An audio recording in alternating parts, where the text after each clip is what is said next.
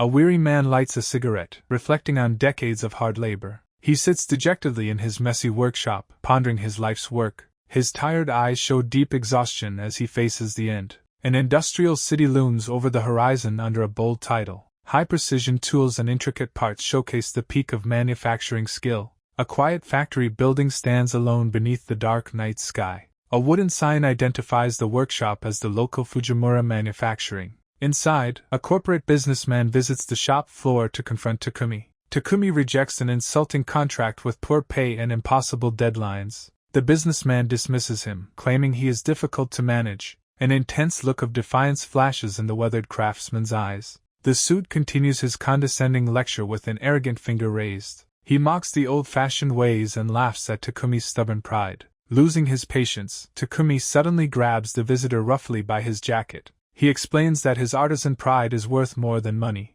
The intruder is ordered to leave before the situation turns violent. Adjusting his glasses, the corporate representative prepares a cold rebuttal. He warns Takumi that he will not get away with this. Takumi sits back and sighs while his visitor promises professional retaliation. He remains alone in the shop, accepting that his financing is gone. The workshop clock ticks toward 2 in the morning as the silence deepens. Takumi exhales a cloud of smoke, questioning if any company would hire an aging craftsman. He reaches out into the empty air of his workshop as if grasping for the past. His calloused hand trembles visibly while he considers his own fading physical strength. He acknowledges to himself that the world of manufacturing is the only life he has ever known. Looking out at the urban lights, he accepts his solitary existence without any surviving family. He firmly crushes his finished cigarette into the ashtray to signal the end of his break. The weathered wooden sign for Fujimura Manufacturing stands as a silent testament to his legacy. Standing alone outside, he gazes up at the vast, starry night sky above his quiet factory. Memories of his youth flood back, recalling the hectic days spent alongside energetic fellow laborers. He remembers the intense sparks and blinding heat from countless hours of industrial welding. Scenes of rowdy celebrations and shared drinks with his boisterous comrades come to mind. The younger Takumi focuses with absolute intensity while operating a heavy-duty industrial drill press. He reflects on the physical hardships and the occasional rough scuffles that defined his early career. Rare moments of quiet study and the brief attention of women flicker through his mind. A look of raw determination and sweat covers his face during a particularly grueling project. His hands move with practiced, mechanical precision while operating the complex shop machinery. He proudly poses with his original crew behind the company's sign upon finally achieving independence. A wide, youthful grin marks a moment of pure professional satisfaction from his prime years. Returning to the present, the 70-year-old man decides his long life was a job well done. Takumi removes the heavy wooden sign from his workshop wall while lamenting his one remaining professional regret. A sudden, sharp pang in his heart causes him to slump forward as his vision begins to fail. He collapses onto the hard pavement outside the factory doors, the company's sign falling uselessly beside him. Gasping for air, he feels a crushing weight in his chest while the physical world starts to disappear. He acknowledges in his final moments that he sacrificed his health for the sake of his industrial career. His eyes grow heavy and his breathing slows as the last of his strength leaves his aged body. Absolute darkness surrounds him, while his consciousness drifts away from the life he once knew. His mind clings to a single, desperate wish for just a little more time to master his craft. He awakens face down in a field of vibrant grass overlooking a vast world filled with mythical creatures. Noticing the smooth skin of his hand, he is struck by a sense of profound confusion and disbelief. He slowly pushes himself up to survey the strange horizon dotted with floating landmasses and unfamiliar trees. Sitting upright reveals that he has been inexplicably transformed back into the form of a teenage boy. A massive, fortified castle stands tall in the distance, surrounded by impossible cliffs and drifting clouds. He stares ahead with a hollow gaze, struggling to reconcile his old memories with this impossible reality. A mysterious, glowing holographic interface suddenly manifests in the air directly in front of his eyes. The text on the screen identifies a unique ability called the Eye of the Master Craftsman. Glancing back at the floating window, he tries to understand the nature of this strange magical system. He turns his head to find his modern, white workshop building sitting bizarrely in the open wilderness. Moving through the thick grass, he stares in complete silence at the familiar structure from his previous life. His youthful face hardens with a look of renewed purpose as he realizes his work is far from finished. Takumi navigates the tall grass while adjusting his now oversized work clothes, pausing in the middle of the field to try and make sense of his bizarre situation. The rhythmic sound of a blade striking wood suddenly rings through the air. He peers through the bushes to observe a hooded girl practicing her swordsmanship on a stump.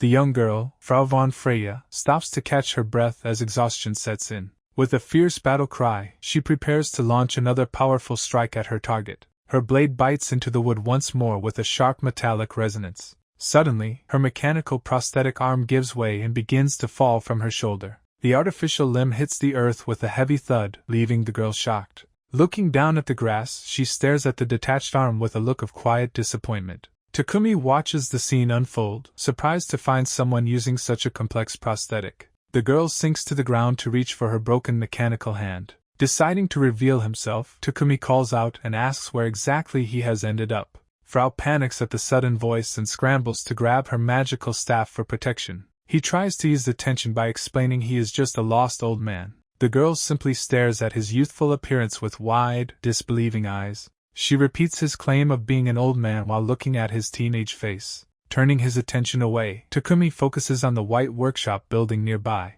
He walks toward the structure that represents his lifelong dedication to his craft. Reaching into his garment, he notes that he luckily has a pre-made part ready for repair. Frau gazes at him with an expression of pure bewilderment, while Takumi calmly adjusts the necktie of his crisp white shirt. Feeling a sense of deep comfort now that he is wearing his familiar work attire, he convinces himself that this entire bizarre experience must be nothing more than a vivid dream. Reflecting on the strange fantasy of traveling to a European-style castle as a young boy, Frau eventually interrupts his thoughts to ask if he is feeling alright after his previous display. Ignoring her concern, Takumi picks up a power drill and gets straight to work. A metal screw sinks perfectly into the joint of the mechanical limb. He gestures for the girl to try on the newly repaired prosthetic for size. Her eyes widen in shock as she realizes the incredible quality of the craftsmanship. The metal limb fits snugly against her skin with a series of solid clicks. She remains frozen in place, unable to believe how quickly the repair was finished. Tentatively, she moves her fingers and finds that the arm feels like a natural part of her body. Frau stares at Takumi with growing reverence, comparing his skill to that of legendary dwarven smiths. Sitting casually on a stool, the young man looks slightly annoyed by the strange comparison. She excitedly describes the fabled race of smiths known for crafting weapons for ancient heroes. The mention of heroes only adds to Takumi's mounting confusion regarding this world. She explains the history of magical weapons used to seal away the terrifying Demon King. The concepts of magic and demon lords leave the modern craftsman feeling completely out of his element. Frau points out that these artifacts are more important than ever now that the Dark Army has returned. Frau speaks about her dream of becoming a hero with powerful weapons. She admits that her reality is being a powerless healer who was recently fired. Takumi sits on a stool, listening to her talk about the difficulties of her situation. The girl gives a sweat-drop smile while recounting her struggles. Takumi stares ahead with a blank, exhausted expression while she continues talking. He raises his hand, concluding that he must be stuck inside someone's absurd dream. Frau looks confused as he talks about common ways people wake up on TV. Suddenly, Takumi delivers a powerful self-inflicted slap to his own cheek. A large, red welt immediately begins to swell on his face from the impact. A single drop of liquid falls as the pain begins to register. Clutching his throbbing face, he realizes with shock that the sting is very real. Panicked, Frau waves her magical staff around while asking if he is alright. She casts a healing spell that emits a bright, shimmering light over him. The swelling on his face starts to dissipate under the magical influence. Takumi exhales a weary breath as the physical pain finally fades away. The girl expresses her relief, noting that healing is the only skill she trusts. She proudly shows off her family's treasure, a staff embedded with a rare crystal. Turning away, Takumi staggers slightly as she calls out his name in confusion. His eyes widen in total disbelief as he processes the reality of his situation. He reaches into his pocket and begins to rustle through a blister pack of medication. Takumi reacts with a comical look of distress while clutching a bottle of medicine. His eyes narrow in a moment of intense, sweaty concentration as he processes his fate. He flicks a pill into his mouth with a weary, shadowed expression on his face. Bowing his head, he sways as the absolute weight of his reality finally sinks in. The pair stands in a wide, grassy field surrounded by strange, floating dandelion seeds. He looks up at the sky, watching the white fluff drift through the air above them. Frau watches him silently as he stares out toward the distant, rolling horizon. Standing tall, he fully accepts that he has somehow wound up in another world. He contemplates his new life as a youth in a land of magic and monsters. A look of fierce determination crosses his face as he plans his future livelihood. Looking down at the girl, he calls out to her to get her attention. His hand reaches forward as he prepares to make a bold and unexpected request. With a friendly and disarming smile, he asks if he can borrow her magical staff. The young healer stares back at him with a look of wide-eyed disbelief. She protectively pulls her staff away, explaining it is an irreplaceable family treasure. She offers a soft and awkward apology while remaining firm on her refusal. Takumi freezes in place, his face turning pale and shocked from the rejection. The girl grows increasingly uneasy seeing his sudden and dramatic change in demeanor. He adopts a pitiful, teary-eyed expression to guilt her into letting him see it. Frau looks on with a sweat drop, completely overwhelmed by his pathetic and desperate display.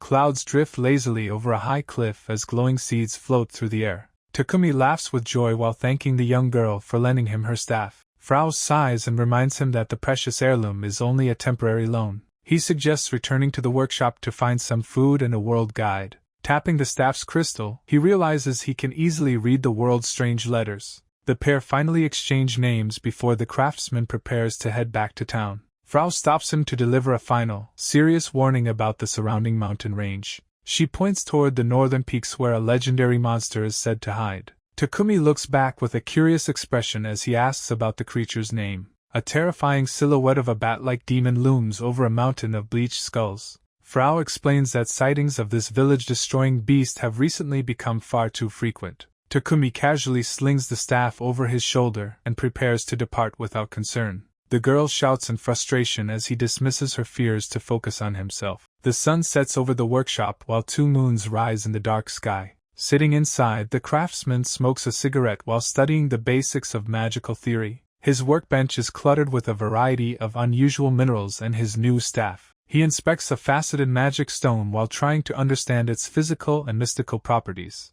A diagram explains how mana acts as a trigger for stones to produce elemental effects. Various illustrations show magic stones powering everything from kitchen appliances to enchanted weaponry. Holding a glowing gem, he decides to spend the night tinkering with its illogical nature. Takumi holds a faceted magic stone, confident he will eventually crack its mystery. Activating his eye of analysis, he causes the gemstone to glimmer with a faint light. He narrows his gaze in confusion as he peers deep into the object's heart. The analysis reveals a complex internal structure made of many smaller interconnected fragments. Tiny sparks crackle around the surface while he begins to test its energy. Pulling the stone close to his face, he wonders about its strange, illogical composition. He realizes this luminescent material is on a far higher level than ordinary minerals. Attempting a manual cut, he applies a saw to the surface to gauge its resistance. Fine dust sprinkles onto the workbench as he continues his meticulous physical examination. A sudden crackle of energy erupts when his tool touches a specific point.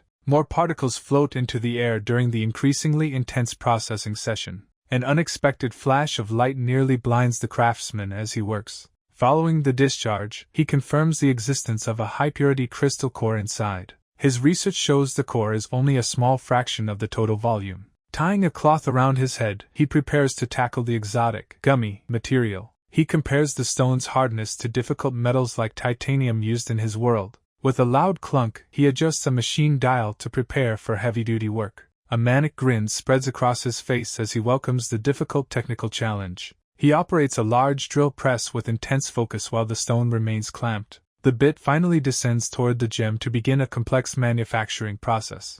A detailed diagram outlines the technical steps of preparing, cutting, shaping, and drilling the specialized material. Using a blowtorch on the anvil, Takumi carefully monitors the metal for any warpage or straying. He maintains a sharp focus on the object, hyper-aware of even the smallest structural deformations. His senses extend to the environment, noting changes in temperature as clouds drift over mountains. With a heavy hammer strike, he immediately responds with precise corrections to the metal's shape. He refines the piece on a grinding wheel, achieving a level of accuracy that exceeds machines. Taking a brief breath, he stands amidst his tools after a grueling bout of concentration. A massive discharge of energy erupts from the workspace during the final stages of production. He eventually slumps at his workstation, surrounded by scattered notes and unfinished sketches. An ashtray filled to the brim sits next to an empty cup on the cluttered desk. The first rays of dawn pierce through the sky, signaling the end of the third day. A perfectly crafted metal cylinder lies finished on the workbench, gleaming in the morning light.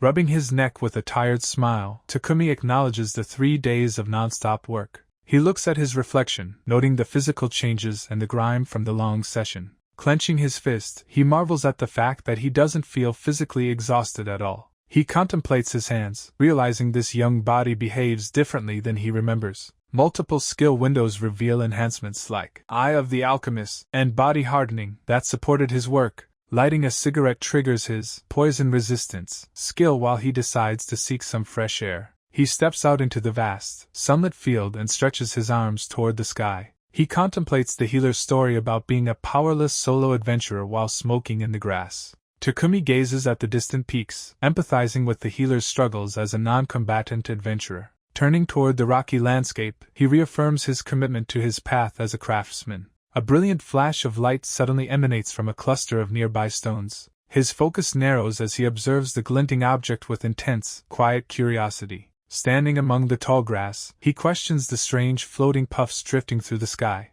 The perspective shifts to show the towering cliffs that enclose the peaceful mountain valley. The healer arrives with a cheerful smile, announcing that today is the final deadline. She peers into the workshop and wonders if the craftsman has already departed for the day. Her eyes go wide when she finds him fast asleep on the floor, snoring loudly. She calls out his name in a panic while he remains motionless on the ground. Pushing up his eye mask, he greets her and suggests they have some coffee together. Her expression turns to total bewilderment at the mention of the unfamiliar beverage. The pair eventually settles at a table to discuss the results of his 3-day project. A heavy, metallic device with a complex mechanical design rests prominently on the table. Picking up the strange cylinder-shaped object, she asks what it is supposed to be. Takumi laughs with delight, admitting he always wanted to build a gun since his youth. She sets the device down and urgently asks for the location of her original staff. He points directly at the metallic weapon, explaining that it is right there. She lets out a thunderous scream of shock as the reality of the transformation hits.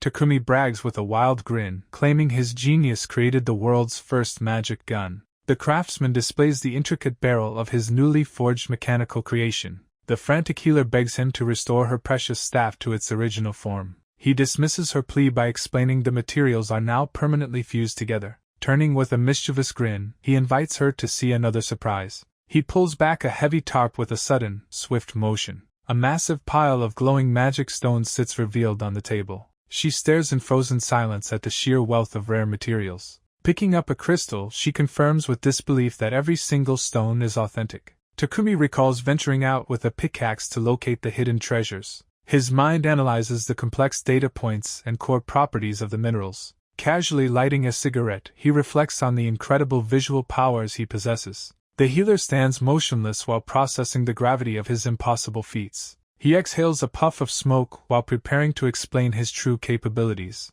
A mystical light pulses within his iris as his specialized ocular skill activates. She turns away from the desk to confront him about his mysterious nature. Trembling with realization, she asserts that no normal human possesses such godlike vision. Her gaze narrows as she demands to know his true identity. The quiet morning outside the workshop is suddenly interrupted by a violent tremor. A massive explosion rocks the building while the healer reacts in sheer terror. Holding his weapon, Takumi walks into the field to investigate the source of the blast. Looking back in confusion, the healer struggles to comprehend the sudden chaos unfolding around them. Her face pales with shock as she registers the arrival of an overwhelming presence nearby. Within the craftsman's new invention, a mechanical coil pulses with a rhythmic and unsettling energy. A grotesque, eyeless beast with spotted fur crawls menacingly across the roof of the workshop. The creature opens its jagged maw to emit a series of haunting, raspy screeches. Sweating with fear, she wonders why such a nocturnal predator is active in the broad daylight. Her thoughts race back to the pile of glowing magic stones sitting on the workbench. Realizing the stone's potent aura lured the monster here, she cries out in terror. She grabs the craftsman's arm and frantically pleads for them to flee the dangerous area. Takumi remains unfazed while smoking, calmly observing the damage the beast is causing to his roof. The beast lets out a deafening roar, revealing itself as a catastrophic queen-class demon. Casually ignoring her panic, the craftsman begins checking the mechanisms of his newly forged weapon. A heavy metallic click echoes through the air as he confirms the weapon is fully loaded. He prepares to step forward, asserting that a threat this dangerous must be handled immediately. The healer can only stare in disbelief at his calm decision to confront the beast. The monster's powerful legs dig into the roof, causing the wood to splinter and crack. Taking flight for a brief moment, the predator prepares to descend upon the humans below. The creature lands directly in front of the pair with a violent, earth-shaking impact. The girl stands frozen in place, overwhelmed by the sheer size and malice of the demon. The beast unhinges its massive jaw, revealing rows of razor-sharp teeth as it prepares to strike. Takumi calmly hands over his new invention, explaining how to channel mana into the trigger. The healer trembles with sweat dripping down her face while protesting her lack of combat experience. Her internal panic grows as she recalls her specialized role as a non-combatant support mage. Tears well up in her eyes while she admits her paralyzing fear of the situation. Strolling forward with ease, the craftsman tells her to stay back and not worry about him. She stares ahead in complete shock as her protector walks directly toward the waiting monster. The creature bares its long, jagged fangs while preparing to tear into its prey. Screaming a frantic warning, the girl watches the man close the distance to the beast. Takumi offers a knowing smirk, telling her to have faith in the quality of his work. He reflects on over 5 decades of honing his craft as an expert mastersmith. Her eyes widen in awe as she senses the shift in the old man's aura. The massive spotted predator takes to the air once more, circling overhead with intent. The wind from the creature's wings whips around the girl's cloak as she looks up. Letting out a piercing screech, the beast begins its final high-speed descent. Discarding his toothpick, the craftsman focuses his full attention on the incoming threat. He commands her to steady her aim and brace for the weapon's powerful discharge. A blinding light begins to glow between the tiny human and the colossal monster. Sobbing with doubt, she struggles to believe the small device can stop such a monster. The air vibrates with a terrifying roar as the beast opens its jaws to strike. Takumi narrows his eyes with absolute confidence as the battle reaches its climax. Shivering with intense fear, the young healer tries to steady her nerves as the predator closes in. Soon after, she tightens her grip on the strange device and pulls the trigger with a click. Immediately, a brilliant cross of magical energy erupts from the barrel, illuminating the clearing. The massive blast collides with the monster in a thunderous explosion that rocks the ground. Following the impact, the girl stares at the smoking weapon while the dust begins to settle. Meanwhile, the defeated beast lies motionless on the charred grass, completely neutralized by the shot. Processing the sudden turn of events, she remains in a state of utter disbelief at the power. Nearby, Takumi calmly lights a cigarette, satisfied that his output stability test was a resounding success. He proceeds to explain the mechanics of his invention, detailing how it focuses mana into bullets. However, his casual demeanor only adds to her growing sense of dread regarding the dangerous device. Walking away with a shrug, the craftsman admits that previous prototypes nearly claimed his life. Additionally, he mentions that the unloaded tool still retains its original healing properties for her. Still speechless, the healer watches her companion's nonchalant departure through the lingering haze. The man then stands before a mountain of fallen creatures, declaring he has created the ideal tool. With a confident puff of smoke, he promises to transform her into the world's strongest hero. Caught off guard, the girl can only blink in silence as she processes his grand ambitions. He continues by explaining that defeating the Demon King will finally prove his skills to everyone. Letting out a boisterous laugh, the master smith describes the situation as a perfect win-win deal. Unfortunately, she feels completely overwhelmed by the absurdity of his sudden and unrealistic proposal. Finally, reaching out toward her, Takumi offers his hand to solidify their new and unexpected partnership. Takumi asks the young lady if she's willing to give his proposition a try, though she remains deeply skeptical of her own potential to achieve greatness. He insists that this moment is the definitive turning point in her life, leaving her absolutely stunned as she processes the weight of his words. While a heavy silence hangs over the grassy clearing between them, she contemplates the possibility that this master craftsman sees the Demon King as mere prey. Her heart begins to race with a mix of anxiety and newfound excitement. Eventually, she reaches out and firmly grasps his hand to accept the deal. Blushing with a sense of purpose she has never felt before, she promises to follow him to the very end if he can fulfill his claim. Takumi coolly adjusts his sunglasses and signals his approval of her resolve. As the sun sets, the mismatched duo stands together to prepare for their journey. Meanwhile, in a different location, a colossal winged beast ravages a defenseless town. A hooded adventurer eyes the monster, hoping its defeat will elevate their party's status. She sharply commands her healer to prepare for the inevitable casualties of battle. Among the ruins, Frau desperately cradles a severely injured child while looking for safety. She grits her teeth, determined to save the innocent life in her arms. The young victim gasps for air as his condition rapidly deteriorates amidst the rubble. However, her leader mocks her for wasting precious magic on a mere villager. Frau protests that she must act immediately, or the child will surely perish. The massive winged beast unleashes a terrifying roar as it prepares to strike. It exhales a destructive sphere of energy that obliterates everything in its path. Frau stands her ground amidst the chaos, gripping her staff tightly to protect herself. A look of pure terror flashes in her eyes as the situation spirals out of control. The scene shifts to the aftermath, where only smoldering ruins of wooden structures remain. Some time later, Frau wakes up in a bed with heavy bandages wrapped around her head. Her former party members loom over her with cold and indifferent expressions.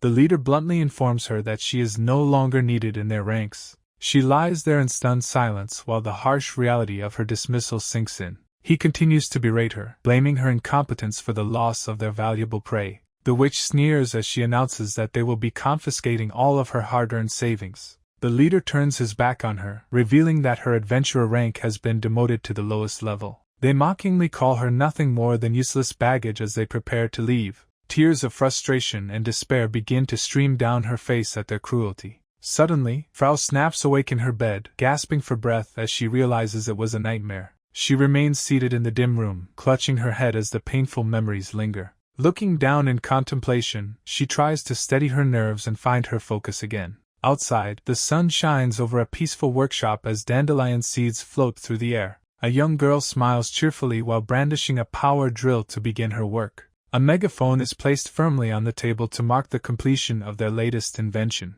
Frau examines the strange conical device while the young smith explains its function as a megaphone. Her eyes widen in confusion at the idea of a tool meant to amplify her voice. The blacksmith proudly declares his invention to be the Fujimura speaker that converts energy into sound. He points to the intricate internal components, boasting that his skills are as sharp as ever. Technical definitions for machining and plastic processing appear to clarify the complex manufacturing methods used. Turning back to his guests, the inventor invites the hesitant woman to test the device himself. She tentatively grips the handle and pulls the trigger while receiving instructions on how to use it. Taking a deep breath, she prepares herself to speak into the mouthpiece for the first time. A thunderous roar erupts from the building as the amplified sound waves shatter the quiet afternoon. The sheer volume of the blast leaves her eyes wide with shock as a ringing sensation lingers. She drops to the ground in disbelief, clutching her ears from the force of the sudden vibration. Meanwhile, the smith casually adjusts the settings while listing the various magical powers the device can channel.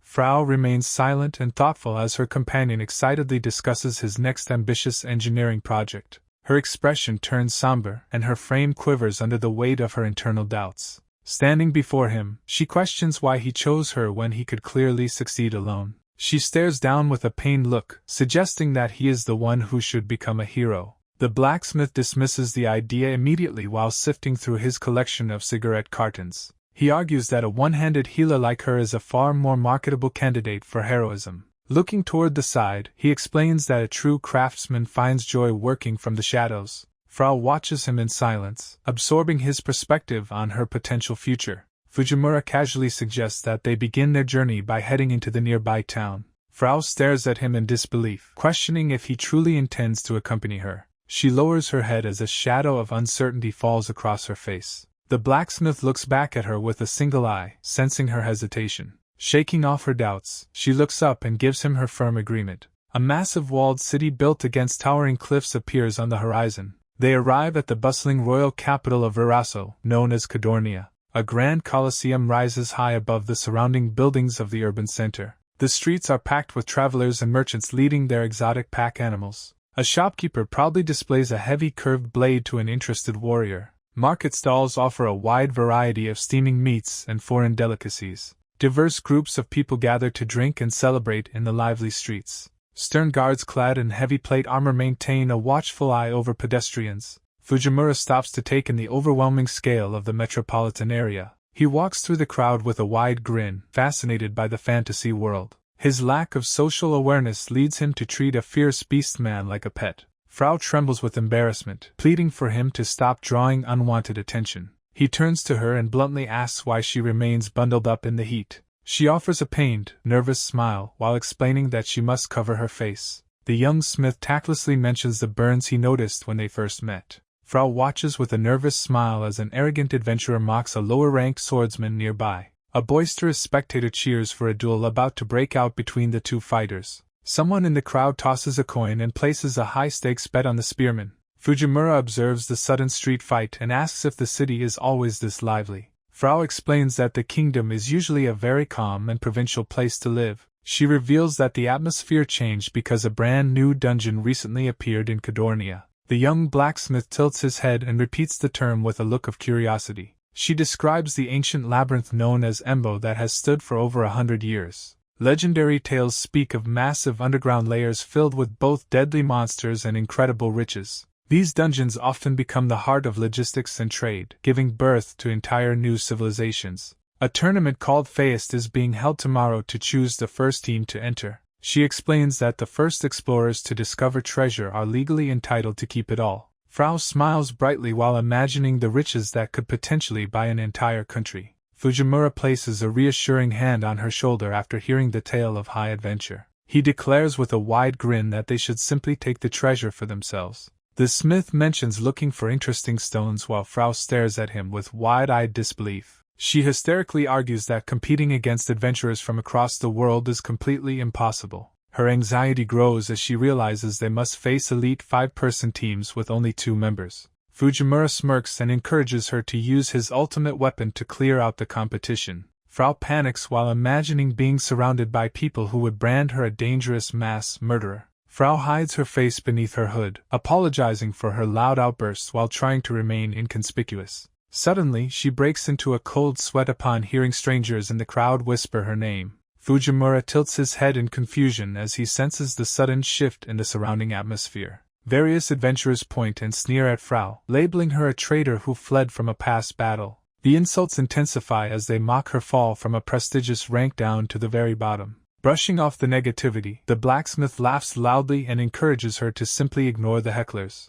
He soon notices that the crowd has shifted their focus and is now insulting him as well. The spectators laugh at his intense gaze, comparing his small stature and mean eyes to a common goblin. Intrigued by the insult, he asks for a description of the creature while Frau consults a monster manual. They both stare at an ugly illustration of a drooling goblin wielding a simple wooden club. Feeling insulted by the comparison, Fujimura holds his hand out and demands his weapon from Frau. A terrifyingly manic expression crosses his face as he declares an itch to try out rapid-fire mode. Frau desperately protests against his violent impulse, reminding him that he is in no condition to fight. The sound of a jingling cross-shaped earring cuts through the tension as a new group arrives. Hearing a familiar voice, Frau stands paralyzed with fear as several figures stop directly in her path. A man with a mocking grin looks down on her, noting that she appears as useless as ever. Her pupil shrinks in a close-up of her eye, showing her utter shock at this unexpected reunion. 4 heavily armed and elite-looking adventurers tower over her with an intimidating presence.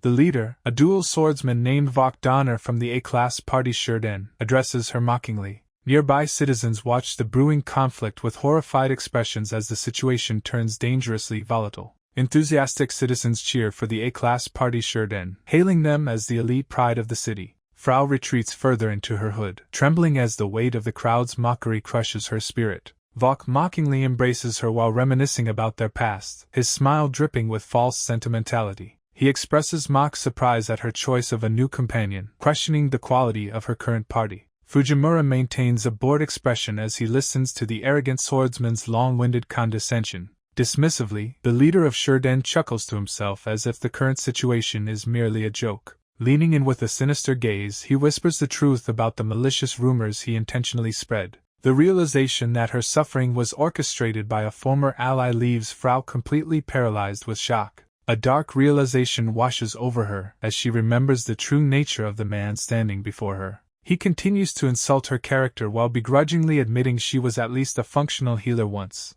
Head bowed in defeat, the young woman remains silent as the verbal assault continues unabated. The swordsman waves a flippant goodbye, sarcastically wishing her luck on her journey to become a hero. A final cruel remark about her deceased mother forces her to grit her teeth in silent agony. Breaking the heavy silence, Fujimura nonchalantly asks why she never mentioned meeting such a shitty brat. The unexpected insult leaves the surrounding elite adventurers and commoners absolutely speechless with shock. Vok's composure cracks as a vein of anger pulses in his eye from the blatant disrespect. Ignoring the rising tension, the blacksmith warns him not to judge others based on mere appearances. Frau stares at her companion in disbelief, stunned by his willingness to challenge such a powerful figure. The other elite members of Shattering look on with sweating brows, unable to comprehend the child's audacity. The mob turns its fury toward the boy while he casually picks his teeth, completely unfazed by their threats. The rowdy crowd cheers for Vok to put the disrespectful brat in his place.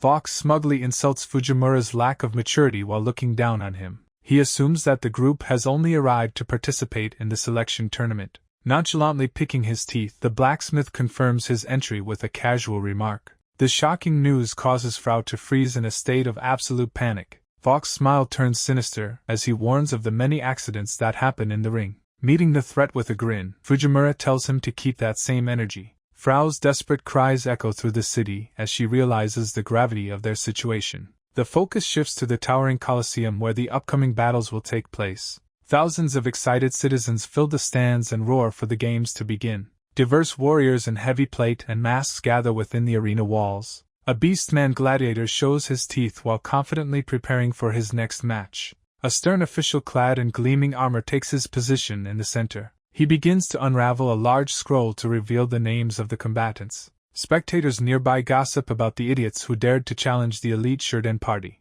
They mockingly question the blacksmith's strange appearance and the smoke from his mouth. Vok watches the proceedings with a sharp and menacing glare from the sidelines. The armored announcer holds the unfurled scroll high before the massive audience. A tense silence fills the air as he prepares to make the formal introduction. The hearts of the onlookers thud in anticipation of the upcoming spectacle. The announcer's voice echoes through the Colosseum, officially commencing the Phase selection tournament. Under a bright sky, the towering stone walls of the arena host the gathering crowds. Fujimura casually smokes while clutching a wrench, asking about the quickest route to the Demon King. He rummages through his toolbox, asserting that a professional craftsman must always work with speed. Frau looks on with a sorrowful expression, her face bruised from previous encounters. She explains that reaching the Demon King's realm requires him to become an SS-rank adventurer. The blacksmith seems perplexed by the terminology, exhaling a puff of smoke in thought. A majestic flag featuring a winged sword flies above the shadows of the world's 7 legendary protectors.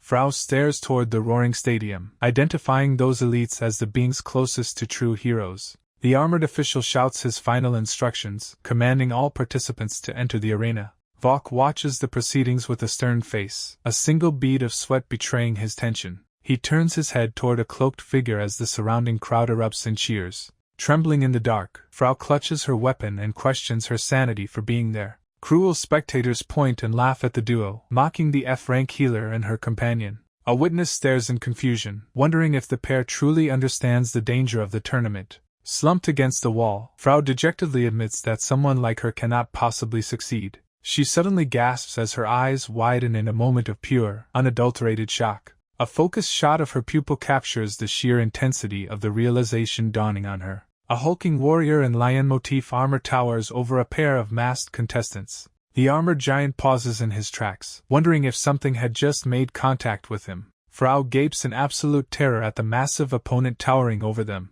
A masked knight draws his blade, demanding to know who dares show such disrespect. Frau desperately apologizes while Fujimura continues to walk forward with a nonchalant attitude. The knight named Kin flinches in surprise as Fujimura makes a sudden move. The duo eventually halts before a colossal armored figure resting against the arena wall. The massive veteran glares down, questioning why children would wander into such a dangerous place. He continues to insult Fujimura by asking about his parents, causing Frau to flinch. The giant leans in close, mockingly pitying the young blacksmith's supposedly tragic circumstances. Fujimura suddenly grabs Frau's face, muffling her frantic protests with a single hand. He loudly declares that they are the legendary ones destined to defeat the Demon King. The masked warrior erupts in rage after being dismissed as a mere old man. Nearby participants murmur in disbelief at the audacity of Fujimura's bold claim. Mockery spreads through the arena as spectators laugh at the perceived insanity of the pair. Fujimura remains unfazed, glancing back with a gaze full of cold contempt for his detractors. The armored giant continues to belittle them, doubting the capabilities of such inexperienced fighters. A sharp, piercing intensity flickers within Fujimura's eyes as he stares back. The massive warrior suddenly exhales a dense, billowing cloud of foul gas from his armor. Surrounding contestants gag and cover their faces from the overwhelming stench filling the air. Fujimura turns around with a look of pure annoyance, questioning the old man's disgusting tactics. The giant realizes Fujimura's true strength after seeing the unshakable resolve in his eyes. Fujimura tilts his head with a confused expression while wondering if he heard correctly. The massive veteran bows his head in a sincere apology for his previous rudeness. He identifies himself as Gandalf, the experienced leader of the B-class party gardener, introducing his two skilled swordsman companions named Jin and Kin to the duo. Gandalf expresses his desire to face them in a heated battle on equal terms. Fujimura remains quiet and unimpressed while the surrounding atmosphere grows more intense with laughter. Meanwhile, a bell tower looms high over the arena walls under a peaceful sky. A lone sentry stands guard atop the stone ramparts while holding a long-handled axe. The guard yawns widely and laments his missed opportunity to place a tournament bet. The vast landscape beyond the walls remains still with lush forests and plateaus. He considers the fighter Shurden to be the most likely favorite among the gamblers. Looking around cautiously, he plans to sneak away briefly to finally place his bet. The guard mutters to himself about his strict captain while scanning the horizon for trouble. Three small figures suddenly emerge from the dense treeline in the far distance. A look of confusion crosses his face as a low rumble vibrates through the air. Dozens more monsters begin to pour out from the forest in a growing wave. An enormous horde of bloodthirsty creatures charges across the field with terrifying speed. The sentry's eyes bulge in pure horror as he witnesses the scale of the threat. Emergency bells ring out across the city as the announcement of an invasion begins. Fujimura looks up with a lazy expression while questioning why everyone is making such a fuss. A young woman looks on with concern while Fujimura wonders about the meaning of the mast. The knight commander orders his men to advance while explaining how new dungeons trigger monster stampedes. Standing calmly as the emergency bells chime, Fujimura remarks on the unfortunate turn of events. A diverse group of warriors and royal knights assemble under the assumption the monsters will retreat. Two exhausted guards rest on the ground while failing to grasp the true severity of the situation. A look of pure dread washes over a soldier's face as he realizes the danger is real. He screams out a warning about 1,000 monsters and ogres arriving in 30 minutes. The gathered adventurers recoil in disbelief at the mention of a threat level matching a great dungeon. A mysterious dark-haired man breaks into a wide and unsettling grin at the news of the invasion. He addresses the crowd with a proposal to turn the crisis into a competition for spoils. Grinning widely, he suggests that adventurers deserve special leeway regarding the rules during this unexpected event. A colossal armored fighter stands tall behind the group as the warriors begin to feel emboldened. The man mockingly refers to the monsters as sluggish while promising the survivors will become heroes. A few rugged fighters whisper among themselves and decide that the plan is worth pursuing. They look toward the powerful Shurden for support while gaining confidence for the upcoming massacre. The entire arena roars with excitement as the man strikes a pose and challenges the king's authority. The knight commander listens to the cheering crowd with a stern and unreadable expression. A sharp and intense gaze focuses on the field as the terms of engagement are set. Closing his eyes for a brief moment, the commander prepares to announce a change in plans. He officially declares that the tournament has shifted into an A-rank mission to repel the approaching horde.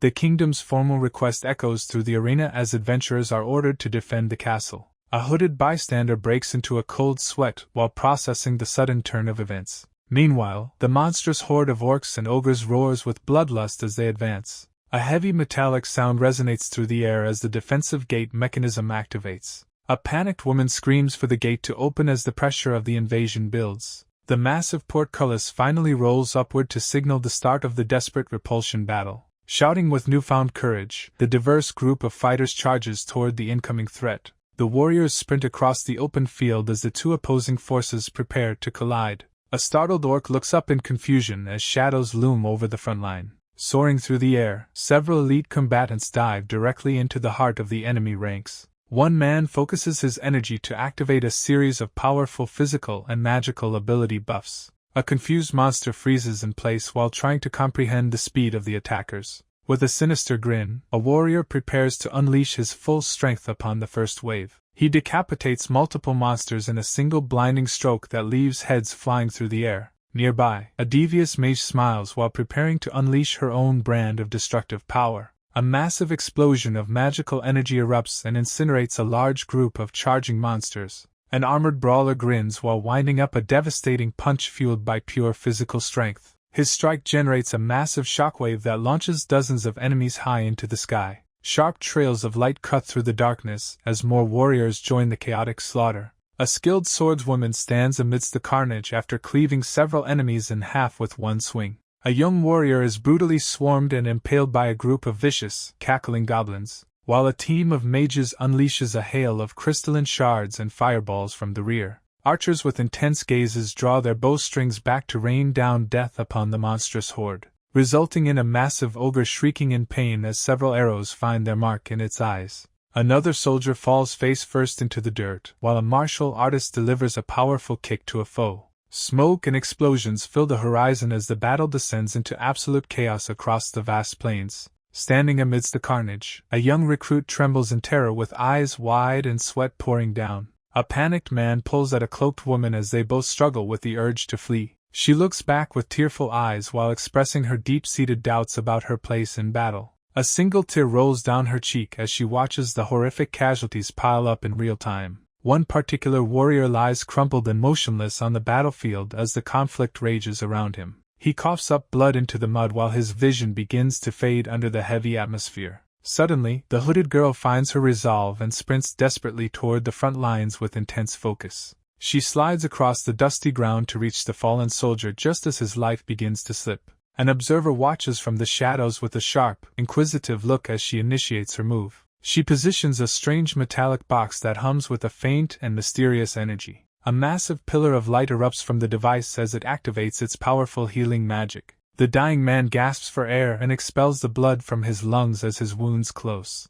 He sits up in a daze while staring at his restored body in complete and utter disbelief. The girl breathes a heavy sigh of relief knowing she arrived just in time to save him. The healed warrior gapes in shock at his immediate recovery while the girl trembles from the intense situation. Meanwhile, the sharp edge of a blade drips with fresh blood after a decisive strike. A snarling goblin suddenly lunges through the air toward the girl as a warning cry rings out. She freezes in place with her eyes wide as the threat closes in from behind. A massive armored ally intervenes by crushing the monster with a devastating blow to the head. Nearby warriors move with lethal precision to dismember the remaining monsters in a flurry of steel. The hulking knight turns back to ensure his charge remains safe from the surrounding carnage. She remains hunched on the ground while offering her gratitude through her visible shaking. The knight watches her closely while questioning her commitment to the dangerous path ahead. A subtle shadow falls over her face as she reflects on her personal history and scars. She regains her composure and smiles gently while affirming her identity and duty as a healer.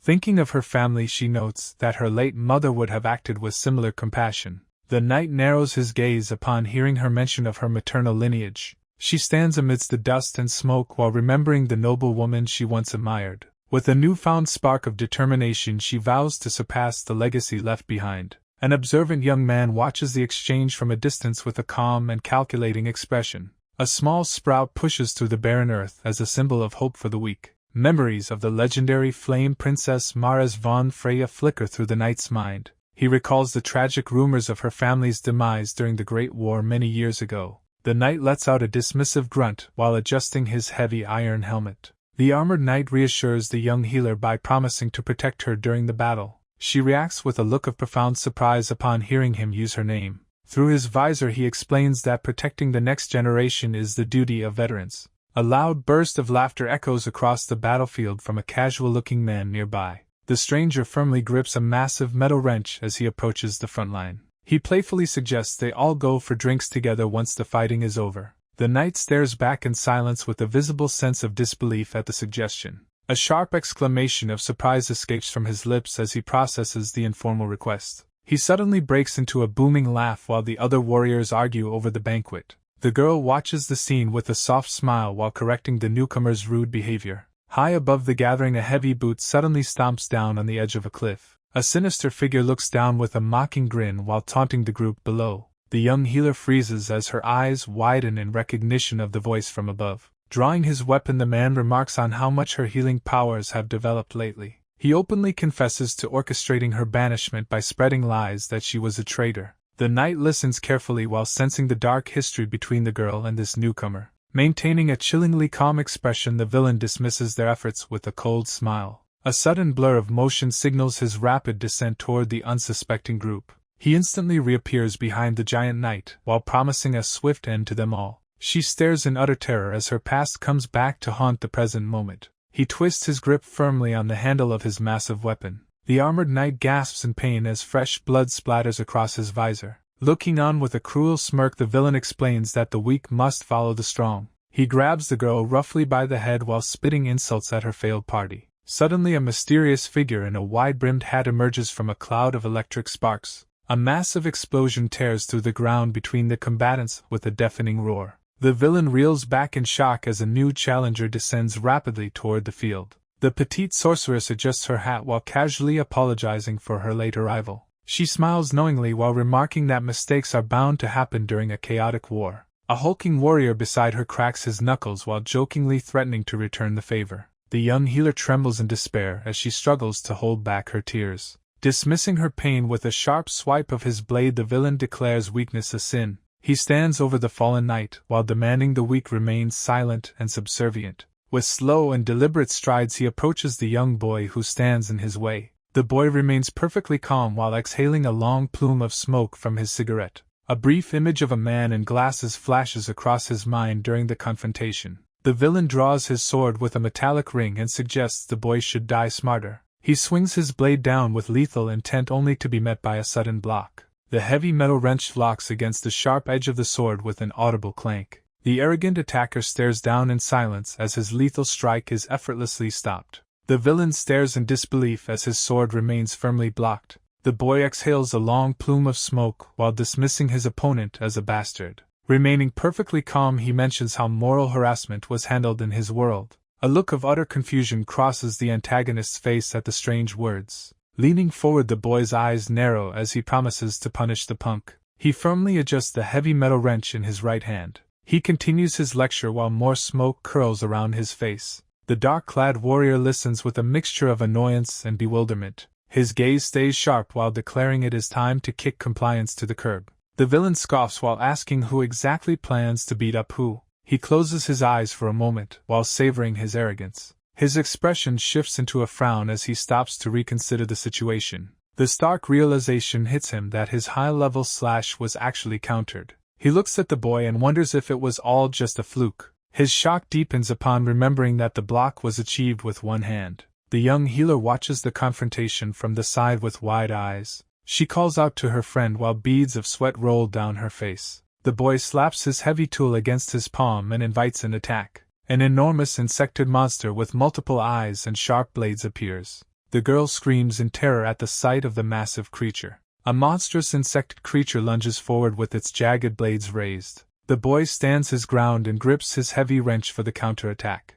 Watching the scene unfold, the young healer remains paralyzed with fear and disbelief. A flurry of rapid whacks follows as the boy repeatedly strikes the beast. Pausing to admire his tool, he casually notes how well the gear performs. The creature screeches in agony as its large compound eye is targeted. With one final powerful swing, the boy sends the massive monster flying back. Left in a state of complete shock, the girl can only stare silently. The fallen monster's limbs twitch weakly as it lies defeated in the grass. Grinning with satisfaction, the boy officially names his trusty weapon the Kongapiron. A technical diagram appears explaining the mechanics and origins of the pipe wrench. The healer questions how he managed to deliver such incredible speed with one hand. He explains that the double-core product provides both hardening and physical enhancement. Looking off to the side, he mentions that his special eye covers all bases. He attributes his sharpened vision to a habit of constantly observing magical stones. Revealing his Godspeed eye, he explains that time itself appears to slow down.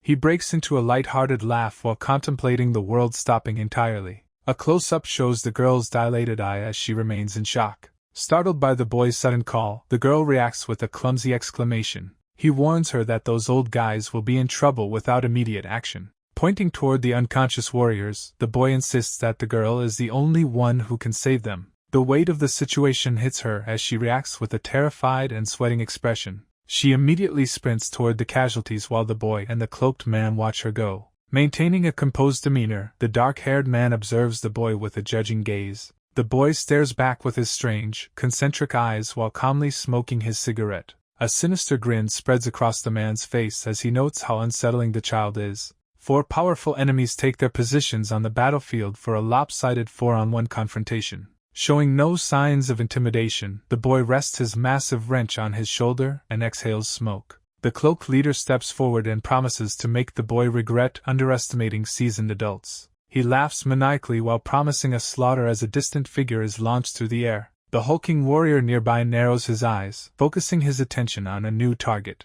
With a sudden burst of movement, the giant seizes a man's skull and lifts him effortlessly. He holds the victim up like a doll, appearing completely unimpressed by the man's struggles. The captive man hangs broken and bleeding from his mouth as his eyes roll back. Witnessing the brutality, a group of survivors reacts with faces twisted in pure horror. Panic erupts as people desperately scramble away from the encroaching threat of the villains. One fleeing soldier trips and slams face first into the dirt with a painful thud. His eyes widen in shock when an unseen hand suddenly grips him by the hair. The cloaked man crouches over him with a blade in hand, mockingly asking why he is rushing. The soldier's face pales and his teeth chatter as he realizes he is trapped by a monster. A mysterious figure narrows their eyes while questioning their current location. Nearby, a survivor trembles in absolute terror upon realizing a legendary monster has appeared. A massive foot suddenly crushes the earth with a deafening impact that shakes the ground. Looking across the field, the dark-cloaked villain looms over his defeated prey. Sharp eyes lock onto the battlefield as the atmosphere grows increasingly heavy. A growl escapes from a tusked mouth as the beast's lethal threat rank is revealed.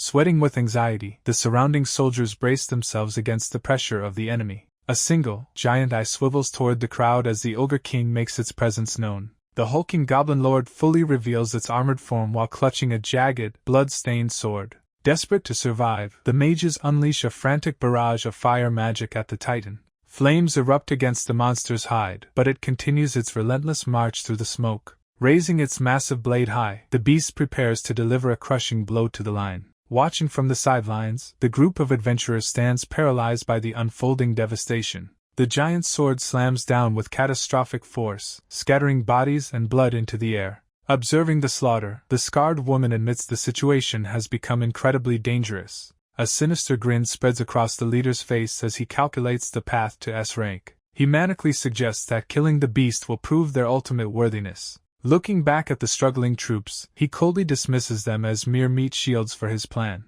The blonde warrior licks the blood from her cheek with a twisted expression of excitement. A burly companion joins in the madness by laughing heartily at the impending bloodbath. A multi-eyed spearwoman lets out a piercing war cry that echoes across the battlefield. The smug leader mockingly suggests that the boy take this opportunity to flee for his life. A violent aura surges around the man as he grips his jagged blade with lethal intent. His gaze remains cold and calculating while he watches the carnage unfold from the shadows. A heavy metallic plate lies discarded in the dust as the surrounding air grows thick. The hooded mage stares in wide-eyed shock while sweat beads down her pale face. Clutching her helmet, a trembling soldier gazes at the devastation with a look of pure horror. Nearby, her battered comrades collapse to the ground in a state of absolute shock and exhaustion. The monstrous titan continues its rampage, tossing soldiers aside like toys with its massive armored arms. A cracked piece of metal sits silently in the dirt as the sounds of battle roar. In the center of a fresh crater, a defeated warrior lies still amidst the rising smoke. Blood pours from the eyes and mouth of a fallen fighter who stares blankly at the sky. The exhausted mage winces in agony, her body nearly spent from the relentless magical strain. Standing behind her, the craftsman warns that she cannot continue burning through her mana so recklessly. A massive explosion of energy erupts in the background as the conflict grows even more dire. Gasping for breath, the girl struggles to remain upright while her strength rapidly fades. She looks up with fierce resolve and vows to continue firing her spells until the end. The man with the wrench turns away, acknowledging her bravery with a quiet understanding. Puffing on his cigarette, he smiles and promises to put his all into protecting her. Hidden in the darkness, the sinister observer lets out a chilling laugh while savoring the carnage. The arrogant man erupts into a mocking laugh, questioning why they bother helping others. His face contorts with malice while he labels the group as nothing more than trash. A sharp metallic sound rings out as a jagged blade is unsheathed for battle. The entire enemy squad gathers behind their leader to unleash their full power. A vast horizon stretches out beneath the morning sun as a new chapter begins. Monsters lie scattered across the blood-soaked plains following a brutal wave of destruction. The mission finally reaches its conclusion with the total extermination of the target beasts. Exhausted survivors lean against their weapons while catching their breath amidst the silence. An armored boot stomps down hard on the severed remains of the fallen behemoth. Standing atop the mountain of flesh, the victors look out over the carnage they caused. The lead assassin grins through the blood on his face, celebrating their overwhelming triumph. Meanwhile, Fujimura watches the display with a stoic expression and a cigarette in hand. He glances over his shoulder to check on the young girl's well-being. Despite her extreme fatigue, the hooded mage manages a faint smile for her protector. The sinister commander points his finger toward the pair to gain their undivided attention. He sarcastically praises the girl for healing his soldiers just to keep the fight going. A dark glint flickers in his eyes as his tone shifts to something far more lethal. Close by, the lifeless body of the spearwoman lies broken and discarded in the dirt.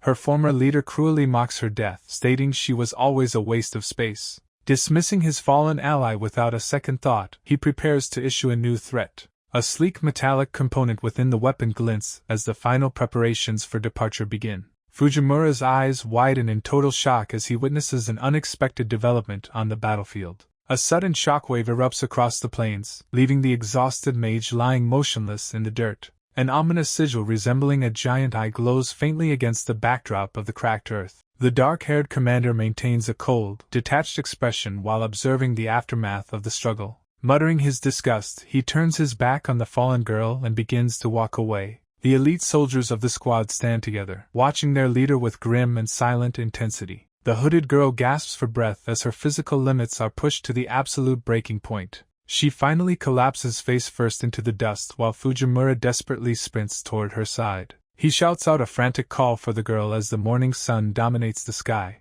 The vast horizon remains quiet and still as the immediate violence of the morning fades away. Shadows stretch across the terrain as the focus shifts toward a bustling settlement in the distance. The journey leads back toward the fortified walls of a town nestled among the rolling hills. Bright sunlight bathes the rooftops of Riraso as the local citizens prepare for a celebration. A massive crowd of townspeople erupts into cheers, filled with excitement for the returning heroes. The triumphant warriors march through the city gates to accept the adoration of the grateful public. Vok wears a smug grin while listening to the commoners praise his supposedly legendary combat skills. An armored knight stands before a gathered group of adventurers in the middle of the plaza. The official unrolls a formal scroll to announce who has earned entry into the new dungeon. A look of manic, greedy ambition crosses the commander's face as he anticipates his rise in power. Vok smirks arrogantly while demanding that the crowd pay close attention to his supposed greatness. His gaze intensifies as he proclaims himself a true hero born from the fires of battle. The official announcement continues as the speaker prepares to reveal the final decision. Frau von Freya is summoned to step forward as the surrounding adventurers look on in silence. A flicker of irritation crosses Vok's face as the spotlight shifts away from him. The hooded girl stares back with a look of pure astonishment at the unexpected turn of events. Vok lets out a confused sound, unable to process the shifting mood of the plaza. Murmurs ripple through the crowd as onlookers question why a supposed traitor is being honored. His teeth grind together in a fit of silent, mounting rage against the current situation. He erupts into a furious tirade, insulting Frau's combat abilities while demanding a clear explanation. A companion tries to settle him down as his public outburst begins to cause a scene. The gathered adventurers whisper among themselves, doubting Vok's claims of soloing the behemoth. Hearing the insulting remarks from the surrounding crowd only fuels the commander's growing hatred. A warrior from the group speaks up to directly challenge Vok's version of the story. The entire squad steps forward to declare their loyalty to the girl who actually saved them. Shock drains the color from Vok's face as he realizes he has lost his influence over the men.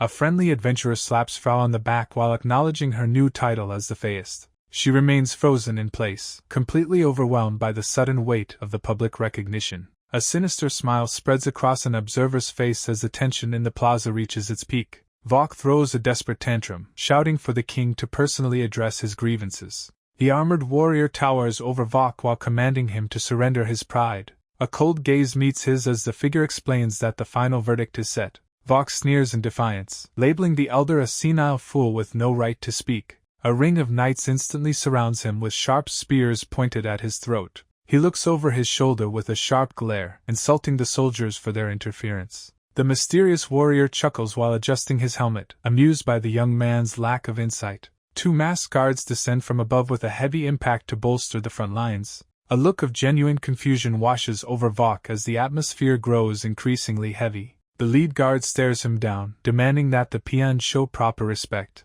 The massive warrior is officially identified as Lord Gandalf, the 17th King of Iraso. Frau and her young companion can only stare in mute disbelief at the royal revelation. The king grins broadly toward the master craftsman while reminding him of their dinner plans. Takumi laughs off the shock while explaining that adventuring is merely a hobby for him. The king's attendant erupts in anger, ordering the smith to stop addressing royalty so familiarly. Gandalf suddenly places a heavy, inescapable hand on Vok's shoulder to assert his dominance. Terror fills Vok's gaze as he feels the crushing weight of the king's true power. The gravity of the situation settles in as a blunt realization of failure occurs. The king looks down upon him, warning that his many crimes will soon be public knowledge. Vok trembles under the pressure, finally forced to acknowledge the superiority of the man before him. The monarch gazes into the distance while reflecting on the necessity of heart over raw power. Gandalf stands firmly before the hooded girl, his massive frame casting a long shadow,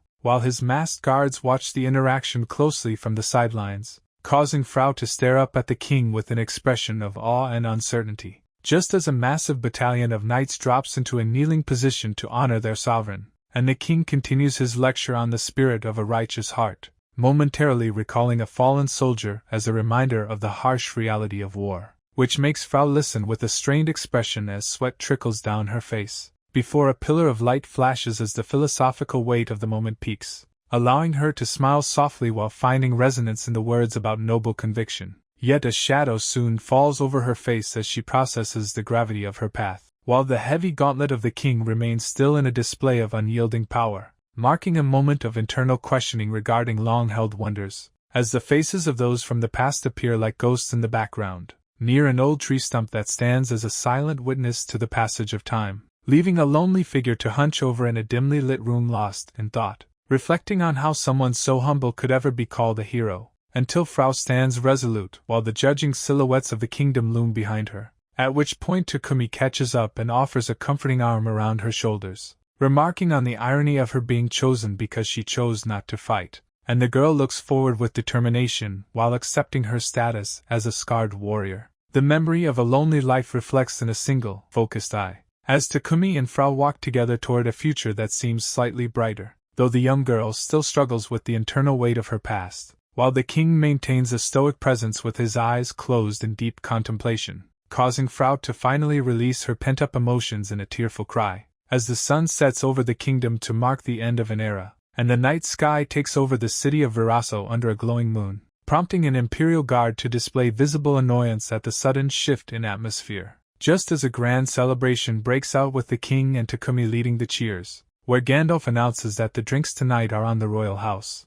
while a lone guard flinches in terror at a small beetle scuttling nearby, even as a rowdy citizen tries to pull the tense soldier into the festivities, and Takumi gets increasingly boisterous while leaning against the massive king, leaving Jin to wonder why the Imperial Guard has to endure such lack of dignity, until a woman at the party shocks the crowd by outdrinking every man present, allowing Frau to enjoy a quiet moment of peace while sipping her drink, before several grateful warriors gather around to praise her incredible healing talents, which causes the girl to blush with genuine happiness at their kind words, while another soldier vows to take revenge on those who wronged them, and a final warrior finishes a heavy drink to celebrate their hard-won survival. A character reflects on the fragile territorial boundary between humans and demons known as Adzuma, while soldiers at a tavern dismiss the notion of a peaceful border as a pipe dream, visualizing the terrifying anatomical and magical superiority of the relentless demon race. Just as a woman with long dark hair takes a puff of her cigarette to join in,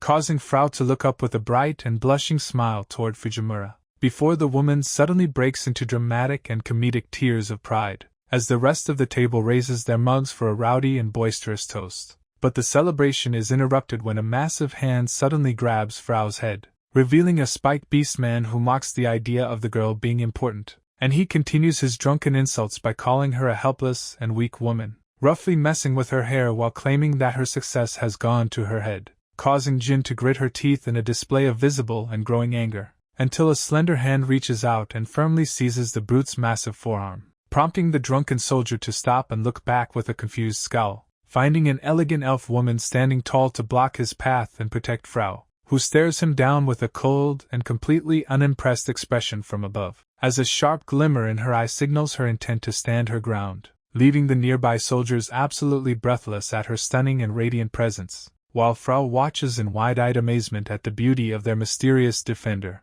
Even as the brute rudely asks the elf what she is after during the standoff, the drunken brute leers and suggests taking the elf back to his room for a chat, causing her to tilt her head back and gaze down at him with icy disdain, before she suddenly delivers a thunderous headbutt that cracks against the man's face, sending the massive soldier crashing face first onto the wooden floor with a heavy thud, which leaves both Fujimura and Frau staring in absolute, wide-eyed shock at the display, as the elf calmly declares that she will not tolerate any insults toward her companion, prompting a confused Frau to wonder how this mysterious woman already knows her name, while Fujimura tentatively speaks up to ask the elegant warrior for her true identity, leading the woman to reach into her cloak and produce a familiar cracked stone mask, revealing herself to be the formidable warrior Elto as she poses with her weapon, causing Fujimura to spray his drink in surprise while Frau gasps in disbelief, until Elto firmly announces that she shall be accompanying the two of them from now on, resulting in Frau panicking and frantically calling out for Fujimura's help in the situation.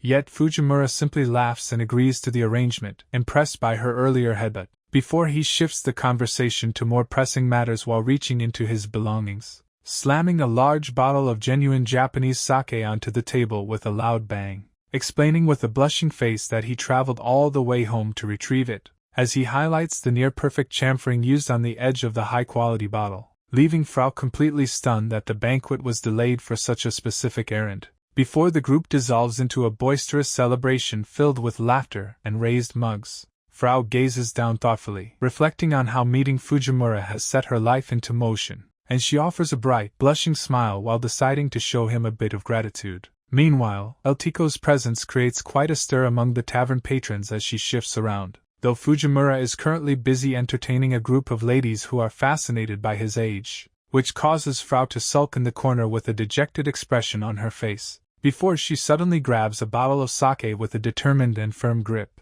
tilting her head back to chug the entire bottle as the tavern onlookers cheer, resulting in her face turning bright red as the intense alcohol immediately goes to her head, and she promptly collapses onto a nearby bench, leaving Fujimura stunned by her low tolerance, while she slips into a deep sleep, snoring softly amidst the rowdy tavern celebration. Seeing her vulnerable state, Fujimura sighs and worries that she might catch a cold, prompting Elto's eyes to sharpen as she takes his concern very literally, as the tall elf stands over the sleeping girl and prepares to offer warmth, maintaining a perfectly stoic and serious expression while she focuses on her next task, oblivious to everything else while Frau continues to sleep peacefully on the wooden bench. Then Elto suddenly begins to strip off her clothes to share body heat, horrifying Fujimura, whose jaw drops in total panic as he tries to process her extreme logic, whereas Elto simply tilts her head, completely unaware of why everyone is so upset, leading Fujimura to scream at the leering patrons while protecting the dignity of his companions,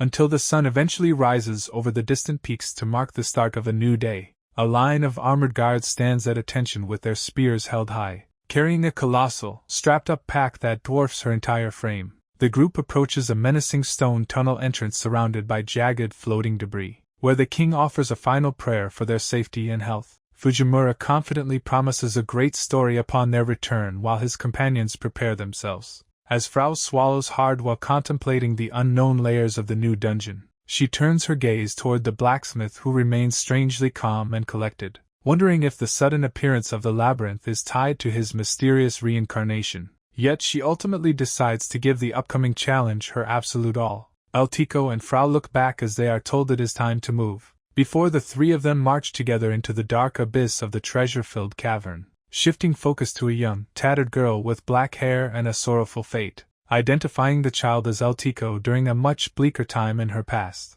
Born as a clan heretic with no mana and hair of accursed omen, she walks alone with only a thin, tattered cloth covering her small body, until a cruel foot suddenly delivers a heavy blow to her back, sending the defenseless child splashing face first into the cold, muddy ground, while a group of heartless elves looks down on her with malicious grins. leaving her to weep in the dirt as an orphan with no home, as her gaze reflects the deep pain and isolation of her childhood. The sun casts a dim light over the shifting clouds as time passes, leaving Elto battered and broken upon the desolate ground, while an arrogant antagonist scoffs at her perceived worthlessness. Her tired eyes begin to lose their spark amidst the overwhelming defeat. Filled with a heavy sense of resignation and inferiority, she accepts the cold reality that her journey might end here, believing her life is fading away into nothingness. Suddenly a brilliant flash of light heralds the arrival of a mysterious savior. Her vision clears as she witnesses an unexpected act of kindness. Tears of relief stream down her face as she feels true devotion from another. A small, trembling smile forms on her lips as she whispers her gratitude. In that pivotal moment of clarity, she reaches a life-changing decision, realizing that the man before her is a human truly worth protecting. Outside the dungeon entrance, a lone guard stands watch over the quiet crystals. He lets out a wide yawn while enduring the boredom of his shift. Checking the time, he wonders how deep the heroes have traveled in 3 days, calculating the remaining days before other adventurers are allowed inside. The guard briefly fantasizes about leaving his post to seek his own fortune. He quickly dismisses the dream while grumbling about his lingering house payments. A thunderous explosion suddenly erupts from the entrance, and catches him completely off guard. The guard recoils in shock as a cloud of debris billows from the dungeon entrance. Menacing plumes of smoke fill the air while an unseen presence approaches through the haze. A heavy footfall echoes across the ground as a figure finally steps out from the shadows. The guard's eye widens in disbelief upon hearing a casual remark about the sweet fresh air. Fujimura leads the battered group out of the rubble while joking about his dramatic entrance. Frau looks on with a stoic expression while being offered a cloth to clean her face. The group nonchalantly discusses the delicious taste of the dungeon master they recently defeated. Realizing the magnitude of their return, the guard frantically calls out for his superior. A royal delegation stands waiting on the path as Elto approaches to deliver her report. She beams with pride while handing over the detailed information gathered from the dungeon depths. The king stares in absolute silence as the weight of their achievements begins to sink in. Fujimura continues to boast about the rare treasures he managed to scavenge during their trek. The king's voice trembles as he identifies a mythical SS-grade transition crystal among the loot. With a smug grin, the blacksmith confirms the authenticity of the high-grade magic stones. He casually explains the limitations of the crystal's power while waving to the stunned crowd. Reaching into a spatial rift, he pulls out more supplies while dreaming of a hot bath. His excitement grows as he thinks about the possibilities of the new stones back at his workshop. A strict classification chart details the incredible value of the mythical and legendary treasures found. The king mutters frantically about the geopolitical consequences of possessing such rare artifacts. Overwhelmed by the sheer scale of the group's success, the royal leader collapses onto the ground. Fujimura and his wolf-eared companion marvel at the incredible feat of securing 2 SS-grade items, sharing a mischievous smirk as they sense a lucrative opportunity ahead. A voice calls out from the distance asking to join the group on their journey. High above the clouds, a small black speck appears in the clear sky. Suddenly a massive scaly structure looms over the mountain peaks with terrifying weight. Elto flinches in shock as she senses a sudden shift in the atmosphere. Fujimura looks around in confusion when he is told to clear the area immediately. A gruesome sound echoes as blood splatters across the battlefield in an instant. The enormous object slams into the earth with a deafening impact. Elto is blown back by the force of the collision while shielding her face. She narrows her eyes and stares through the settling dust at the devastation. A colossal and menacing pillar of bone and scales towers over the landscape. Elto questions the nature of the monstrosity that has just appeared before them.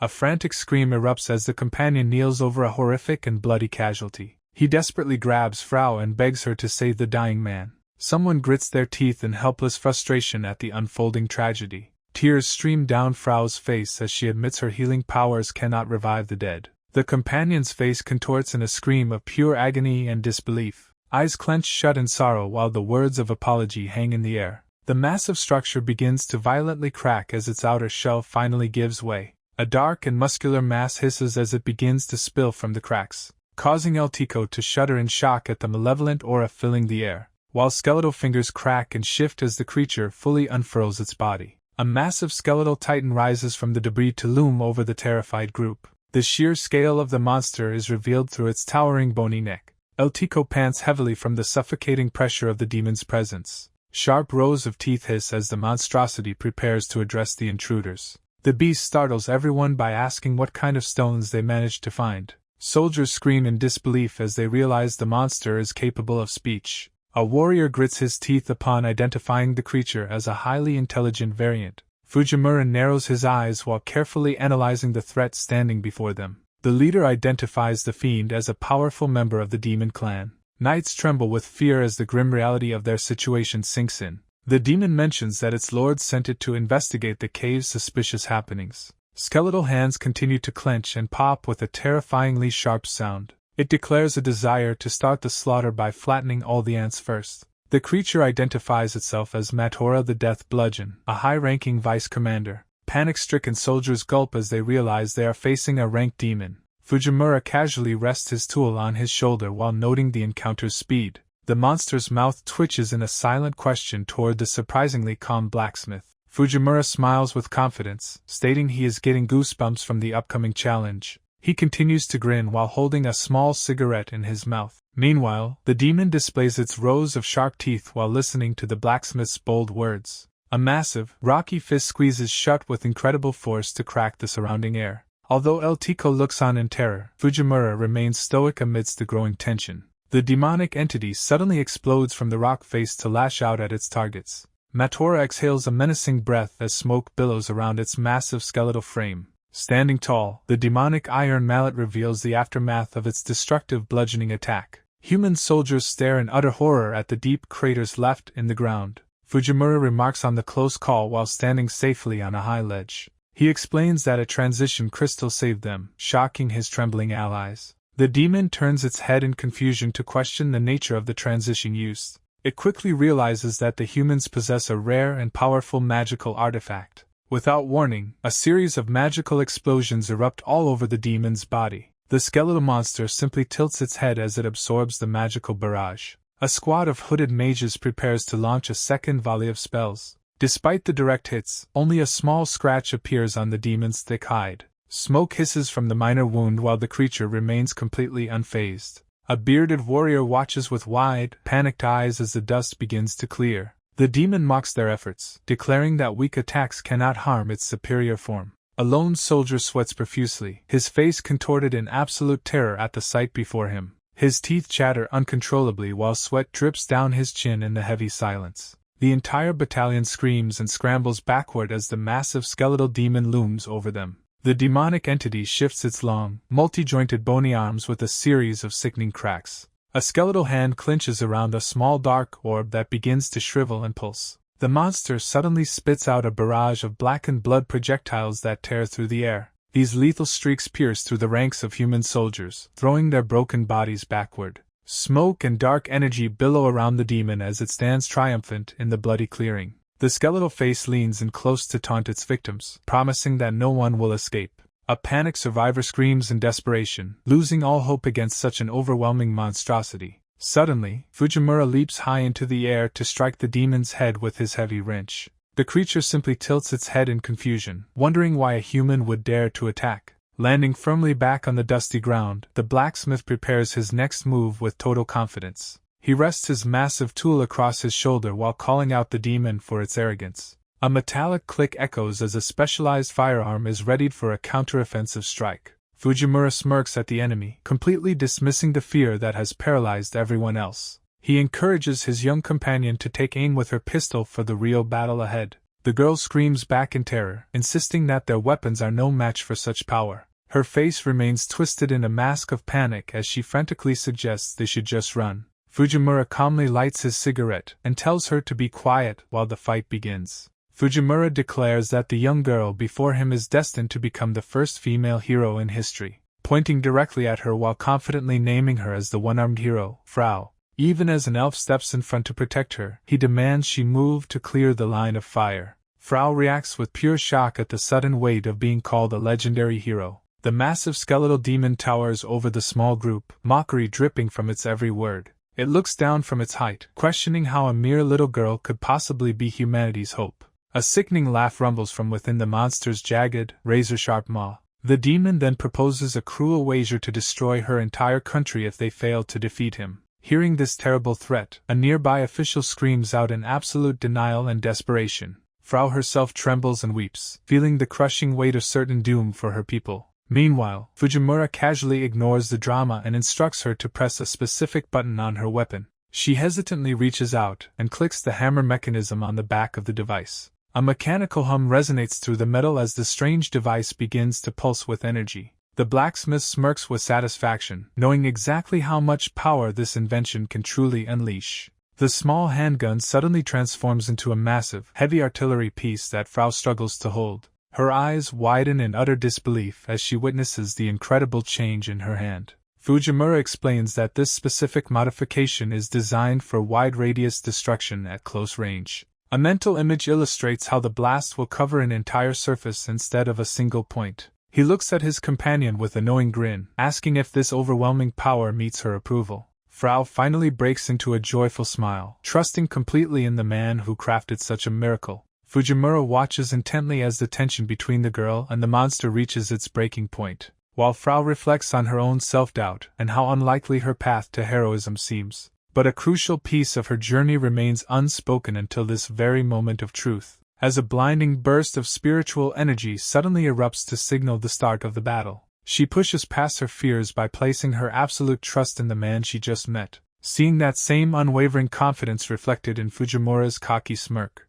the massive skeletal demon raises its fist to begin its sadistic game of destruction, roaring a command for everyone present to cower in total despair before its might. However, the blacksmith prepares to put his ultimate creation to a real-world test, letting Frau focus all her faith and dreams into the heavy weapon she now wields. A single mechanical click confirms the activation of the weapon's powerful inner core, catching the demon off guard as it notices a glowing orb of energy speeding toward it. Its mocking laughter turns into a silent scream of agony as the blast connects. The Voidal Sky technique unleashes a swirling vortex of pure destruction across the battlefield, leaving the nearby spectators frozen in place from the sheer scale of the explosion, as the massed observers can only stare in mute horror at the divine display of power. Even the Beastman stands paralyzed by the impossible force unleashed by a mere human girl. The demon's physical form begins to crumble and disintegrate under the relentless energy pressure. It desperately tries to call upon its regeneration as its skeletal body turns to ash, until nothing remains but a dissipating cloud of smoke where the monster once stood. Fujimura leans on his heavy wrench with a smug look, having proven his point, while his companion shouts in disbelief as the small elf provides a rhythmic applause. The blacksmith laughs heartily at the scene while Frau offers her sincere thanks, realizing that her destiny as a legendary one-armed hero has truly begun to unfold. As the narrator notes the historic feat achieved by this unlikely group of travelers. Meanwhile, the Imperial Heavy Unicorn Knights assemble their formations at the heart of the battlefield, while the Fire Magic Squad of Sophia readies their staves for long-range support. The Elven Knight Order launches a swift and coordinated charge along the left flank, as the Beastman Kingdom's Fang platoon lets out a blood-curdling roar from the right. The massive alliance finally faces the terrifying demonic front line beneath a solar eclipse, though the monsters immediately retaliate by charging spheres of void energy in their mouths, firing a barrage of destructive beams that carve through the Imperial Army's ranks, leaving a seasoned warrior frozen in shock as the devastation unfolds before him. As armored knights are pulverized and thrown into the air by the impact, the sea of spindly demons pushes forward through the haze of magical fire, catching a Beastman warrior in a lethal bite that ends his struggle instantly, while the agile elven knights are caught and impaled by the demon's sharp appendages, scattering the Alliance's forces as the power of the demonic horde proves overwhelming, turning the once organized charge into a desperate struggle for survival across the plains. As a desperate commander realizes the promised reinforcements have failed to arrive in time, determined sparkles signify the army's resolve to hold their ground regardless of the cost. Suddenly a massive beam of light incinerates the overwhelming swarm of shadowy demons, leaving the shell-shocked Imperial Knights to stare in awe at the sudden intervention. As a sleek and powerful spear gleams amidst the clouds of dust and smoke, the destructive force continues to sweep through the enemy ranks with surgical precision, revealing two legendary figures standing tall on a cliff overlooking the battlefield's carnage, where the SS-class adventurer Salyuan greets the field with a cool and detached gaze, adjusting his equipment while maintaining his focus on the surviving demonic forces below. As a metallic hand points toward a specific target amidst the chaotic sea of monsters, The scarred General Aklina calmly claims her kill count exceeds that of her companion, prompting Salyuan to close his eyes in a moment of silent and stoic reflection, leading the general to inquire about his unusual behavior during such a critical battle, as she gazes at him with an intense and sparkling look of expectation, causing the high-ranking adventurer to blush and turn his head away in embarrassment. Meanwhile, the troops below erupt in thunderous cheers for their long-awaited elite reinforcements. Yet Aklina shifts the conversation toward troubling rumors spreading throughout the distant lands, as both warriors watch the ominous solar eclipse looming over the darkened forest horizon, specifically regarding strange occurrences within the small eastern kingdom of Riraso, while a grotesque flying heart demon carries a vital message through the shadows, eventually reporting the news to the towering and multi-limbed demon general Lord Telzero. Telzero of the 6 great demon generals looms over the scene with his skeletal features. A grotesque eye peers out from within a fanged mouth to demand an explanation. The messenger confirms the death of Vice Division Commander Matora during a scouting mission. Telzero ponders if the commander fell to a legendary Salyuan or a member of the Order. Far across the horizon in the human realm, ancient pyramids stand tall amidst the jungle. A young beastman girl laughs mockingly at the idea of a lowly B-rank success. She eagerly suggests traveling to meet the mysterious individuals who are making headlines. A monstrous companion expresses hesitation while claiming the prospect is far too frightening. Prince Eilenes rests atop a gargantuan defeated beast while contemplating rumors of swallowed demons. The S-rank adventurer explains that he has a unique professional interest in monster consumption. A wide grin accompanies a confident reassurance that everything will turn out just fine. Eilenes maintains his composed posture while looking out over the desolate battlefield. The diminutive Enosis stands triumphantly atop a mountain of slain enemies as dust settles. The young prodigy reveals her status as the youngest SS-class Salyuan to join the fray. She promises to protect her companion with the unwavering confidence of a master warrior. A sharp gaze accompanies a new rumor regarding a weapon capable of one-shotting demons. High above a peaceful valley, the focus shifts to a solitary workshop nestled between cliffs. Loud metallic clanks resonate as Fujimura works tirelessly beneath a heavy protective tarp. The king of Riraso approaches the craftsman to inquire about his next planned course of action. Fujimura smiles boldly while announcing his intention to march straight to the Demon King's doorstep. Fujimura confirms the immediate departure for the front lines to his shocked companion, while a map highlights the massive distance between Riraso and the far-off Adzuma, prompting the craftsman to dismiss traditional travel methods as he grabs a heavy tarp, pulling the material back with a vigorous flourish to reveal his latest masterpiece. As a modern-looking white truck stands ready to conquer the 2-week journey, leaving the king of Riraso and his guard absolutely stunned by the revelation, while Fujimura details the process of refining magic stones into a suitable liquid fuel, leading the impressed monarch to offer his kingdom's unwavering support for the quest, which allows the master artisan to climb into the driver's seat with satisfaction, turning the ignition key as the vehicle prepares to hum with unnatural power, causing a thunderous engine roar that makes the nearby witnesses jump in surprise, before the driver invites his 2 travel partners to hop into the passenger cabin, reaching for a cassette tape to set the mood for the high-speed trek, sliding the music into the player with a satisfying and metallic click,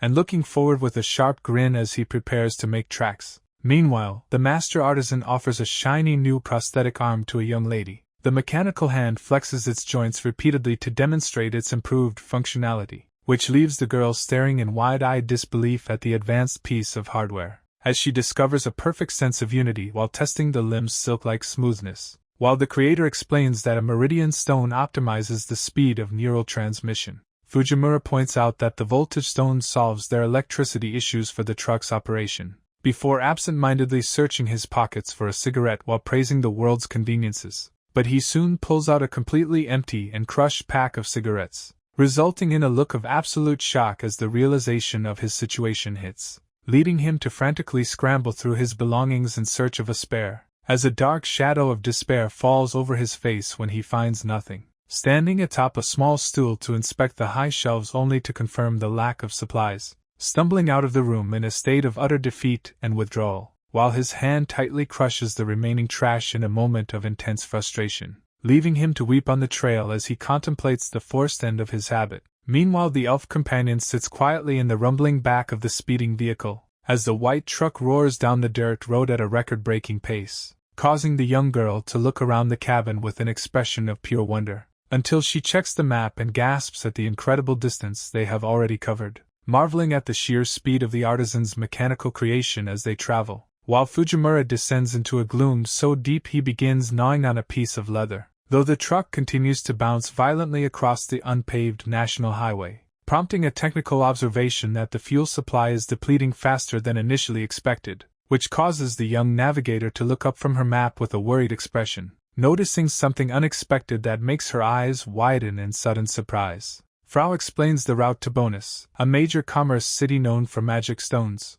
She mentions Lord Philosophe, a wise former sage residing there as a minister, expressing hope that meeting him could provide vital information for their long journey. Meanwhile, Fujimura contemplates the presence of a world-class intellectual while chewing leather. His expression shifts into a devious smirk as he decides to pay the sage a visit, yet his face quickly returns to a more contemplative and silent stare, as the truck trundles along with the artisan considering asking the sage for new cigarettes. Suddenly he looks remarkably energized as his motivation returns at the prospect of smoking, but a sudden sight on the road causes him to blink in total confusion, catching sight of a mysterious figure lying motionless in the middle of a grassy field, revealing a shackled beast-kin girl collapsed and curled up in a state of distress. The truck screeches to a halt as Fujimura slams on the brakes immediately, stepping out of the vehicle with a casual lean as Frau asks what is wrong, before he approaches and crouches down to get a better look at the stranger, finding the girl barely conscious as she peers up with a weary and exhausted eye,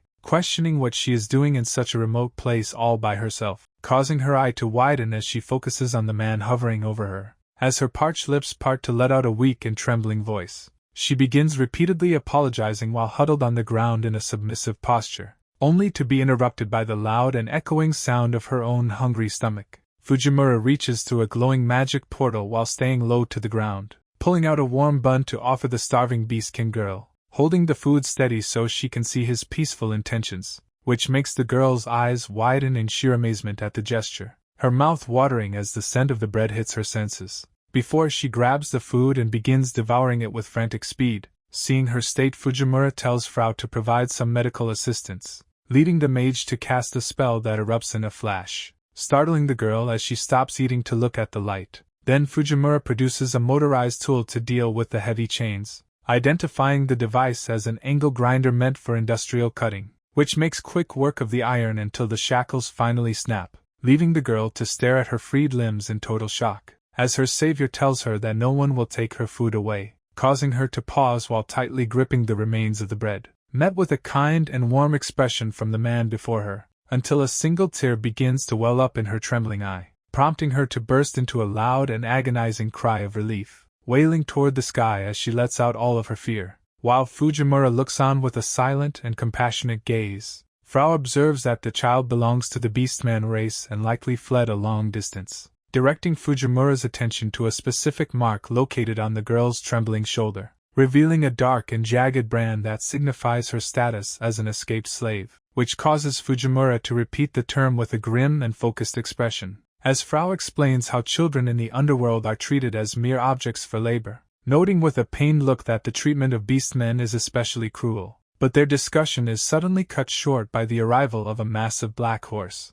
carrying 3 armored men who mock the girl for thinking she could ever hide, while their leader dangles a magic tracking stone to prove her escape was futile, leaving the young girl paralyzed in absolute terror at the sight of her captors, as the man describes the horrific punishments and experiments awaiting a rare white wolf, causing her to shake uncontrollably while he laughs about her sealed transformation powers. Yet Fujimura suddenly reaches out to place a comforting hand atop her head, standing firmly in front of her to declare that she no longer has any worries, which makes her look up through her tears in complete disbelief at his protection, met by a bright and determined smile as he promises to handle the villains, leaving the girl breathless as she feels the warmth of his genuine kindness, while Frau watches the scene unfold with a soft and knowing smile, until a figure in a tattered black cloak suddenly leaps into the clearing, revealing a woman with long dark hair and an expression of pure, unbridled fury. Fujimura shouts at the mysterious woman while she stands with her back turned,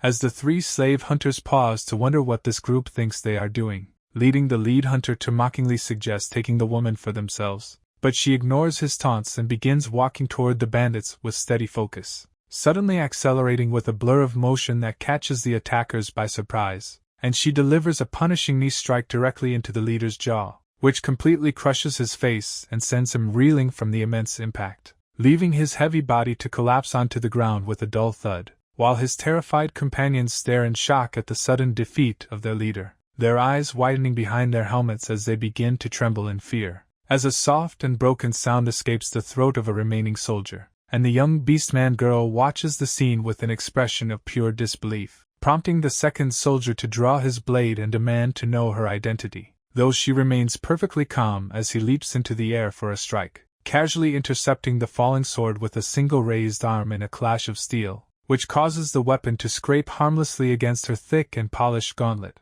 leaving the hunter horrified as he realizes his attack has absolutely no effect, before she effortlessly knocks him backward with a single punch that sends him flying, while Fujimura looks on with a smirk and asks if she likes the new gear, as Naginiji clenches her fist and confirms her satisfaction with his masterwork. Fujimura turns to Naginiji with a smirk, asking for her opinion on the new gear. Naginiji clenches her fist and confirms her satisfaction with the effectiveness of the masterwork. Witnessing the exchange, Frau is left wondering exactly what kind of equipment the craftsman provided. Fujimura explains that they need tools to capture humans alive rather than just killing them. He describes how the gear focuses Naganiji's weak mana to amplify her natural physical power. Frau stares in contemplative silence, absorbing the technical details of the mana accumulation process. Naginiji demonstrates a powerful kick while Fujimura compares her enhanced strength to an A-rank warrior. The young girl nearby freezes in absolute terror at the mention of such legendary power. Adjusting her gauntlet, Naginiji realizes she can now precisely control her output against fragile human targets. Fujimura proudly names his creation Shippu as he continues to boast about its design. The last standing soldier remains motionless, staring through his helmet in stunned disbelief. Panicked by the display of strength, the soldier turns tail and begins a desperate retreat. He accidentally collides with a massive, tattooed figure who suddenly appears in his path. The collision sends the soldier tumbling onto the grass as he groans in pain. He looks up and snaps at the stranger to get out of his way. His aggression instantly vanishes as he recognizes the imposing man standing before him. The warrior known as Vitoai stands tall, his body covered in intricate centipede tattoos. He looks down with a lazy expression, grumbling about how much of a pain the fight will be. The soldier lets out a frantic laugh, finding renewed confidence in the arrival of his ally. He declares that the struggle is over because this former imperial knight is the strongest in the world. Vitoai swings a heavy fist downward to silence the rambling soldier. The blow connects with a loud metallic clank against the soldier's helmet. Dismissing his former rank, Vitoai explains that he is now just a fugitive. Frau watches in stunned silence, her face sweating at the revelation of his origins. Fujimura remains unfazed and casually asks Frau for a confirmation of the man's strength. She explains the elite nature of holy knights and their specialized training against demons. The weight of the situation sinks in as Vitoai prepares for combat. Lowering his head, the tattooed warrior mumbles to himself while evaluating his opponents. He begins stretching his massive arms, treating the upcoming confrontation as a mere exercise. Frau audibly gulps, her wide eyes reflecting the sheer pressure radiating from the knight. The group maintains a focused gaze while Vitoai complains about a lack of excitement. Cracking his neck, he looks up with a lazy smirk and prepares to move. He decides to target the healer first, causing the young girl to recoil. With a sudden burst of speed, Vitoai lunges forward with a terrifyingly wide grin. The ground erupts behind him as he launches himself toward his chosen target. Naginiji reacts instantly, her legs swinging upward to intercept the charging knight's path. A massive impact occurs as Naginiji delivers a powerful kick against Vitoai's guard. The sheer force of the blows sends the former knight skidding backward. Naginiji stands her ground with a tilted head, looking curiously at her opponent. Vitoai breathes a sigh of relief while admitting the strike was nearly too close. The young girl gasps in surprise as the momentum of the battle shifts. Vitoai sighs with a bored expression while contemplating his next move against the group. The narrative reveals the former knight possesses a sharp instinct for evaluating risks and rewards. Scratching his head, the warrior prioritizes self-preservation and considers retreating from the unfavorable situation. He decides to test the group's true combat capabilities before making a final decision. Reaching for a small curved accessory, he notes the value of the precious magical artifact. The item is identified as an analysis stone capable of revealing a target's latent power. Frau prepares to utilize the artifact to gauge the true threat level of her opponent. A mystical glow erupts as the stone activates to scan the individual standing before it. A sharp blade suddenly stops inches away from Vitoai's wide-open eye. Dozens of swords materialize in the air, surrounding the former knight in a deadly formation. Despite the overwhelming number of weapons pointed at him, Vitoai remains eerily calm and amused. Frau realizes the sheer magnitude of his power, placing him at the threshold of S-class. Glancing sideways, the mercenary grumbles about the lack of pay for such a troublesome task. The young girl flinches violently as she senses a terrifying presence focused entirely on her. The analysis stone shifts its focus to scan the girl's hidden potential next. Vitoai notices a bright flash of light emanating from the ground at his feet. Heavy pressure begins to build up around the warrior as he prepares for an impact. He stands enclosed within a massive shadow that rapidly expands to cover the battlefield. An enormous ornate cannon manifests out of thin air to loom over the trembling young girl. Vitoai stares in utter disbelief as the readings from the analysis stone defy all logic. A sense of profound confusion washes over the mercenary as he questions his own senses. He realizes the sheer intensity of the violent aura emanating from the seemingly weak girl. The young girl maintains a cocky smirk while mocking the warrior's sudden loss of appetite. Beads of sweat roll down Vitoai's face as he struggles to comprehend the shifting power dynamic. A single wide eye reflects his internal panic as he reevaluates the true nature of his opponent. He tries to dismiss the possibility of a child possessing such overwhelming and ancient strength. Suddenly, a barrage of heavy iron chains erupts from the earth with a metallic roar. The links whip through the air to ensnare the former knight before he can react. Vitoai finds himself pinned to the ground by dozens of magical restraints pulled tight. His eyes bulge in terror as he realizes he has been completely immobilized by the girl's power. The chains tighten their grip around his limbs to prevent even the slightest movement. A dark, swirling vortex opens up beneath his feet to swallow him whole. A massive geyser of dark energy erupts as the warrior is dragged into an abyssal depths. Gasping for air, Vitoai finds himself submerged in a suffocating void where he cannot breathe. His vision blurs while he desperately tries to claw his way back to the surface. The crushing pressure of the magical abyss begins to overwhelm his fading consciousness. Everything fades to white as his perception of reality begins to fracture and dissolve. A gargantuan, multi-eyed horror manifests within the darkness to gaze down at its captured prey. Arcs of spiritual lightning surge through the nightmare realm as the entity reveals its true form. A sharp crack echoes through the air as the mental illusion finally begins to splinter. Vitoai screams in agony while his psyche shatters under the weight of the terrifying revelation. The mercenary collapses onto the grass and shudders as the hallucination of the abyss fades. Takumi watches the display with a look of mild bewilderment and questions the warrior's sudden distress. Beads of sweat drench Vitoai's face as he gasps for air after his harrowing spiritual experience. The artisan leans in to ask if the warrior is physically ill or perhaps leaking something. Vitoai forces a pained grin while admitting that the girl's aura triggered some truly horrific memories. He recalls the skeletal, multi-eyed monstrosity he once witnessed on the front lines of the war. A single wide eye conveys his lingering dread as he compares that nightmare to the child. Takumi offers a roll of toilet paper with a deadpan expression to help the shaken man. The two men stand several paces apart on the rolling hills under a wide, cloudy sky. The master artisan stares silently at the former knight while waiting for a coherent response. Vitoai releases a long, heavy sigh as he finally begins to steady his erratic breathing. Raising both hands in a gesture of total surrender, the warrior admits he is giving up. He smiles weakly and confesses that fighting multiple monsters at once is beyond his current capabilities. Takumi's face darkens with a terrifyingly intense expression as he declares that there will be no mercy. The mercenary blinks in confusion at the sudden shift in the young artisan's murderous aura. Brandishing his heavy wrench, Takumi lunges forward while the warrior tries to laugh off the threat. Vitoai backs away and attempts to de-escalate the situation as the trio closes in on him. The artisan maintains a frighteningly blank stare while ordering the mercenary to keep his head perfectly still. Vitoai breaks out in a cold sweat as he realizes his words aren't reaching the stoic artisan. His jaw clenches in fear while he struggles to find a way out of his predicament. The mercenary desperately offers to trade rare information in exchange for his life. Takumi remains completely unmoved by the plea and stares back with vacant eyes.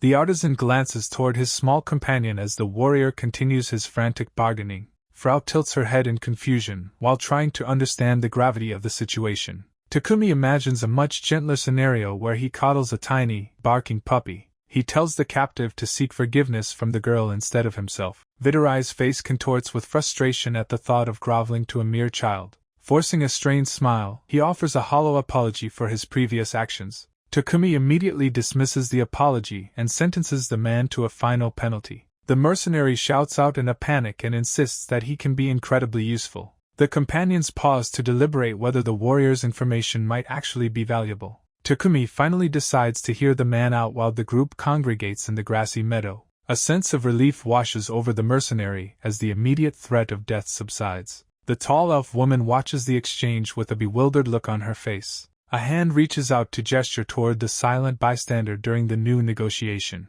Vitoai levels a finger at the elf and bluntly declares that she is under a curse. The young woman looks on with stunned silence at the sudden and serious accusation. The warrior stretches his limbs while noting the strange lack of mana coming from the elf. Vitoai elaborates on the magu, an ancient magic that acts as a mana eater. While observing that the beast girl's brief magic use is nothing short of a miracle, Frau panics at the revelation and asks for a way to reverse the condition. The mercenary explains that the curse persists unless the caster dies or a high-level spell is used. Realization dawns on the companion that the vessel of the curse must be destroyed. The warrior muses that anyone capable of such magic must be a true monster, identifying the likely culprit as Maldik, a dark magician within the Zafat organization. Frau reacts with visible fear upon hearing the name of the massive slave-trading syndicate. Her eyes widen as she recalls that their primary base is located in Bonus. Vitoai confirms her knowledge with a grin after sharing the crucial details. Takumi questions whether the man's former allies will be upset about his betrayal. The captive scoffs and admits he cares far more about his own survival than loyalty. Believing the conversation is over, the mercenary prepares to ride away on his horse. A sudden grip on his equipment stops him in his tracks before he can leave. Takumi informs him that the group has business to settle in that very city. The artisan boldly demands that the warrior lead them straight into the enemy hideout. Vitoai tries to discourage the plan by mentioning the countless scoundrels waiting there. He breaks into a cold sweat while worrying about the consequences of returning as a traitor. Despite the warnings, Takumi maintains a calm but resolute expression of intent. The two girls wait silently in the meadow for the start of their journey. Takumi offers a confident smile as he promises to break the curse once and for all. Frau stares back in stunned silence at the artisan's unwavering resolve. Overwhelming emotion fills Nico as she trembles with tears in her eyes. The beast girl leaps into Takumi's arms while crying out his name in gratitude. Frau watches the touching reunion with a gentle and knowing smile. Takumi's expression darkens as he vows to dismantle the organization piece by piece. Vitoai frantically tries to de-escalate the situation and urges everyone to stay calm. Fury boils over as the artisan clenches his fist in hatred for child abductors. The loud roar of an engine echoes through the meadow as a white truck appears. Takumi casually opens the door and commands the mercenary to board the vehicle. Vitoai reacts with pure bewilderment at the sight of the strange metal carriage. The exhausted artisan ignores the confusion and flatly repeats his demand to enter. Everyone squeezes into the cramped cabin of the truck as they prepare for departure. The mercenary remains dazed and drenched in sweat while processing the bizarre situation. The truck rumbles toward the horizon with the mercenary's horse tied to the back. A narrow view of a stone tower hints at the architectural grandeur ahead. Towering statues of legendary figures stand guard over the entrance to the coastal realm. The great city of Bonus reveals its sprawling architecture and busy harbor. Laborers and merchants fill the cobblestone streets as trade continues under the sun. A collection of rare and vibrant crystals sits organized within a wooden display box. Frau and Nico look up in awe, their eyes sparkling with wonder at the city. Ornate shop signs for jewelers and brewers hang over the busy streets of Bonus. A rotund merchant with a fancy top hat smiles broadly while flanked by masked attendants. Takumi leads the group through the cobblestone alleys as suspicious figures watch from the shadows. A ring-clad hand tightly grips a heavy sack of gold coins after a successful check-in. Takumi proudly displays the bag of gold while explaining their newfound financial security to the group. A group of rough-looking thugs loitering in an alleyway notice the travelers passing by. The thugs eye the bag of coins and prepare to make their move on the easy targets. Several bandits block the path and demand the gold as payment for entering their territory. Vitoai sighs in frustration as his attempts to avoid attention are immediately thwarted by trouble. A scruffy bandit leans in close to inspect the group with a mocking and predatory grin. The thugs recognize the mercenary and greet him with insincere respect and curious questions. One of the bandits slaps Vitoai on the back and insults Takumi's plain appearance. Vitoai breaks into a cold sweat as the thugs mockingly ask about the boy's price. The bandit leader shifts the conversation toward his excitement about joining a mysterious organization. A massive pipe wrench suddenly descends and strikes the gloating bandit squarely on the head. The bandit collapses to the ground as his comrades recoil in shock at the sudden attack. Vitoai warns the remaining thugs to look for work elsewhere for their own safety. The two remaining henchmen stare in disbelief and outrage at the artisan's boldness. Takumi stares back with cold eyes as he promises the total destruction of their organization. Fujimura reflects on his past life's resolve as he prepares to act. A television broadcast recounts the tragic story of a girl abducted 50 years prior. The grieving mother recalls her daughter as a kind child who helped around the house. She looks at a pile of preserved clothes that she could never bring herself to discard. Hearing the news makes Fujimura itch to strike back against those who prey on the weak. The report shows a frail man in a hospital bed clinging to his final memories. Fujimura clutches his massive pipe wrench while dismissing his own strength as just an old man's. The elderly woman breaks down in tears over her inability to protect her child. A hand grips a tool with intense pressure as suppressed anger boils over. With a cigarette in his mouth, the artisan considers what he could do with his power. Night falls over the festive streets of the city as the moon shines brightly. A massive pile of empty bowls sits on the table after a gargantuan feast. Vitoai and Nico stare in complete disbelief at the sheer volume of food consumed. Fujimura and his companions celebrate their arrival with mountains of meat and endless ale. The drunken artisan announces his plans to visit the legendary Great Sage the following morning. Vitoai panics upon hearing that their target is actually the head of the entire judiciary. Fujimura stumbles slightly while suggesting that they should finally head back to rest. Fearing the coming trouble, Vitoai searches for any opportunity to quietly slip away from the group. A firm slap on the shoulder interrupts the mercenary's escape before he can even start. Fujimura laughs loudly while dragging his companion toward another bar for one last round. Vitoai tries to excuse himself for the night, claiming he needs a full 12 hours of sleep, but Fujimura grips his shoulder with bone-cracking force while insisting on one more round. Bidding farewell to their companions as he leads the reluctant mercenary into the night, leaving Nico and the elf behind in a state of bewildered concern. The young apprentice watches them go with a lingering gaze of uncertainty. Strolling through the quiet streets, the artisan casts a mischievous glance back at his companion. A confident and knowing smirk spreads across the master craftsman's face. The two men descend a wide stone staircase illuminated by the soft glow of street lamps. Vitoai questions their destination and offers to visit a bar where his sister works. Instead, Fujimura suggests a much bolder target by proposing they head straight for the hideout. A heavy silence falls as the weight of the suggestion sinks in. Stunned by the audacity, the mercenary shouts in alarm upon realizing the old man intends to go alone. The artisan calmly explains that this mission is born from his own selfish desires. Terror grips Vitoai as he realizes staying with this man might cost him every life he has. Standing under the vast starry sky, Fujimura pauses to admire the brilliant full moon. A grim and determined smile reveals the resolve hidden beneath his carefree exterior. Unable to take any more, the mercenary suddenly sprints away into the darkness. The master smith remains perfectly still while watching his cowardly guide disappear. Sweat pours down Vitoai's face as he flees from the impending chaos. Meanwhile, the heavy metal of the legendary pipe wrench glints in the moonlight. A hooded man stands stunned before a massive crater where a small figure waits calmly. The heavy pipe wrench slams into the stone ground with a thunderous and earth-shattering impact. The guide's mouth hangs open in total disbelief while sweat beads on his panicked face. Fujimura looks down with a cold stare and demands that the man assist him immediately. Averting his eyes, the criminal wonders if such impossible power only belongs in old legends. He trembles as he realizes the physical strength displayed is completely off the charts. A terrifying and monstrous grin stretches across the artisan's face as he issues a threat. Resigned to his fate, the guide looks toward the moon with a weary expression. The duo reaches a dark body of water where a colossal sea serpent emerges. Looking up at the star-filled sky, the young master smith lets out an impressed whistle. They stand upon a high precipice overlooking the vast and hidden territory of the syndicate. The guide explains that their secret base is buried deep within the waterfall labyrinth. Reaching out to a stone wall, he presses a hidden trigger to activate a mechanism. A massive rock slab rumbles upward to reveal a secret passage meant only for executives.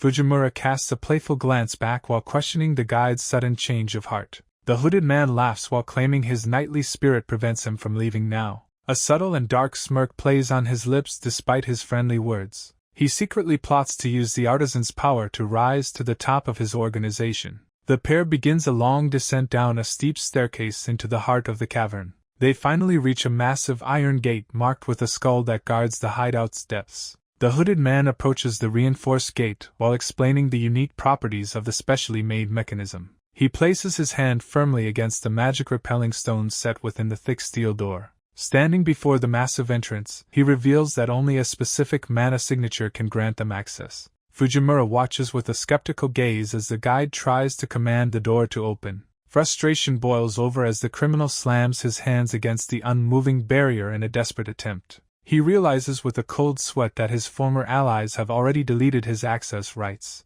Sliding down against the wall, the defeated guide lets out a weary breath as hope fades. He warns the young artisan that they are trapped in a dead end with enemies likely approaching. Ignoring the warning, Fujimura meticulously examines the door and estimates its massive thickness. The master smith orders his companion to move aside before reaching into a shimmering spatial rift. Looking up with total confusion, the hooded man watches the artisan's strange and unexplained movements.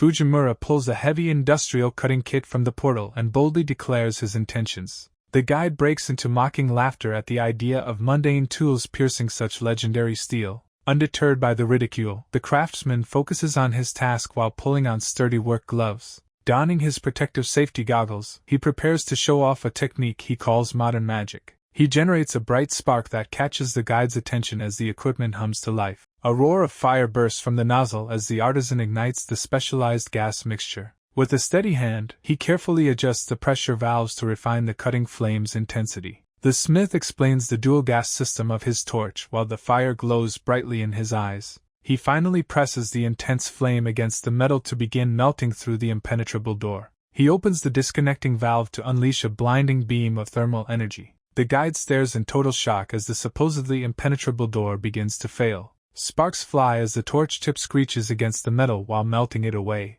Maintaining a consistent height and speed, Fujimura focuses intently on his surgical precision. Brilliant light and smoke fill the corridor during the intense cutting process. The hooded man breaks into a cold sweat while witnessing this impossible feat. With a heavy thud, a large rectangular block of the door falls to the floor. The rough and glowing edges of the cut testify to the sheer heat applied. Reaching down, the craftsman gives a firm squeeze to the adjustment dial on his equipment. He looks back at the breach with a smirk, noting that the results are not bad. Crouching by the gas tanks, he explains why this reliable tool is his preferred choice. The guide's jaw remains dropped as he struggles to comprehend the lack of magic. He demands an explanation for the bizarre technology and the strange terms being used. Dismissive of the questions, Fujimura tells him to be quiet and move along. He declares himself to be nothing more than a simple craftsman while stepping forward. Meanwhile, a peaceful silence hangs over the village buildings under a bright full moon. A young companion rests her head on a pillow while dreaming in the deep night.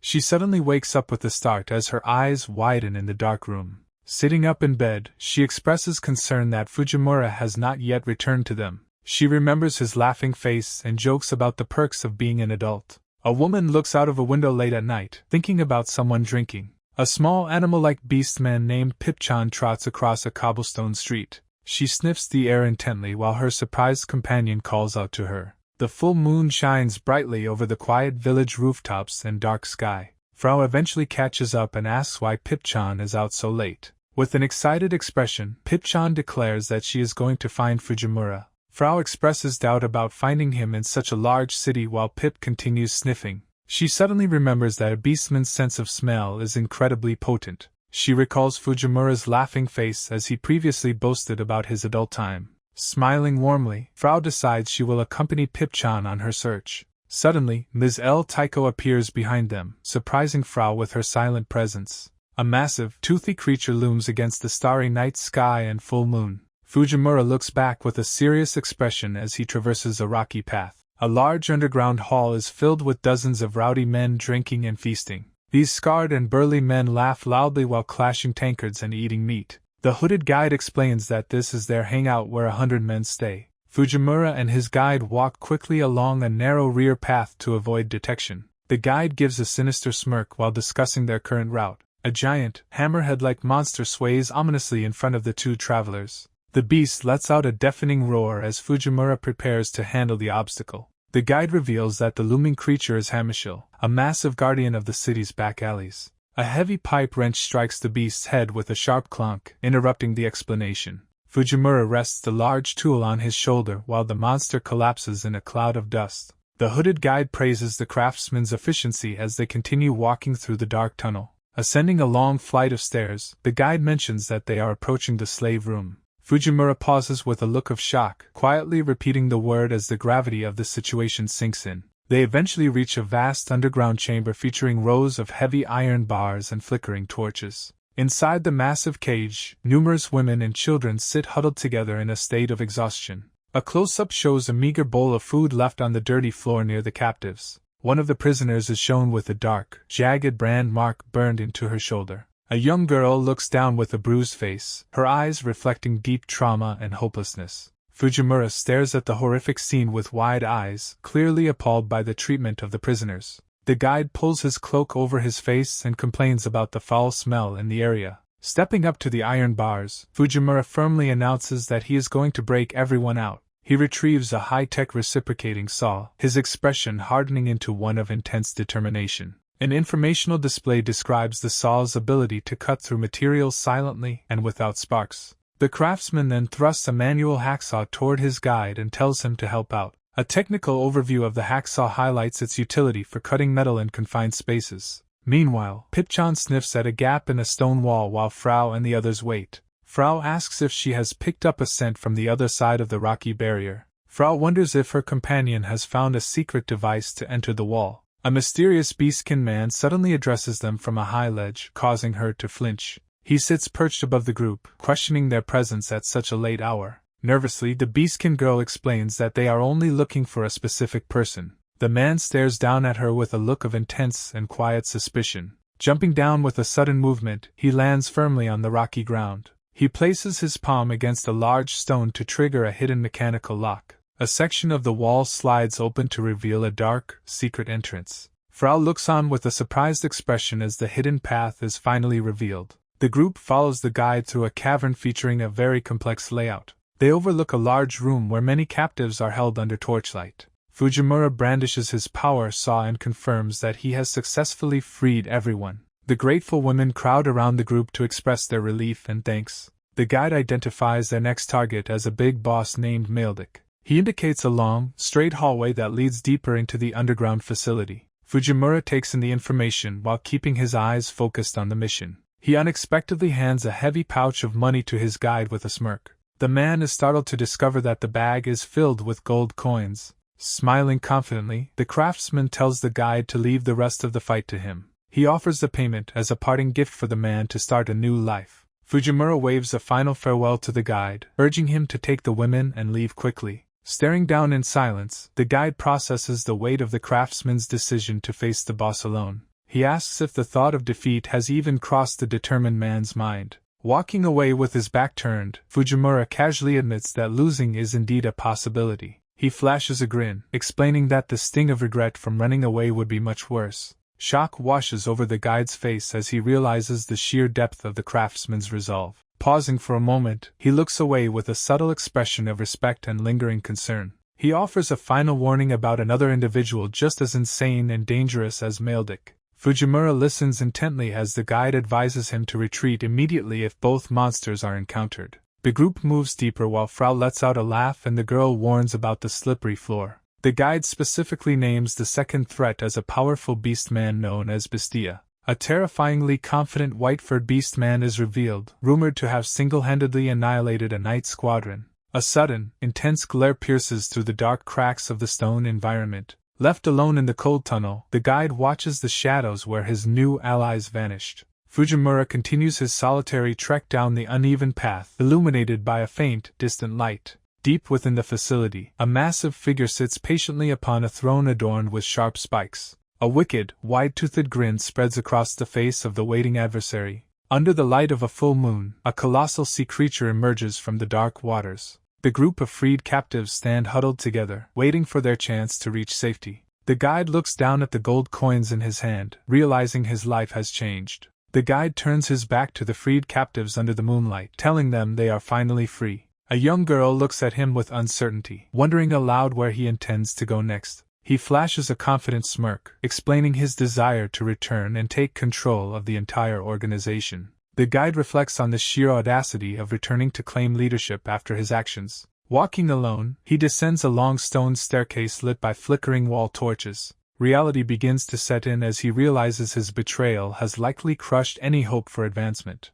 Meanwhile, Fujimura pushes forward with a sharp and defiant grin, ready for the coming confrontation. The guide resolves to follow, gritting his teeth at the craftsman's reckless but infectious idealism. Fujimura reaches a massive stone gate marked with a terrifying skull and spiked bone emblem. He gazes up at the imposing entrance, knowing this leads directly to the villainous Maledic. Placing a hand on the cold stone, he observes the sheer size of the manilock doors. A loud crack echoes through the hall as the heavy stone structure begins to shift. The massive doors slowly rumble open, revealing the dark and ominous throne room within. Fujimura narrows his eyes in focus, his gaze sharpening as he prepares to enter the chamber. He calls out to the figure in the distance, recognizing the adversary waiting upon the bone throne. An eerie sound vibrates through the room as the empty sockets of the decorative skulls loom large. Sitting amidst a heap of bones, Maledic introduces himself with a calm but threatening demeanor. The villain reveals his face, covered in strange black markings and a wide, disturbing grin.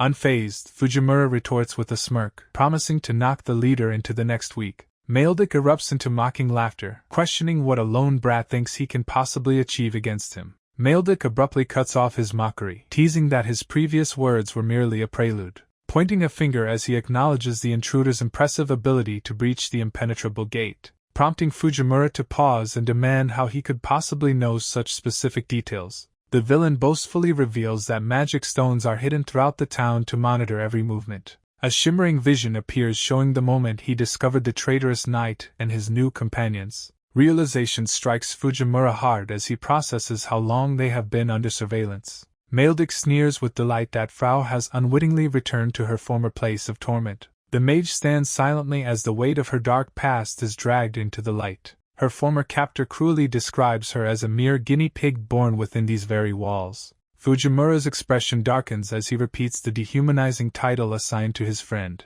A memory unfolds of Maledic standing before a heavily guarded cell where a miracle occurred. Heavy mechanisms grind as the door to a secret chamber is finally forced open. He leads the way into a corridor he mockingly refers to as his legendary diner. Frau trembles in the oppressive shadows, feeling the familiar chill of the damp darkness. Her gaze drops to the floor where a grim object catches the dim light. A human skull rolls across the stone path with a hollow and unsettling sound. Horror consumes the girl's face as the true nature of the room becomes undeniable. A sudden burst of magical light illuminates the surrounding area with a sharp flash. The group stands before a grisly collection of torture racks and heaps of skeletal remains. Rows of cruel iron needles glisten on the machinery designed for unimaginable suffering. A wall of gruesome torture implements, ranging from spiked collars to heavy iron pliers, hangs in wait. Nearby, a massive mound of bleached skulls and ribs serves as a testament to the room's history. Frau and the young beastkin girl flinch as a heavy door slams shut behind them with finality. They spin around in terror as a dark presence looms over them from within the stifling shadows. Maledic's face contorts with sadistic glee as he officially welcomes his guests to his private diner. Frau's breath hitches as she whispers the name of a lost companion while staring at the remains. The villain mocks the small girl for placing her trust in those who could never save her. He turns his back on his captives to address the mountain of bones littering the stone floor. Lifting a skeletal corpse by its head, he asks if the girl's former allies would be disappointed. The beastkin girl's eyes widen in absolute horror at the claim that her friends were eaten. Maledic dismisses the life of the person he holds as a mere bad-tasting disappointment to his palate. A fleeting memory of a kind man comforting the young girl in her darkest hour briefly resurfaces. The man's gentle smile and promise of freedom contrast sharply with the grim reality of the dungeon. Reality returns as the girl collapses into tears while her captor's manically loud laughter echoes around them. Frau suddenly snaps and launches forward, striking Maledic squarely in the face with a reinforced fist. Her eyes burn with a cold and focused rage as she stands her ground against the monster. Caught off guard, Maledic staggers back and clutches his jaw while swearing at the unexpected pain. The villain quickly recovers and delivers a brutal kick that sends Frau flying across the chamber floor. Her body slams into the cold masonry with a sickening thud that resonates through the silent room. Frau gasps for air as she struggles to maintain consciousness after the devastating impact of the blow. A young girl's desperate cry echoes as she watches her companion struggle against overwhelming odds. Far away, the silhouettes of the combatants are barely visible through a thick haze of dust. Fujimura watches the exchange with a stony and unreadable expression while maintaining his focus. The villainous Maledik laughs manically while boasting about the absolute gap between rankers. Ignoring the taunts, Fujimura speaks up with a calm voice to interrupt the monster's monologue. Maledik pauses his laughter and tilts his head in curiosity at the artisan's unexpected composure. The two men stand several paces apart on the cracked stone floor of the chamber. A brief silence falls between them as the dark sorcerer considers his opponent's words. His eyes widen with a twisted joy as he explains the plan to exploit elven power.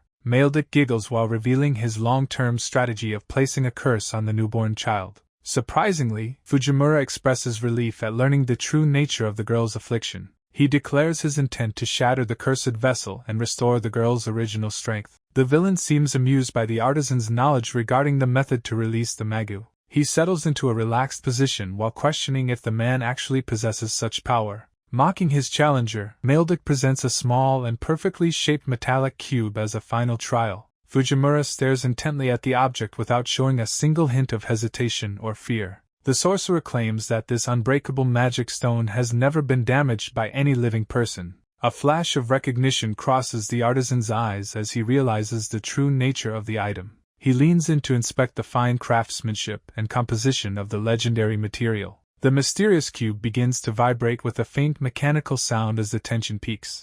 Fujimura's eyes widen in shock as he recognizes the object held by his opponent. A memory surfaces of a master craftsman back on Earth presenting a specialized magical alloy. The precision of the engraving is so microscopic that it defies all standard industrial tools. These metallic blocks showcase a level of flatness only achievable through legendary hand-polishing techniques. Maledik gloats while holding the device, asserting that such advanced manufacturing shouldn't exist in this world. The artisan internally confirms that the item is indeed a piece of craftsmanship from his original home. Tension mounts as the two face off across the throne room while the mysterious cube hums. The dark sorcerer continues his mocking speech while gripping the impossible piece of ancient technology. The stark reality of the item's origin weighs heavily on Fujimura's mind during the brief silence. He finally speaks up to demand how a villain came into possession of such a masterpiece. Maledik nonchalantly explains that the heirloom was passed down from a predecessor and refined in Edzima.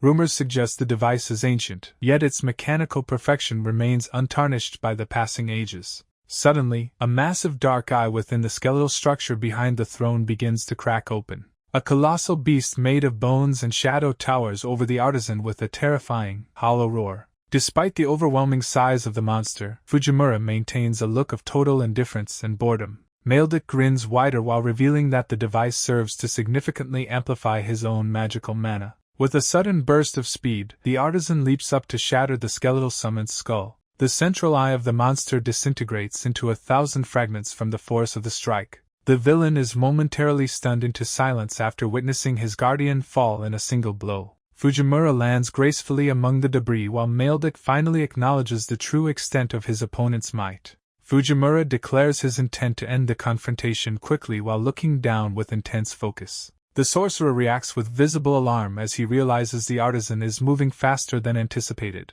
A heavy mechanical blow connects with a magical barrier that ripples under the immense force. The artisan shows a rare moment of strain while pushing against the magical defense. The specialized wrench grinds against the surface of the glowing hexagonal energy shield. Maledik taunts his opponent by claiming that no physical attack can penetrate his ultimate defense. The protagonist stands back while surveying the room after his initial strike is successfully blocked. Fujimura casually shoulders his tool and ponders the unexpected complexity of the magic in this world. The Dark Mage smugly explains that preparing for physical threats is a basic requirement for his kind. A comparative chart displays how the artisan's raw power aligns with the world's elite combat ranks. The craftsman narrows his eyes while listening to the villain's condescending explanation of power levels. Maledik admits that certain special abilities are a nuisance while leaning back in his seat. The humming technological cube begins to manifest a vortex of dark energy in the air. Fujimura watches as the surrounding atmosphere begins to distort under the weight of an incoming spell. Dozens of monstrous, toothy maws begin to tear through the fabric of the shadows. An endless tide of skeletal, fish-like beasts surges forward to overwhelm the lone artisan. The craftsman remains perfectly still and silent as the nightmare creatures swarm toward him. Maledic raises the glowing device to further amplify the magical assault against his stubborn foe. The villain laughs while challenging the artisan to find an escape from the massive surrounding horde. Fujimura's eye gleams with a sharp light as he activates his godlike reflexes to counter the attack. Fujimura tracks the trajectory of the lunging creatures with a focused gaze. A sharp-toothed beast zips past his head while he remains perfectly composed. The artisan blurs into several afterimages to evade a simultaneous strike from the horde. Maledic's wide eye reflects his disbelief at the protagonist's unnatural evasive speed. The craftsman stands casually amidst the wreckage of monsters that failed to hit their mark. He wears a confident smirk while mocking the quality of the sorcerer's summoned minions. The dark mage stares in silence as his overwhelming numbers prove completely ineffective. The remains of the fish-like beasts crumble into dust across the stone floor. A nervous onlooker peeks from behind the edge of a heavy reinforced door. The witness breaks into a cold sweat while watching the inhuman display of skill. Fujimura remains still while the hidden observer struggles to process the spectacle. The man's face contorts in shock as he realizes the sheer number of attacks dodged. The protagonist stares ahead with an unimpressed expression as the dust settles. Maledic breaks into a manic grin while shouting praise for the artisan's outstanding performance. The villain expresses a sadistic desire to dissect and analyze the craftsman's biological perfection. Reclining on his throne, the mage compares his current intrigue to a past elven subject. Fujimura asked for clarification regarding the identity of the person mentioned as a guinea pig. Maledic pauses for a moment while savoring the anticipation of his next words. The sorcerer gleefully reveals that his previous victim was a forbidden elf-demon hybrid. The hidden witness looks on with a pale face at the horrifying truth behind the experiments. Fujimura observes the unfolding chaos with a sharp and focused intensity. The group remains tense as they stand together in the middle of the debris. Frau and the young girl watch the silent elf warrior with growing concern. The hybrid elf stands battered and bloodied while struggling to stay conscious. Frau raises her specialized weapon with a steady hand to protect her allies. A mysterious aura suddenly flares up from behind the wounded elf. The stoic warrior clenches her fists as she prepares for a final stand. Beads of sweat roll down Frau's face as the pressure of the fight intensifies. She grips her mechanical firearm tightly while assessing the danger in the narrow room. Maledic comments on the irritating resilience of the elf's magical healing. The nearby warrior looks away with a scowl while plotting his own involvement. The dark sorcerer laughs from his throne while taunting the group's struggle. The spiky-haired fighter tells the mage to stay back while claiming the battle for himself. A fierce glare focuses on the target as a hidden strength begins to awaken. A violent burst of energy consumes the warrior as a physical change begins. Maledic smiles manically while describing the elite nature of this beast shift. Thick, dark limbs and sharp claws rip through the air as the form solidifies. The witness's eyes widen in terror at the sight of the unnatural evolution. A massive, muscular canine beastman looms over the battlefield with a savage aura. The predatory monster grins maliciously while preparing to launch a final assault. Frau's expression hardens as she stares down the new threat with beads of sweat on her brow. The monstrous beastman towers over the group while Frau readies her mechanical device during the standoff. A specialized gadget is held aloft to signify that any further healing attempts will be futile. Frau gasps in sheer disbelief as the overwhelming power of her opponent becomes painfully clear. The dark-haired elf remains silent while observing the enemy with a chillingly calm expression. The predatory monster leans in close to taunt Frau with a disgusting display of his hunger. A sudden flash of intense rage flickers within the elf warrior's eyes as she prepares to move. She launches a desperate frontal assault only to be met by the beastman's unbreakable defense. A deafening explosion of force erupts as the elf is violently repelled by a massive shockwave. Her face is hidden behind a curtain of black hair as she reels from the impact. A sudden spray of blood leaves her lips while her body begins to fail. The warrior collapses heavily onto the dusty ground while her companions watch in absolute horror. The beastman twists his muzzle into a mocking grin while savoring the sight of her defeat. Frau screams out in desperation as she rushes to cradle her fallen comrade's shaking body. The monster looms over them to mock the elf's tragic past and her escape from captivity. Another fit of coughing racks the warrior's lungs as she struggles to draw a single breath. The antagonist laughs manically while describing the heresy of her mana-stripped existence. Frau stares up in stunned silence as the dark truth of her friend's life is revealed. Memories of past anger resurface as the wounded elf processes the cruelty of the beast's words. The towering predator maintains his dominant stance while the group remains broken on the battlefield. Fujimura's face contorts with fury as he yells for everyone to flee the hopeless battle. Meanwhile, the elf warrior struggles to remain upright while her body shakes from extreme trauma. A devastating blow from the beastman suddenly lands squarely and sends her crashing down.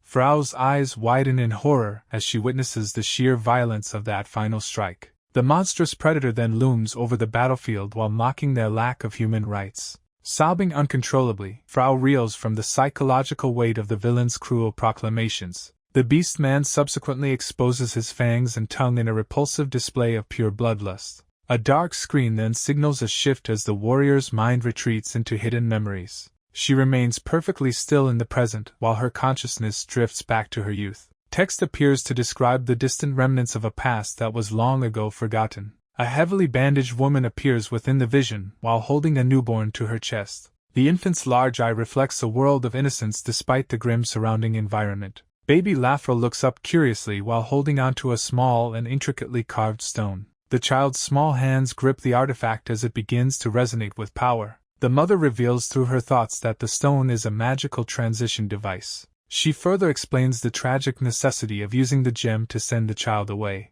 The little girl laughs and coos while the glowing object prepares for its activation. A final, gentle finger is extended toward the baby's reaching hand in a goodbye. The infant then tightly grasps her mother's hand for one last moment of warmth. The woman stands solitary in the barren landscape after the child finally vanishes. The mother casts her gaze downward in a moment of quiet, heavy resignation. She weeps through her scars while begging her child to live and find happiness again. Just then, a trio of armed hunters discovers her position at the tunnel's entrance. The mother quickly launches the glowing gemstone into the air to complete the spell. The vision shifts to a young girl standing solemnly in tattered clothes under a dark curse. A hooded woman later stands in the moonlight while clenching her hands to her chest. She cries softly but maintains a small smile while recalling the hope of finding friends. The echo of her mother's final command to survive resonates through a close-up of her eye. Back in the present, Fujimura looks on in horror as Elto staggers toward the beastman. The warrior positions herself as a living shield for Frau while her resolve takes hold. Dark panels describe her history of being used and hated by those around her. Frau screams in terror and begs Elto to stop this hopeless and suicidal defense. The elf warrior sheds tears as she declares that her life's true purpose is protecting Frau. With her long hair blowing wildly, she stands her ground and refuses to back down. Fujimura gazes at the warrior in stunned silence while witnessing her incredible display of will. A masked brute in a fur coat mocks the group's emotional dialogue as useless babble. He lifts a finger to trigger a glowing magical signal that pings into the air. Inside a nearby hall, a massive group of rowdy fighters stops eating to listen. The bandits cheer and grab their weapons while anticipating an easy victory over the intruders. Meanwhile, the beastman protests the intrusion because he insists on handling the fight alone. The masked villain continues his monologue about the foolishness of those who refuse to surrender. He leans in closer while emphasizing the crushing and undefeatable nature of their reality. Vitoai grits his teeth as the weight of the enemy's cruel words settles over him. He hangs his head in a moment of apparent weakness while hearing about inescapable defeat.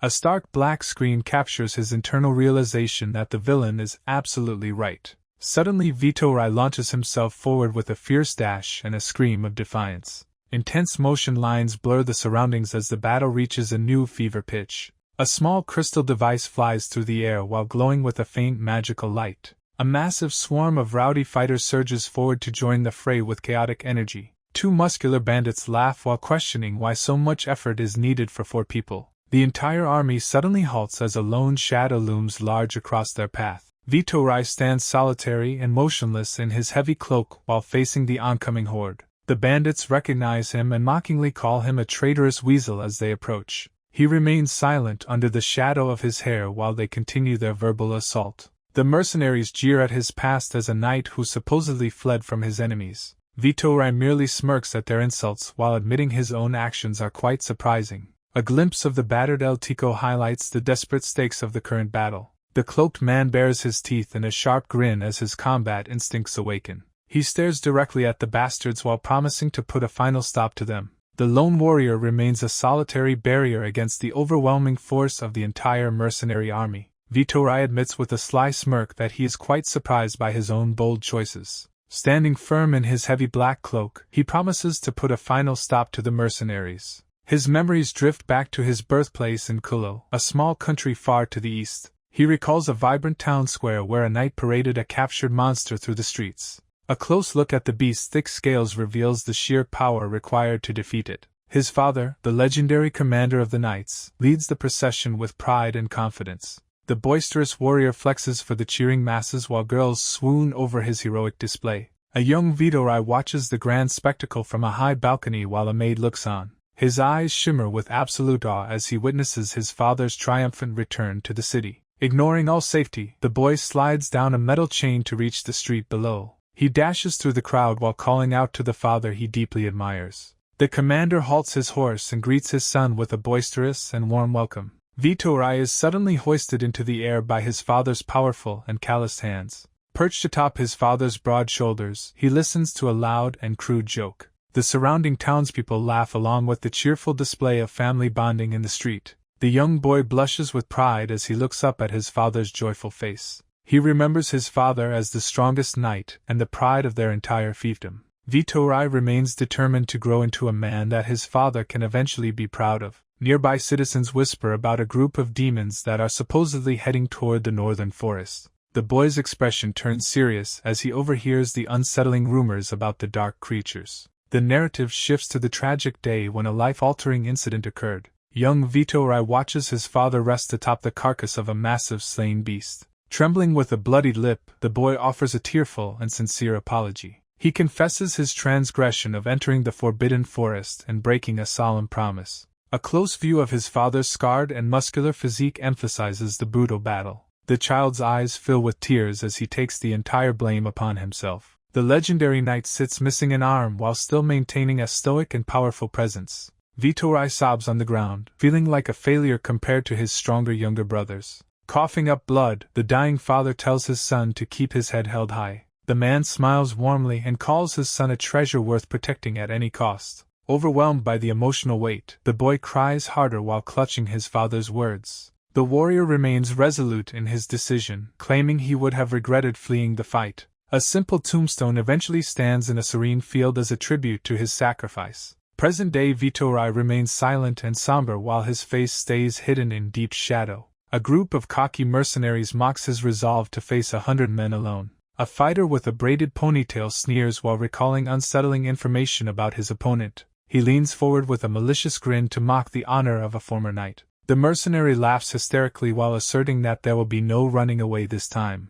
A different memory surfaces of a knight screaming in despair against a backdrop of chains. A terrifying skeletal entity with curved horns stands motionless among the heavy hanging links. Rain falls on Vitoai as he sits huddled against a cold stone wall. His hair clings to his face as he stares blankly at the ground, reflecting on a life that felt more like a slow descent into death. The memory of a blood-stained, smiling face flashes through his mind. He mentally apologizes to his father for the long and shameful detour he took. Standing before a solitary grave, a young boy mourns in a vast field. Tears stream down his face as the weight of loss finally breaks him. Years later, the man hides his pain behind a drunken grin in rowdy taverns. A dark, horned emblem of a skull represents the path he eventually chose. He acknowledges that his redemption might be coming far too late. Yet a genuine smile finally returns to his weathered and scarred face. A cherished memory of riding on his father's shoulders during a parade surfaces. Young Vitoai beams with joy, his eyes bright with admiration and hope.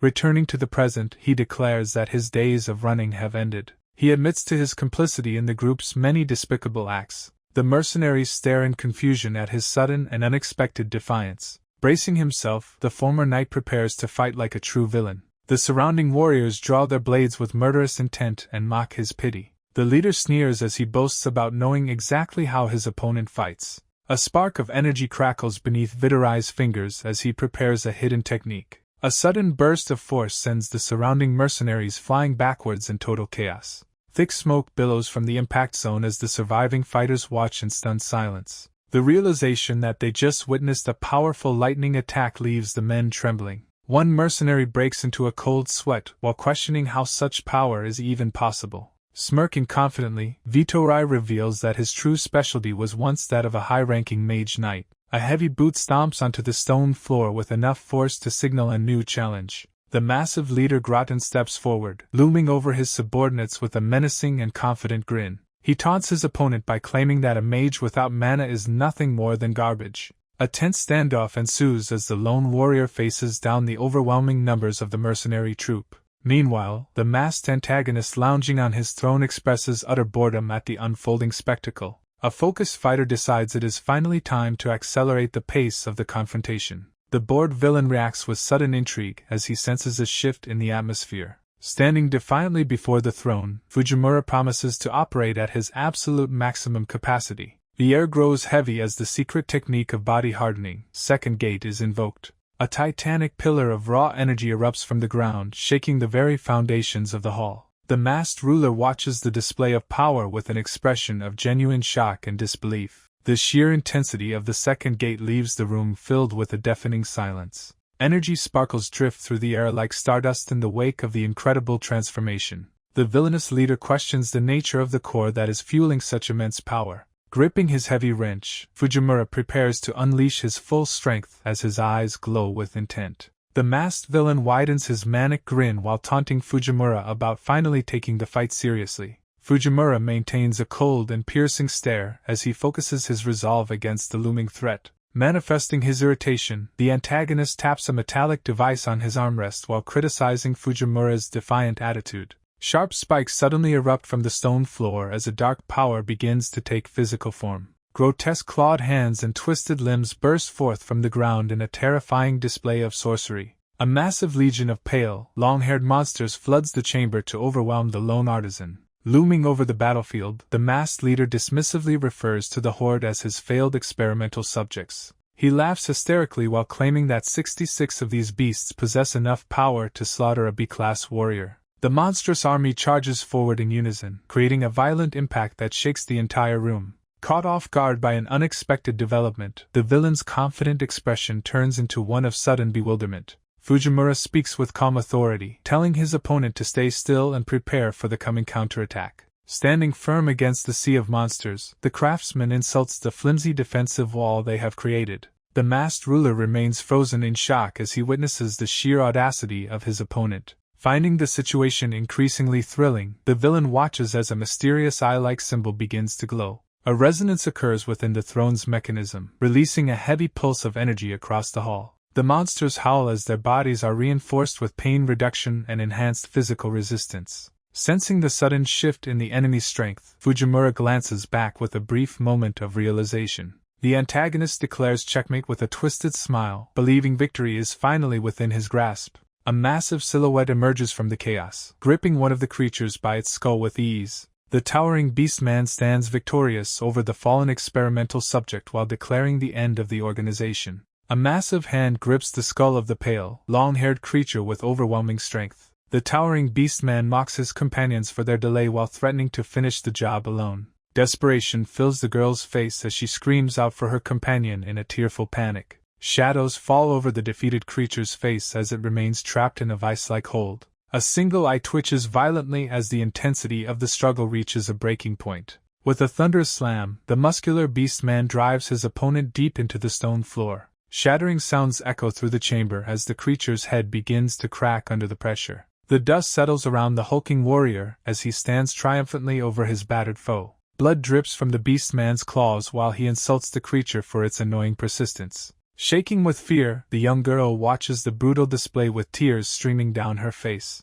The aggressor looks down at the kneeling figure, advising it to abandon all hope and surrender. Gritting her teeth, the girl struggles to process the violence unfolding before her eyes. Hidden behind a curtain of black hair, the pale creature stares downward in silent defeat. A faint and unsettling smile begins to creep across the creature's face despite its desperate situation. A massive, grotesque eye pulses with a surge of dark energy that ripples through the air. Fury twists the beastman's features as he declares that his mercy has finally run out. Muscles bulge along his arm as the warrior raises a massive fist to deliver a final blow. Labored breathing escapes from the creature as it huddles amidst the wreckage of the floor. The girl's eyes widen in absolute horror at the impending strike from the ruthless beastman. With a savage roar, the beastman brings his fist down to crush the life out of his enemy. Fujimura's face is partially obscured by his long hair as he struggles to maintain consciousness. A vision of Frau smiling warmly through her tears flashes through his fading mind. He mentally whispers a desperate apology to his companion as the darkness closes in. Blood trickles down his face while he continues to endure the crushing physical weight. The image of a serene woman with pointed ears appears in his final memories. He calls out to his mother in his heart as his physical strength fails. Frau watches in total despair as the beastman's fist makes a direct hit. A single terrified eye reflects the brutal impact of the warrior's finishing move. The world seems to narrow down as the life force within him begins to fluctuate. A massive shockwave erupts from the point of contact, sending dust flying everywhere. The victim's pupil dilates in shock as the force resonates through the stone floor. His head is forced violently into the ground under the beastman's immense power. Sickening sounds of breaking bone and stone fill the chamber during the execution. The light begins to fade from his eye as the brutal assault reaches its peak. The beastman stands back with a heavy thud, satisfied with the destruction he caused. He suddenly pauses in confusion, looking down at the wreckage with a puzzled expression. The victim's hair remains visible beneath the rubble as the dust starts to clear. A broken mechanical gauntlet lies discarded among the stones in the aftermath. The warrior growls in frustration as something unexpected interrupts his moment of triumph. The battered creature sways unsteadily while weakly whispering the names of those he lost. Fujimura lies face down in a pool of his own blood while his hand twitches. His fingers scrape against the stone floor as he tries to force out words. Tears mix with blood on his battered face while he wheezes out an apology. The smith continues to struggle for air, reflecting on the hardships his companion endured. Lafro watches in stunned silence, her own lip bleeding from the mental strain. Memories of cruel laughter from those who tormented her flash through her mind. A vision of her younger, broken self appears amidst the chaos of the present. Fujimura offers a blood-soaked smile, promising to protect her until his final breath. The memory of a gentle, tearful face provides a momentary sense of peace. A final command to survive resonates deep within the void of her consciousness.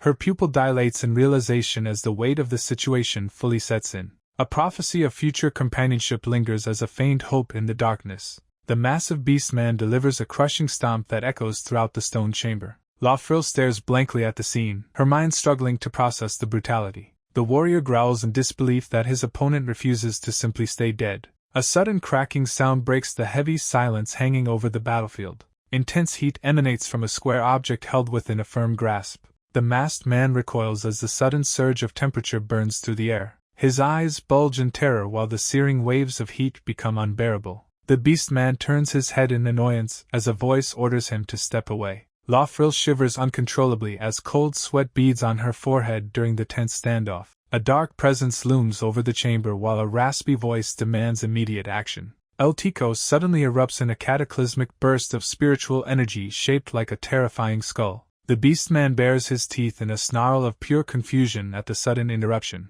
Standing over the broken body of the smith, the warrior demands to know who dares challenge him. Strands of dark hair whip through the air as the demand for Fujimura's safety is repeated. A blinding flash of white light consumes the room when Elto unleashes a howl of primal fury. The massive warrior clenches his jaw in shock as he senses the overwhelming pressure. He immediately leaps backward to put distance between himself and the explosive surge of power. Landing across the stone hall, the beastman watches the smoke clear with a wary gaze. He admits to himself that the killing intent radiating from the woman is far too intense. Meanwhile, the mysterious square seal begins to vibrate violently with a life of its own. The masked man struggles to keep his grip as the object becomes searingly hot to the touch. The metallic box shudders with an internal force that threatens to shatter its outer casing. Thick trails of steam rise from the device as the temperature reaches a breaking point. A sudden shift in the atmosphere leaves the onlookers paralyzed by a wave of shock. Lafro gasps in horror as she watches her companion reach the limit of her strength. Elto falls forward and hits the cold floor with a dull thud next to the fallen smith. Panting heavily, the masked man realizes that her raw power nearly destroyed his ancient seal. He stares down at the unconscious trio and realizes these strangers are far more dangerous than expected. The masked man decides he must eliminate the youth before the situation spirals further. A sharp eye fixates on the target with renewed and deadly focus. Fujimura stands tall amidst the wreckage of 100 defeated warriors. He points his wrench forward and declares that the masked man is next. The opponent stammers in shock at how quickly the smith returned to his feet. With a sudden burst of speed, Fujimura swings his massive tool in a wide arc. The masked man gasps as he realizes the speed of the physical transition. Fujimura smirks while claiming his powerful legs are responsible for the blinding movement. The assailant thrusts his hand forward to manifest a specialized defensive technique. A shimmering hexagonal barrier materializes to intercept the crushing blow. The wrench strikes with such force that the magical shield explodes into fragments. Stunned silence follows as the masked man watches his protection disintegrate. Fujimura dismisses the power of the wall as if it were absolutely nothing. His intense gaze remains locked on his prey through the falling crystalline shards. The masked man hastily employs flight magic to escape the reach of the wrench. Fujimura reaches behind him and prepares to launch a different kind of assault. Several heavy industrial bolts are hurled into the air with incredible velocity. The airborne metal surrounds the flying mage, who wonders about their significance. He stares at a single hovering bolt and questions why such small things are scattered. The metallic objects suddenly begin to vibrate and rotate into powerful localized cyclones. The masked man screams in agony as the rotating bolts create an unbearable pressure. He feels an overwhelming weight crushing his spirit and body into the cold stone. The assailant finally slumps to the floor while Fujimura watches with arrested wrench. Picking up a stray bolt, the youth remarks on how useful they are for swatting pests. He explains that these hardened projectiles form a lethal combination with his physical strength. With a light-hearted laugh, the smith notes that even small objects are deadly in his hands. Meanwhile, the fallen enemy grimaces through the pain while plotting a desperate final stand. A trembling hand reaches out to clutch a mysterious stone with intense focus.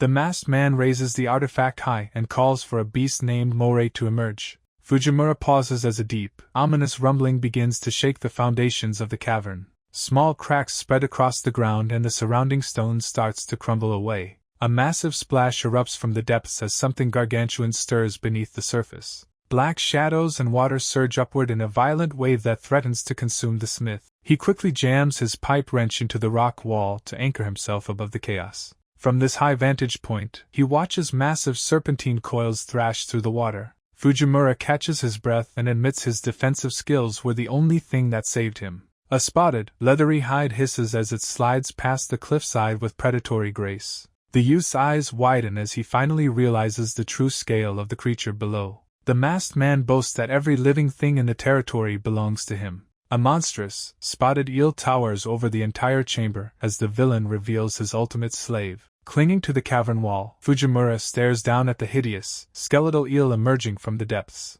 While the masked man sneers and boasts about the creature's rock-hard bones and lethal size, the blacksmith ignores the taunts and grips a heavy hexagonal spike with focused determination, deciding it is the perfect moment to test this specialized implement against the massive monster. A quick insight reveals the gad is a tool designed for chipping through the toughest materials. The villain grits his teeth in frustration and demands to know what the youth intends to do. Suddenly, Fujimura launches himself from the wall and soars high above the roaring beast's maw. He brings the spike down with a thunderous smash that sends shockwaves through the creature's skull, causing a single giant eye to widen in shock as the impact rattles the monster's senses. The gargantuan eel recoils in confusion, while the smith lands nimbly upon its leathery hide. Crouching atop his foe, the youth calmly taps his tools together to find the perfect rhythm, then sets the sharp point of the gad against a specific spot on the beast's back. With a powerful heave, he raises his massive pipe wrench high into the air. As the masked man watches with growing dread, he finally realizes the smith's terrifying intent. The heavy wrench descends like a falling star toward the head of the positioned chisel, erupting in a blinding explosion of force that shatters the creature's reinforced skeletal defenses. The villain stands frozen in the wake of the blast while fragments of bone rain down. He stares up in total silence, unable to comprehend the destruction of his ultimate servant. Standing tall amidst the floating debris, Fujimura reflects on his years of battling metal foes. Finally resting the wrench on his shoulder, he declares that mere bone is no match for his tools. Fujimura looms over the horizon while standing atop the massive carcass of his fallen foe, leaving the masked villain to tremble in disbelief as they question the young smith's true identity. The unrivaled craftsman maintains a stoic expression while resting his legendary pipe wrench across his shoulders, reaching for a specialized mechanical device that begins to hum with an intense magical resonance. He raises the megaphone to his lips to address everyone currently scattered across the chaotic battlefield. Elsewhere, the exhausted elf girl lies face down on the parched earth with her strength nearly spent. A single pointed ear twitches as the sound of Fujimura's amplified voice reaches her through the distance. Her eyes slowly flutter open while she struggles to process the blacksmith's determined call to action. Across the blood-soaked plains, dozens of fallen warriors lie defeated in the wake of a brutal conflict. A weary man with tattered clothes and long dark hair gasps for breath amidst the carnage. He hangs his head in fatigue as shadows stretch long across the desolate and broken terrain. Nearby, a young cat-haired girl cries out in desperation for Fujimura to save her companions. The smith's words provide a glimmer of hope as he urges his allies to hold on just a bit longer. With a fierce gaze, he vows to bring an end to the tyranny right here and right now. The villainous leader flinches in sudden alarm as the weight of the smith's conviction settles in. However, the surrounding horde of monstrous thugs erupts in mocking laughter at such a bold proclamation. Ignoring the ridicule, Fujimura leaps high into the air with his chisel and wrench held ready. A hulking beast man snarls with predatory malice while claiming that Fujimura is the one truly finished.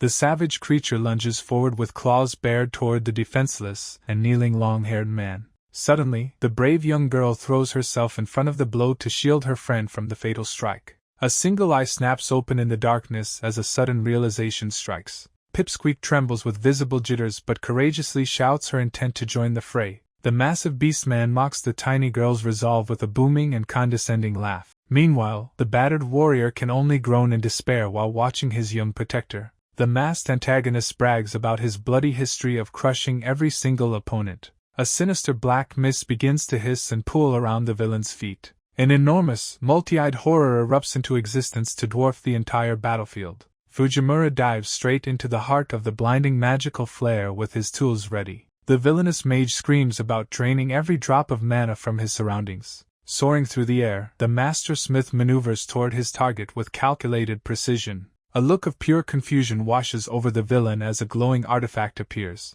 The specialized device hums with power as it enters a critical transition phase. Fujimura looks back with cold eyes and commands his enemy to remember the lives ruined. Images of a stolen childhood and a smiling girl flicker through the chaotic energy. Memories of intense suffering and the elderly's pain haunt the final moments of conflict. The antagonist shrieks in agony as he is forced to face the weight of his actions. Light flares around Fujimura's face as he delivers his final judgment upon the monster. The tip of the legendary chisel makes contact with a resounding thonk against the core. A massive burst of divine energy erupts to punish the wicked leader for his crimes. The entire area is consumed by a thunderous explosion that marks the villain's total defeat. Fujimura brandishes his heavy tools while offering a quick apology for his tardiness. A network of fine lines begins to spiderweb across the central stone seal. The structural integrity of the platform fails as massive fissures rip through the surface. A triumphant and predatory grin stretches across the master craftsman's face. Fragments of the shattered prison scatter as a soul is finally granted freedom. An oppressive atmosphere of gloom descends upon the remaining combatants. Pipsqueak remains rooted to the spot, trembling with sheer terror and confusion. The savage beastman raises a clawed hand and roars his murderous intent. A violent shockwave erupts as the monsters strike tears into the earth. Scanning the dust, the hulking warrior pauses with a suspicious and calculating gaze. A tiny glimmer of hope pierces through the suffocating wall of shadows. The monster hesitates, sensing a shift in the air that defies his expectations. His eyes widen in utter disbelief at the sight of an impossible presence. Frozen in place, Pipsqueak stares up as a shadow falls over her. The young girl gasps in wonder while her eyes reflect a sudden miracle. Silver hair flows like a river through the wind to signal a newcomer's arrival. A powerful hand reaches down to lift the small child from harm's way. The dark fabric of an ornate gown ripples as a regal figure manifests. A majestic elf woman towers over the battlefield while cradling the rescued girl. Fujimura watches the display with a knowing smirk of pure satisfaction. The weary traveler gazes forward with a look of heavy exhaustion and grim determination. Lafrel stands tall amid the swirling dust while sheltering the frightened child in her arms. The beastman snarls in a fit of rage and demands to know the newcomer's identity. She reveals her name with a cold and piercing stare that silences the battlefield. Meanwhile, in a distant tavern, two men share drinks while discussing their bleak prospects. They speak of a legendary financial capital where luxury and misery exist side by side. Dark stories of rampant crime and violent organizations fill the air during the conversation. The younger man gestures toward the distant castle towers that loom over the commoners. Rumors of corrupt ministers and aristocrats being bought by criminals stain the city's reputation. Cruel taskmasters on horseback whip the downtrodden through the crowded and filthy streets. A bedraggled laborer looks up with eyes that have long since lost their spark. A jagged mark burned into flesh serves as a permanent reminder of a slave's status.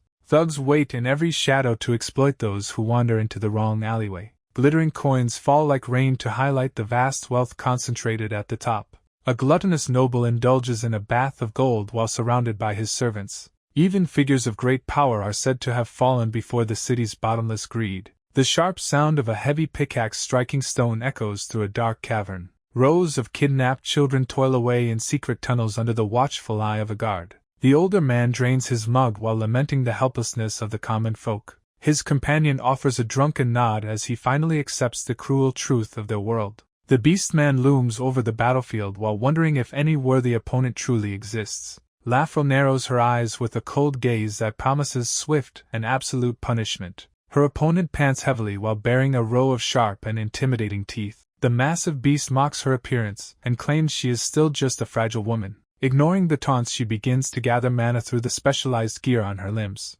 Fujimura watches with a confident smirk as he explains the function of the artisan equipment. A tight focus on her eye reveals a deep concentration as the magic begins to flow. The beastman flexes his mountain of muscles to boast about the superiority of raw power. Dark energy begins to swirl violently around her boots like a rising storm. The rhythmic pulse of mana intensifies as her feet finally lift away from the dusty earth. Soaring upward, she floats gracefully while dark ribbons of energy dance around her frame. Stunned by the display, the beastman realizes he is facing a powerful levitation spell. He sweats nervously while questioning the nature of the ominous black wind filling the air. With a sharp motion, she directs the dark mana to encircle the entire combat zone. The confused monster stands his ground as the shadows begin to close in on him. She unleashes the black prison spell to trap her enemy within a massive dark vortex. Caught in the swirling chaos, the beastman cries out in a fit of pure desperation. He clenches a massive fist in a futile attempt to crush the surrounding magic. Raging against the dark walls, he tries to force his way out of the trap. The sound of snapping and cracking magic fills the dark void as the prison holds firm. The beastman lunges forward with a massive clawed hand to break free. Lafra watches him through a narrowed and cold eye as she prepares her next move. A sinister skull insignia glows brightly on the palm of her outstretched hand. She invokes the mass-bearing gale to crush her opponent with overwhelming atmospheric pressure. The monster collapses to his knees while screaming in agony under the invisible weight. His heart hammers against his ribs as he realizes the true scale of her power. Debris falls from the sky while the panicked creature struggles to remain upright. Staring upward, he sees a singular point of darkness manifesting in the swirling sky. Lafrel hovers within the eye of the storm like a vengeful deity of the winds. She crosses her arms and looks down at the beast with cold indifference. Her expression remains mask-like as the thorns of her crown catch the dark light. Trapped in the center of the clearing, the beastman shrinks under her gaze. Fujimura watches the display with a proud grin while offering words of encouragement. He urges her to unleash the full untamed fury of her signature winds. Pieces of specialized artisan armor begin to fly toward her through the dark mana. The equipment snaps onto her limbs with mechanical precision amidst the howling gale. She activates her armed black gale form to achieve a state of instant full armor. The monster gapes in total shock as he witnesses the transformation complete. Leaning in close, she whispers a final judgment to her trembling foe. She delivers a bone-shattering kick that sends her opponent flying across the field. The towering beastman looms over a small fallen child with an air of absolute authority, while the victim lies broken on the ground as blood pools beneath their bowed head. A sharp twinge of rage flashes through a reptilian eye as the creature snarls in fury. But suddenly Lafra launches herself into a high-speed spinning strike that tears through the air, causing the monster to stammer in disbelief as he is caught completely off guard. As he struggles to track her movement while gasping at the impossible speed of her approach, panic sets in as the creature realizes he must retreat from the impending disaster, only for Lafro to connect with a devastating superstorm kick that generates a massive shockwave. The sheer force of the blow causes the ground and the monster's defense to crack violently. Then a thunderous explosion echoes through the clearing as the beast is blasted backward, while the atmospheric pressure shreds the monster's form until nothing but a dark mist remains. Standing amidst the dissipating energy, Lafro remains composed as the winds slowly died down. She looks on with a cold and detached gaze as the battle finally reaches its conclusion, before a triumphant and wide grin spreads across an observer's face in the quiet aftermath. Fujimura raises a megaphone to shout a mocking announcement to the remaining enemy lackeys. The confused mob of soldiers listens as their top guard dog is declared permanently out of action. A stunned soldier stares wide-eyed as he asks for clarification on the sudden announcement. Meanwhile, a battered warrior struggles to maintain a weary smile despite his heavy injuries. A young survivor looks up with tear-filled eyes as the weight of the moment hits her, and the small child bursts into uncontrollable sobs while clutching her hands together in relief. Fujimura continues his taunt, calling the enemy soldiers sore losers through his megaphone. His smirk grows wider as he relishes their visible confusion and defeat. The remaining soldiers stand frozen as they realize their strongest fighters have been neutralized. One tattooed henchman breaks into a cold sweat while contemplating the overwhelming strength of the attackers. A bloodied ally smirks knowingly while predicting the imminent arrival of his powerful companions. The sudden realization of their situation causes the nearby thugs to tremble with uncontrollable fear. Absolute panic erupts among the ranks as the enemy forces begin to flee for their lives. The exhausted warrior finally slumps against the stone wall while letting out a heavy breath. He reflects on his survival with a weary look while the dust of battle begins to settle. Elto smiles through her tears and injuries while celebrating their improbable victory. However, Lafro begins to sway unsteadily as the strain of her power takes its toll. She suddenly collapses face forward onto the ground with a dull thud. A faint hissing sound rises from her body as her extreme magical energy starts to dissipate. Elto watches in horror as her companion remains motionless on the cold earth. A dying enemy coughs up blood while mocking the price of her overwhelming transformation. The broken monster wheezes as he points out the physical limits of her awakened form. He stares with a singular malicious eye while declaring that she is as good as dead. Fujimura looks on while acknowledging that seeing her true power was a worthwhile sight. He remains silent for a moment with a stoic and unreadable expression on his face. But his gaze sharpens with fierce resolve as he vows to prevent her from dying. Fujimura crouches low to the ground and delivers a sharp slap to the floor, pressing his hand firmly against the stone to establish a connection with the surrounding environment. He focuses his mind on navigating the depths of the high-caliber dungeon to locate his target. His thoughts turn toward the mechanical weaponry and cores that he intends to track down precisely. Closing his eyes, he begins the delicate process of sensing magical energy patterns within the earth. Elto stares at him with a mixture of shock and disbelief at the legendary technique being displayed. Fujimura internally challenges the unique power of his own eyes to reveal the hidden truth. His singular eye snaps open and emits a blinding flash of divine clairvoyant energy. A massive grid of white light suddenly erupts across the dark landscape to map everything in sight. The reach of his perception continues to expand outward with even greater intensity. The luminous mesh stretches across the horizon to encompass the entire area of the battlefield. It grows even larger as it pierces through the darkness to reveal every hidden detail. The force of his vision strengthens to its absolute peak while searching for a specific signature. A distant mechanical object is finally illuminated deep within the void of his mental map. He activates the Tushigan Eye of Clairvoyance and locks onto the exact coordinates of the core. The ground beneath him trembles as he prepares to utilize the position he just discovered. Magical rings on his fingers begin to crackle with an intense and volatile electric charge. He readies himself to transition across space using the power of his enchanted jewelry. The companions stand tiny against the vast backdrop of the cliffside while the plan unfolds. Elto watches in breathless silence as she realizes the true scale of Fujimura's hidden capabilities. Long dark tresses of hair sprawl across the ground in a moment of heavy silence. A single eye opens wide in disbelief as a shocking realization takes hold. The stoic companion looks down with a steady gaze at her fallen comrade. A hand grips the earth with determination as a desperate command is whispered. The calm elf warrior clasps her hands together and focuses her inner strength. A young girl screams Elto's name through a face covered in tears and sweat. A massive energy pulse ripples through the area while the warriors remain prone. A tearful eye remains fixed on the scene in a state of absolute terror. Elto's eyelid begins to flutter and close as she drifts toward unconsciousness. A strange mechanical tool releases a puff of steam upon its activation. Fujimura stands tall and confidently brandishes a small firearm before his companions. He smiles warmly and commends everyone for the spectacular display they put on. The small beast girl breaks down into messy sobs of pure relief and joy.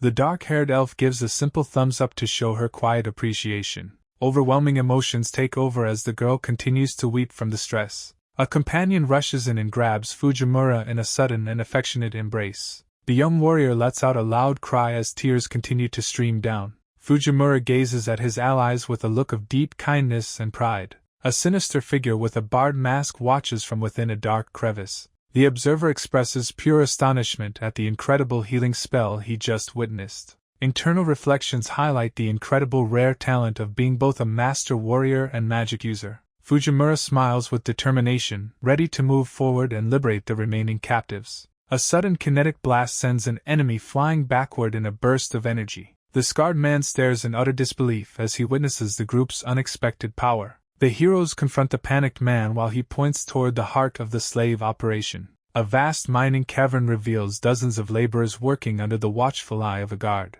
The cruel overseer laughs with twisted glee while overseeing the miserable scene below. A heavy metal wrench flies through the air and connects forcefully with the guard's head. The defeated driver tumbles from his high vantage point as the heroes look down. Fujimura pulls out a megaphone to broadcast a message of hope to the entire cavern. The weary workers look up in shock as they realize their liberation has finally arrived. Heavy iron chains and shackles lie discarded and broken upon the dusty floor. A wave of celebration sweeps through the cave as the people rejoice in their freedom. One emotional survivor jokingly offers a marriage proposal amidst the sniffles of relief. The young beast girl tugs at Fujimura and directs him toward another hidden area. The pair travels together into the deeper recesses of the dark and jagged tunnels. They eventually reach a set of sturdy iron bars sealing off a quiet cell. An elderly man sits perfectly still with a calm expression on his face. The captive elder remains in deep meditation while sitting cross-legged on the cold ground. Fujimura looks on with a heavy heart and expresses his deep disdain for the kidnappers. Fujimura uses a jagged saw to slice through the thick iron bars of the prison cell. The blacksmith carries the small, serene elder on his back while walking out of the dark tunnels. The group reunites in the center of the vast mining cavern with the rescued laborers watching them. An elf companion smiles warmly and inquires about where the blacksmith had wandered off to. Fujimura laughs heartily while patting the elder's head, admitting he nearly mistook the man for a statue. His hand rests casually on the smooth head of the monk-like figure who remains perfectly calm. The elf woman stares in absolute shock as she witnesses the blacksmith's incredibly disrespectful behavior. Fujimura continues to playfully rub the elder's head while joking about his lack of magical senses. The stunned companion points a finger and identifies the old man as the legendary Great Sage of Bonus. Fujimura reacts with a blank and skeptical expression, doubting the prestigious identity of the small captive. The elder smiles gently as his history as a pinnacle of knowledge and light magic is revealed. The Great Sage looks up with a twinkle in his eye and considers how to show his gratitude. A sudden realization causes Fujimura to recoil in surprise while the liberated crowd looks on. The old man maintains his calm and somewhat mischievous demeanor despite the chaotic reactions around him.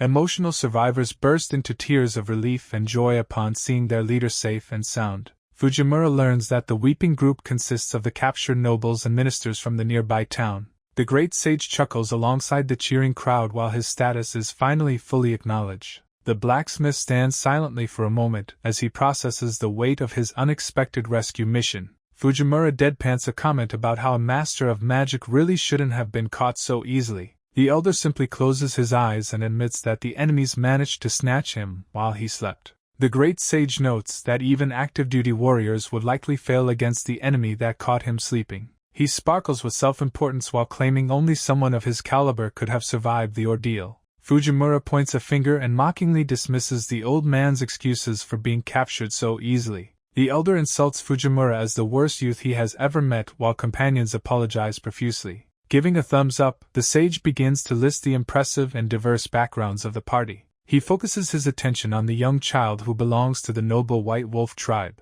The legendary elder remarks on the intriguing lineup of formidable individuals that Fujimura has gathered together. The cleric looks bewildered and asks for clarification regarding the specific magical term lantern flame. Sighing at her ignorance, the Great Sage realizes she is unaware of her own rare magical talent. He explains that lantern flame magic produces both explosive heat and potent healing abilities at once. The cleric's eyes widen in absolute shock as the elder mentions a woman named Maris von Freya. She rushes forward and grabs the sage, desperately asking if he truly knew her deceased mother. A close-up reveals the young woman's intense and trembling expression as she processes the sudden news. The great sage looks thoughtful while considering the young woman's claim that her mother is dead. He questions the certainty of that death, causing the cleric to gasp in utter disbelief. The elder reveals that there have been sightings of the woman in the beast-man country of Fanga. The cleric stands paralyzed with hope and confusion after hearing about the distant beast-man nation. A map of the surrounding regions appears as the sage identifies a rural area in Fanga.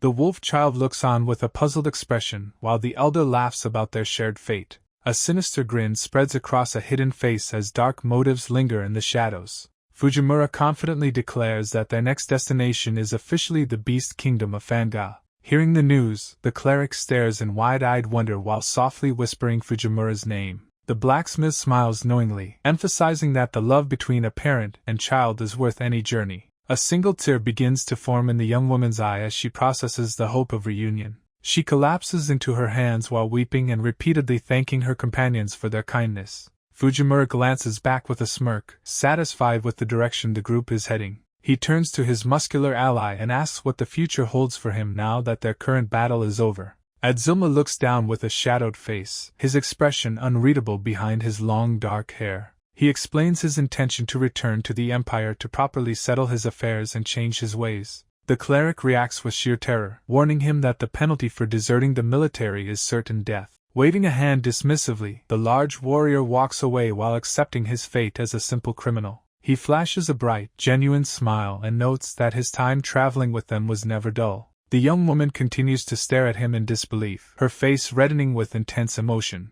From across the clearing, the small elder calls out and invites Adzuma to come work for him. The battle-hardened man stops in his tracks and looks back with a look of pure confusion. The elder explains that the reconstruction efforts require more capable hands for those seeking atonement. Scratching his head in frustration, Adzuma argues that his reputation will only bring more trouble to the village. The creature and several villagers cheer in unison, promising to hide him via a statewide cover-up. A gruesome memory of a bloodied and screaming knight flashes through the warrior's mind. He stares into the distance with a troubled gaze while grappling with the weight of his past. The elder reassures Adzuma that it is never too late to begin a new life. Fujimura reinforces this sentiment by delivering a sharp, encouraging slap to the warrior's back. Wearing a confident smirk, the blacksmith tells his ally that the offer sounds perfect. He lets out a boisterous laugh while advising the youth to embrace failure and resilience. Adzuma's eye widens in shock as the weight of these kind words finally sinks in.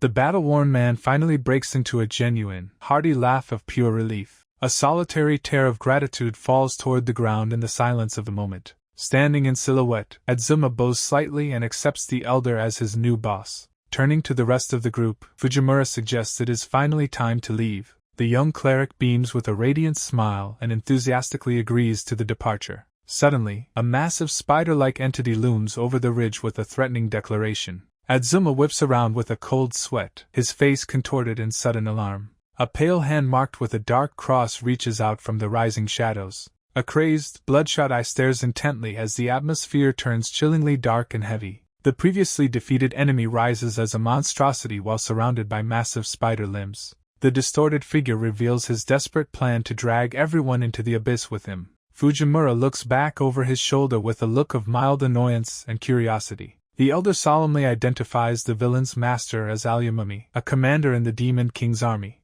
A vision of spectral hands shows the reach of the commander's influence across the continent. The dying villain confesses his greed-driven goal of seizing riches to weaken the Empire's defenses. The villain's bloodshot eye reveals his final goal to produce a vanguard of demons. The young cleric recoils in horror, questioning how anyone could betray their own kind. A vision of the commander Alamumi appears with a cold and piercing gaze. Deep within the rising shadows, a singular eye twitches in the dark void. The surrounding space begins to crack and splinter under the weight of dark magic. The broken villain falls to the dirt with a heavy and final thud. The elder observes that the enemy is physically restored but completely drained of mana. Massive skeletal structures suddenly erupt from the ground and reach toward the sky. A shadowy monstrosity stretches out its hand as it rises from the rubble. The master notes that those cornered will often sacrifice themselves to use forbidden arts. The girl stares in disbelief as the ancient magic manifests in the world again. A stitched heart beats rhythmically inside the chest of the skeletal beast.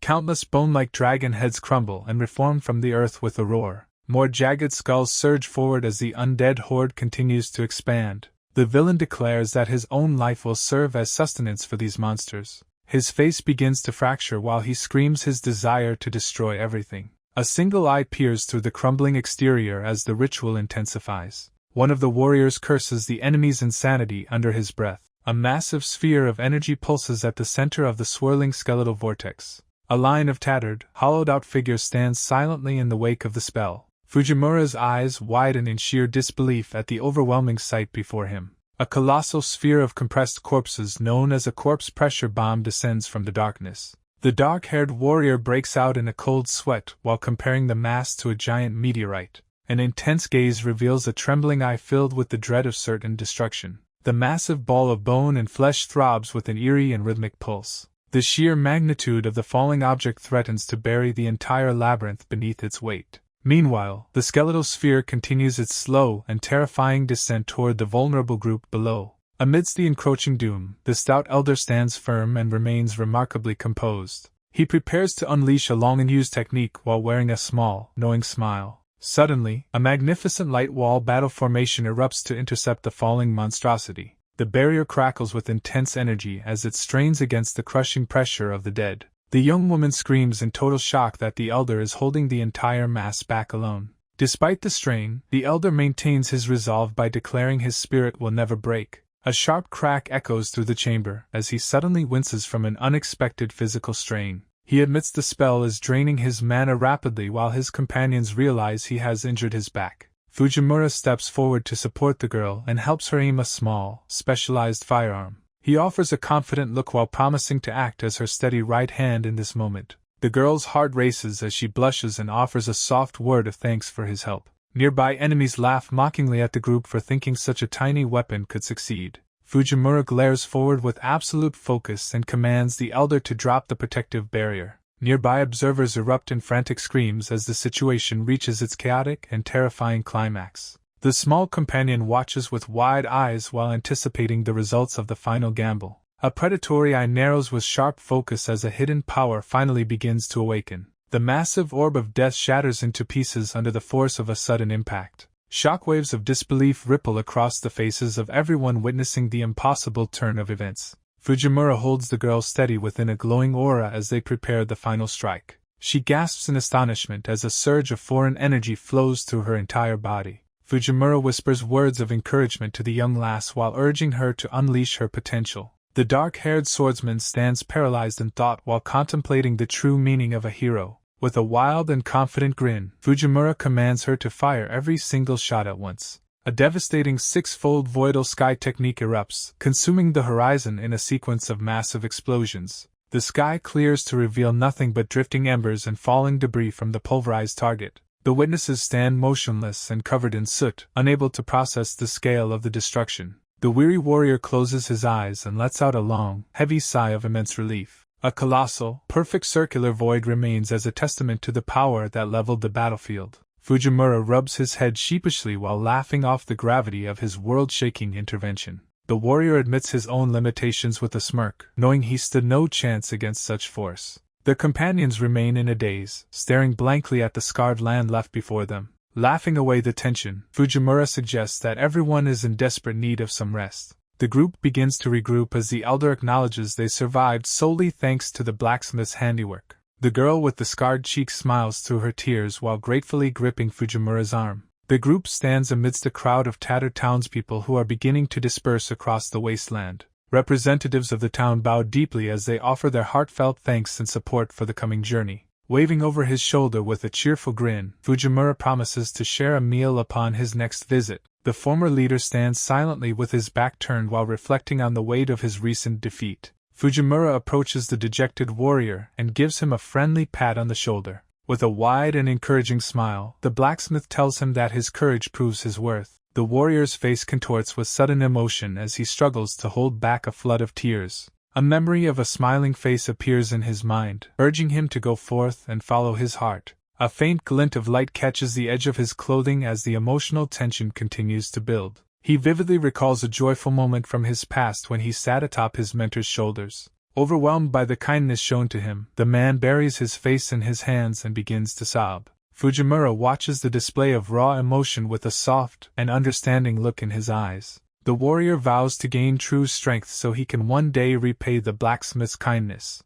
Suddenly breaking the somber mood, Fujimura declares that he is feeling incredibly hungry. The young girl stares blankly in complete confusion at her companion's sudden shift in attitude. A thunderous roar of hunger erupts from Fujimura as he stands in the center of a massive shockwave. She gasps in panic while asking if something is wrong with the blacksmith's health. Swaying back and forth with a clouded gaze, he turns toward the great sage for an urgent answer. Fujimura's face trembles with hilarious intensity as he desperately asks the elder if he knows where tobacco is. The sage stares blankly with an unimpressed expression as the blacksmith waits for a response. Dismissively turning his head away, the elder claims to have no idea where to find tobacco. Fujimura snaps in frustration and demands the old man think harder about the smoking leaves. Mocking the sage's title, the blacksmith grumbles that back pain is his only real qualification. The elder shoots back a spiteful look while declaring he would never share that information. A voice suddenly calls out to Fujimura as the bickering pair pauses to look back. A massive pillar of dark smoke erupts nearby while someone screams about their lost hope. While Elto stands calmly, the sage and Fujimura continue to trade insults regarding their hair. A scarred warrior wearing a blindfold offers a gentle smile during a moment of reflection. A solemn vow to live on for the sake of another appears in bold text. Chaos breaks out as the young girl screams while the others tumble in a heap.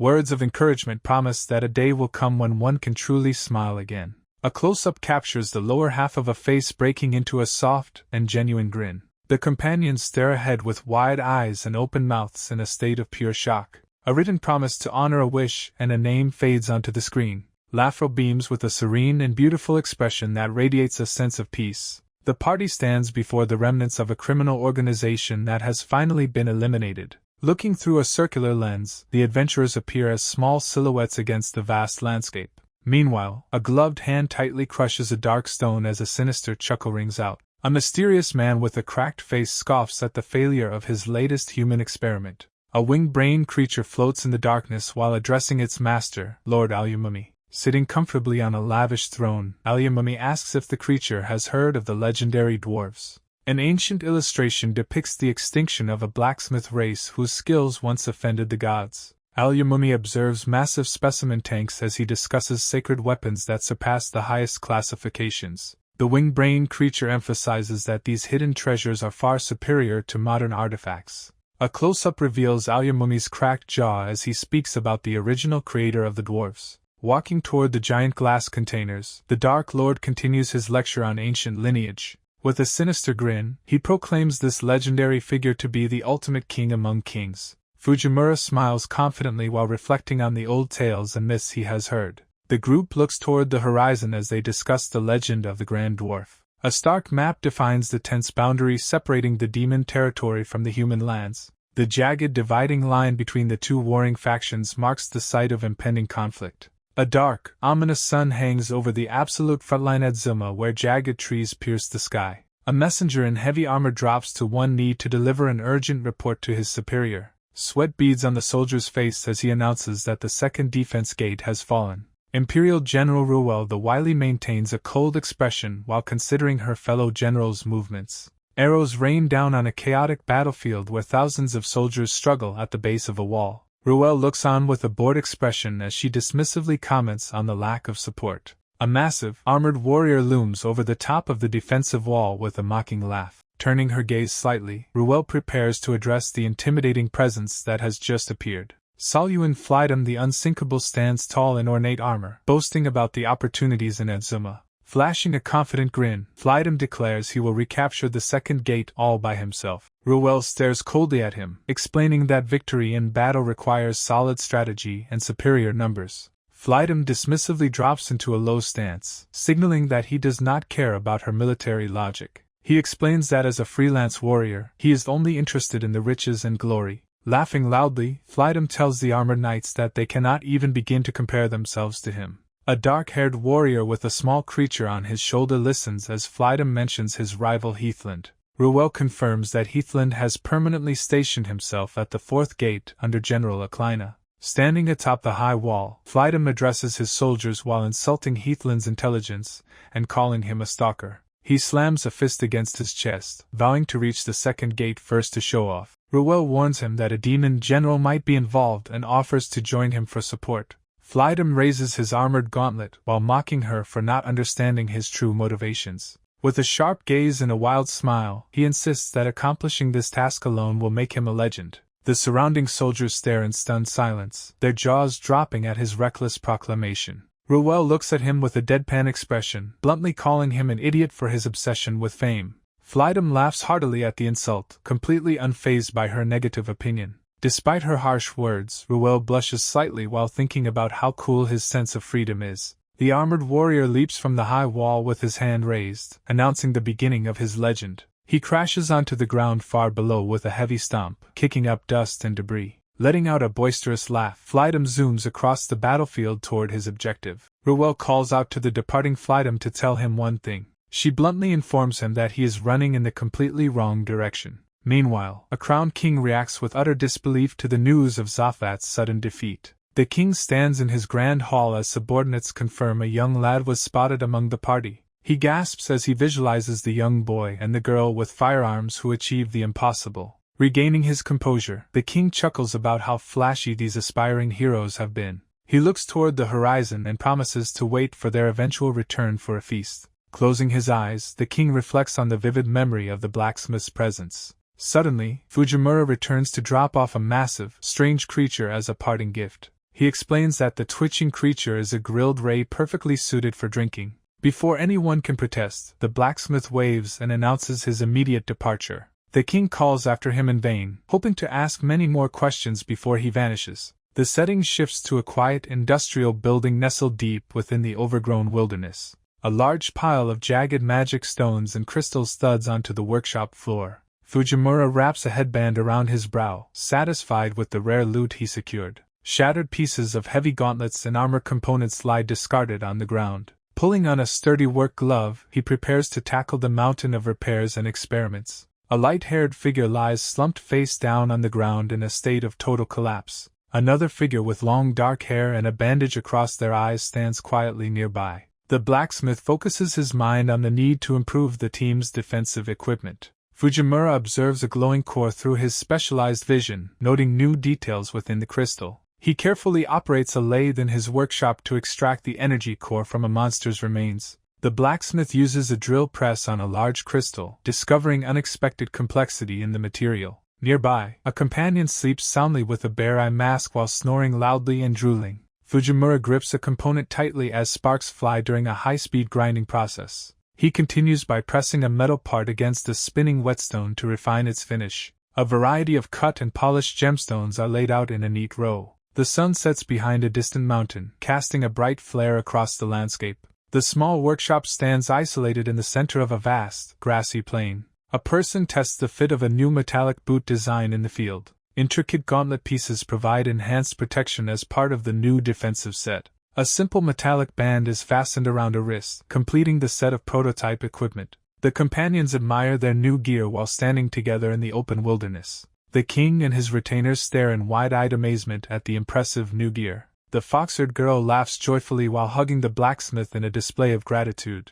Ruel looks down at her new gauntlet with a soft expression and promises to cherish it. The blacksmith hops into his small truck to depart while the king watches from the field. The bearded king asks with genuine curiosity about the group's next intended destination. Leaning out of the truck window, Fujimura and the girls announce they are heading to White Wolf Village. The small utility vehicle drives away across the grassy field as the blacksmith waves goodbye. The king's jaw drops in utter shock at the group's reckless choice of destination. Sweating and trembling, he repeats the name of the tribe with mounting dread. A masked advisor looks on silently with a questioning gaze from behind his wrap. The figure explains that the White Wolf tribe is the most powerful among all beastmen. Vivid depictions of the treacherous forest reveal a place where only the strongest survive. The king continues his frantic warning about the various dangers lying further ahead. He stresses that these warriors are infamous for their intense hatred toward all humans. Standing alone in the field, the king watches as the travelers disappear from sight.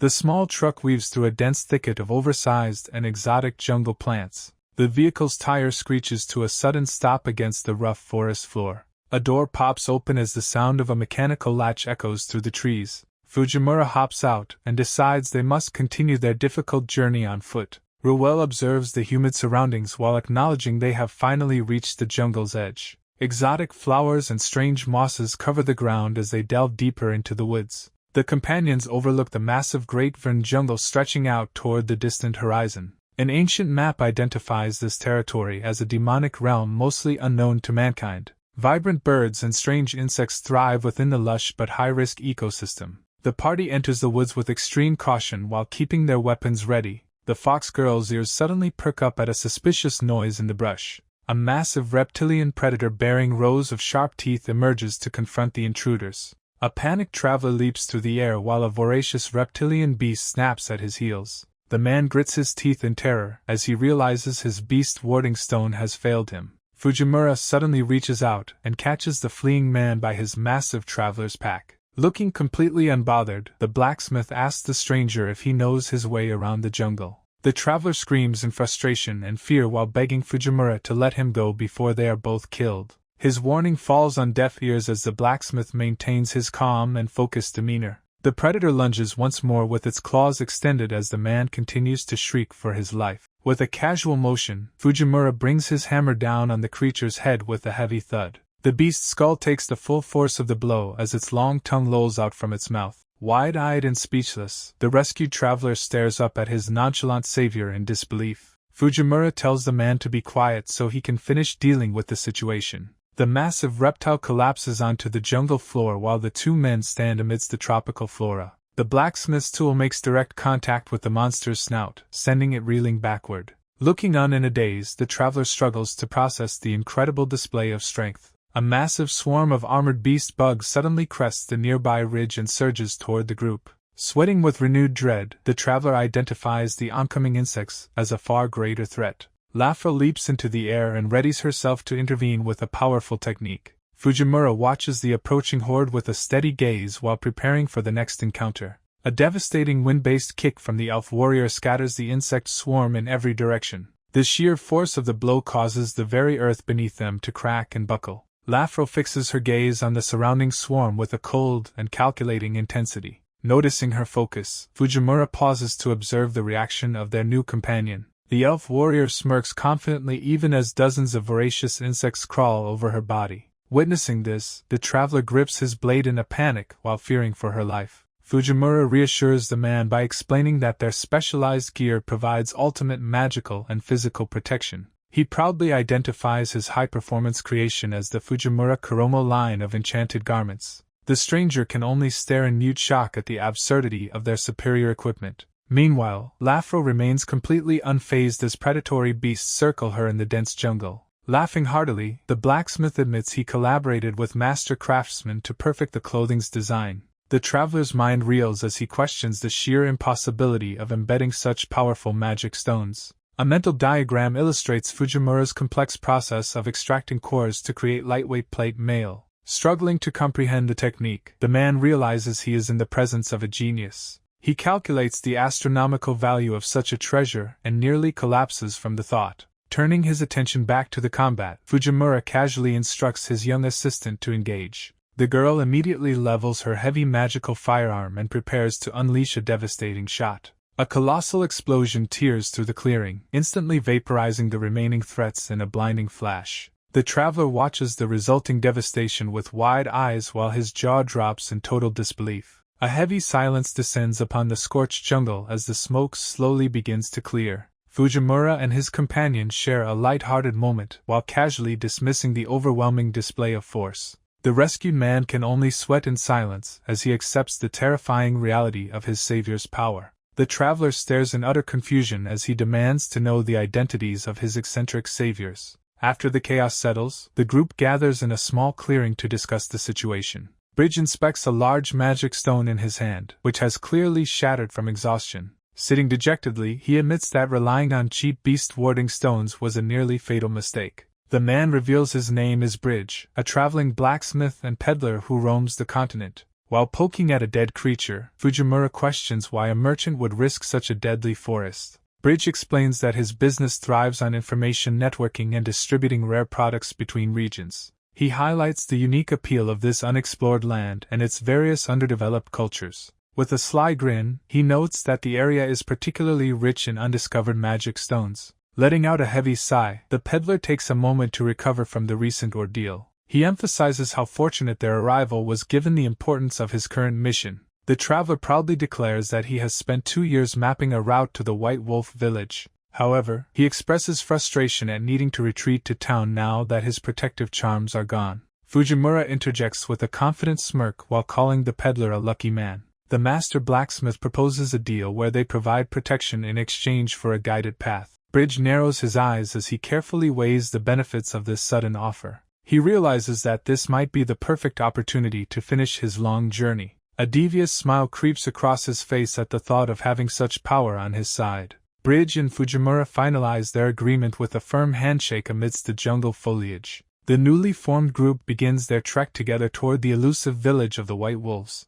Bridge reacts with wide-eyed terror as he describes the dangers lurking within the forest's deepest reaches. The peddler reveals that they will use ancient teleportation stones scattered throughout the woods to travel. A pillar of magic light surrounds the group as they activate a monolith to leap across great distances. They arrive on the summit of a towering rock formation overlooking a landscape littered with giant bones. Navigating the hazardous terrain, they narrowly avoid a colossal serpent emerging from a murky swamp pool. The journey persists well into the night under a star-filled sky and a bright crescent moon. Danger strikes again when a massive feline predator pounces toward Bridge amidst the thick jungle brush. The group pauses at the precipice of a massive waterfall while giant dragonflies hover nearby. They eventually reach a high ridge that offers a clear view of a legendary giant tree. Bridge suddenly finds himself suspended in the air after being snatched by a carnivorous pitcher plant. After his rescue, he points toward a massive black spire that serves as a final navigational marker. The group observes the light glinting off the monolith's peak as they prepare for the final leg.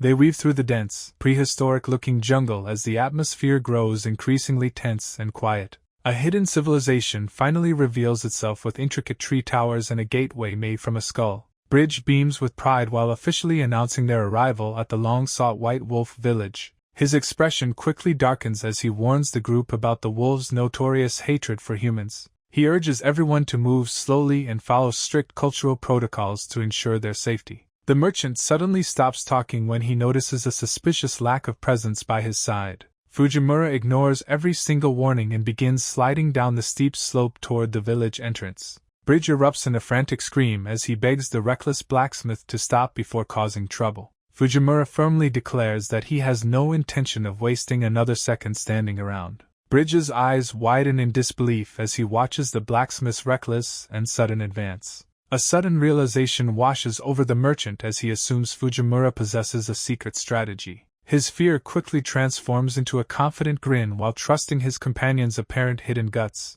Shifting his heavy pack, Bridge prepares to follow the group with a newfound sense of boldness. A row of hollow-eyed wolf skulls stares back at them from the shadows of the brush. The group suddenly finds themselves completely encircled by dozens of towering, fur-clad beastmen warriors. Bridge leans in close to whisper a frantic question about the actual plan for survival. Fujimura dismisses the concern by casually betting that the wolves wouldn't dare harm women or children. Their elven ally trembles with anxiety while pleading for everyone to avoid any further provocations. The merchant's face pales with sheer terror upon realizing that there is absolutely no plan. The young wolf girl they rescued grips Fujimura's sleeve with trembling hands and wide, fearful eyes. A heavy staff thuds against the dirt as a powerful voice demands to know their purpose. 3 imposing village elders clad in thick pelts and bone spikes loom over the party. Murmurs ripple through the crowd of warriors as they scrutinize the strange human visitors. Standing his ground in the clearing, Fujimura prepares to address the hostile assembly of beastmen. He places a reassuring hand on the young wolf girl's head while announcing his peaceful intent. The child stares back at her kin with a mixture of exhaustion and silent uncertainty. An elder's mask remains fixed on the group with an unreadable and intimidating gaze. Fujimura faces the overwhelming threat with a calm smirk and a steady pair of eyes. The village elders agree to take the rescued wolf girl back into their care. A single cold eye watches the group from behind a jagged bone mask. The elder commands the party to leave immediately while refusing to trust humans. Bridge lunges forward in a desperate attempt to explain their long journey. A wall of spears suddenly slams into the ground to block his path. Tilting his head back, the elder releases a deep and weary sigh. He gestures toward a massive clearing filled with hundreds of rusted grave markers. Fujimura gazes at the endless sea of weapons with a somber expression. The elder recounts centuries of persecution and war against the human clans. A haunting image depicts a black dragon laying waste to their people. They approach a high mound at the very center of the sacred graveyard. Fujimura maintains a steady and analytical gaze while listening to the tragic history. The sun glints off the jagged edges of a massive, ruined blade. The elder reveals the shattered remains of the legendary battle axe of Lord Lupus. He explains that the destruction of this treasure broke their very souls. Bridge inspects the ruins and declares the great weapon to be beyond repair. The elder reiterates that their trust in humanity is gone forever. A sharp and determined grin suddenly spreads across Fujimura's face. The Beastman leader reacts with stunned silence to the humans' unexpected reaction. Fujimura challenges them to trust the hands of a blacksmith who can fix it. The group stands before the sacred mound where the legendary axe rests under a pale sun. The blade of the ancient weapon reveals intricate carvings and a hollow slot for a magic stone. Looking up with wide and sparkling eyes, the young wolf girl feels her heart racing with hope. She stands proudly beside her father as he welcomes her back to the sacred site. A silhouette of the heroic Lord Lupus depicts him wielding the axe with world-shaking power.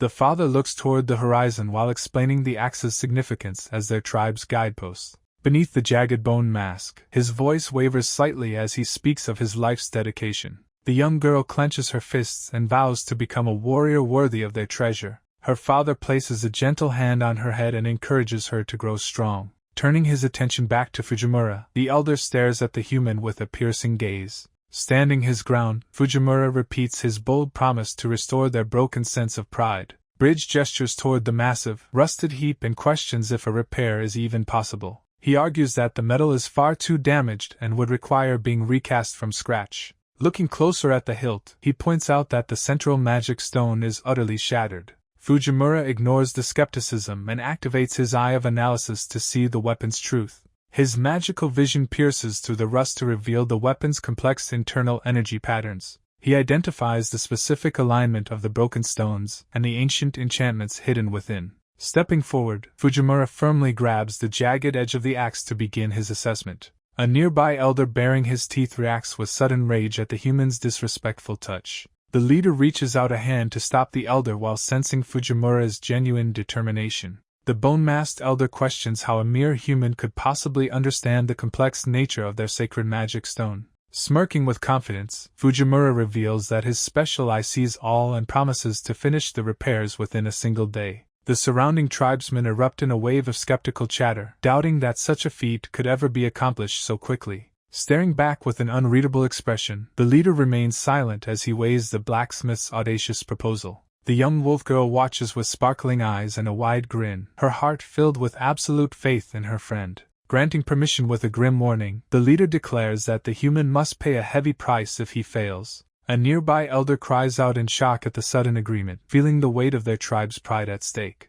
Undeterred by the threat, Fujimura reaches into a glowing magical circle to pull his professional equipment from thin air. Bridge stares with his mouth agape, utterly stunned to discover that the blacksmith possesses a legendary spatial storehouse ability. With a firm grip, Fujimura tightens his protective leather gloves to ensure his hands are ready for the task. Snapping his welding visor into place, he announces his intention to utilize the power of arc welding on the relic. The arc welding process requires extreme heat to melt and bind metals together into a single solid piece. Starting the restoration, Fujimura applies a spinning grinder to the ancient blade to strip away centuries of stubborn rust. He works with focused precision to carve a deep groove into the metal, preparing the surface for a perfect bond. Careful groove machining ensures the joints are properly shaped to create a strong and high-quality weld. A heavy-duty clamp is secured onto the metal piece, locking it down to prevent any movement during the high-heat process. Sliding a specific welding rod from its container, the blacksmith carefully chooses the best material for this unique repair.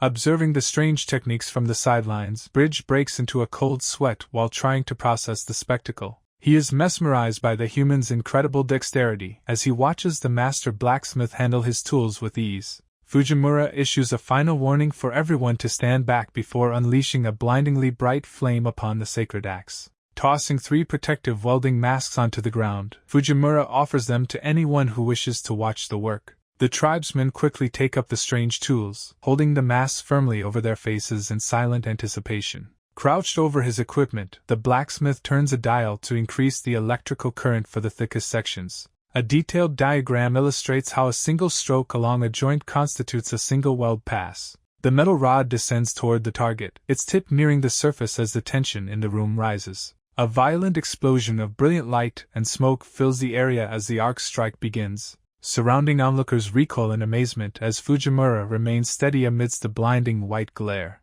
Peering through their protective visors, the tribesmen whisper in awe at the human's ability to summon lightning. He first performs tack welds to secure the pieces in place, preventing any shifting during the intense heat. A technical illustration explains the concept of full penetration welding to achieve maximum structural integrity. Starting with the first layer, the blacksmith carefully deposits molten metal into the deep groove. He maintains a steady hand to control the rod's movement while keeping a close eye on the weld pool. The initial pass leaves behind a textured seam of cooling metal known as a weld bead. Reaching for a tool, he begins chipping away the hardened outer layer that formed over the new joint. An informative note describes slag as waste material that must be removed to prevent internal defects. Fujimura uses a stiff metal brush to vigorously scrub the surface until it is clean and ready. He continues the rhythmic cycle of welding and cleaning, building up the repair layer by painstaking layer. Another diagram shows the semi-cylindrical shape a proper weld bead takes after a successful deposit.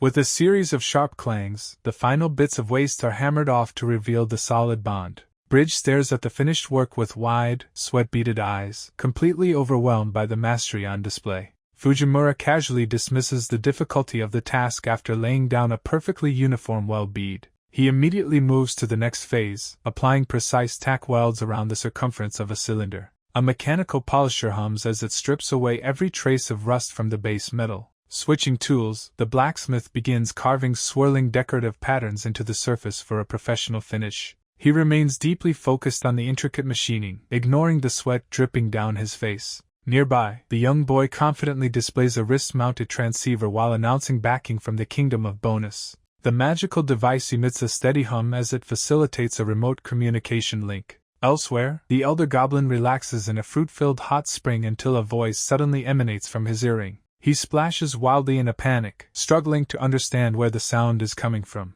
The boy's voice continues to explain the nature of the device while the elder stands shocked in the bath. With the connection established, the youth begins listing several rare magic stones that are required immediately. Fujimura pulls at his hair in confusion, demanding to know the identity of the person on the line. His companion smiles brightly while revealing that the contact is none other than a legendary great sage. A stunned silence falls over the blacksmith as he tries to reconcile the boy's casual attitude with such prestige. He quickly breaks into a frantic shout, questioning how a child could possibly be talking to such a prominent figure. The other women in the party pose excitedly, captivated by the prospect of owning such advanced magical technology. Grinning with renewed motivation, Fujimura prepares his cleaning rags and tools to finalize his own contribution. The dense foliage of the surrounding jungle frames the site where this extraordinary assembly of talent works. The blacksmith's expression hardens with professional resolve as he focuses on the immediate labor at hand. He confirms his readiness with a short phrase and turns his full attention back to the metal.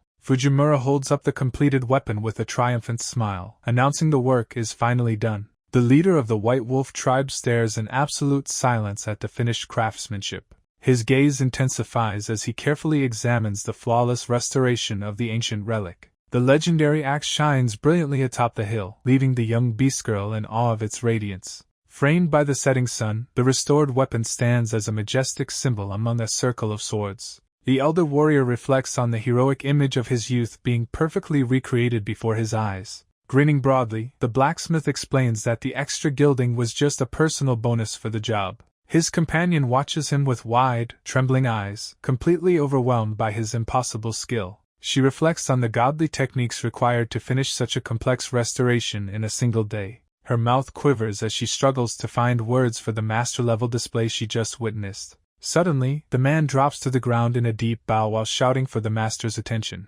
With tears streaming down his face, he pleads to be taken in as a dedicated disciple. Fujimura immediately rejects the offer with a casual dismissal, leaving the onlookers in a state of shock. The tribal leader accepts the refusal with a quiet and respectful acknowledgement of the blacksmith's choice. He swears on his pride that the entire party is now granted free passage into the village. His companions celebrate the successful negotiation while the rejected man continues to sob on the ground. Standing tall before his warriors, the leader confirms that the tribe will never forget this favor. He admits that he must reconsider his view on the formidable nature of human magical power. Pausing as he walks away, Fujimura turns back to correct the elder's misunderstanding about his work. He points to himself and declares that what they saw wasn't magic but pure crafting technique. The tribal leader officially grants the party free passage in and out of the village, affirming that honoring such a significant favor is core to the White Wolf Code. As the party members exchange glances while processing the weight of their new permission,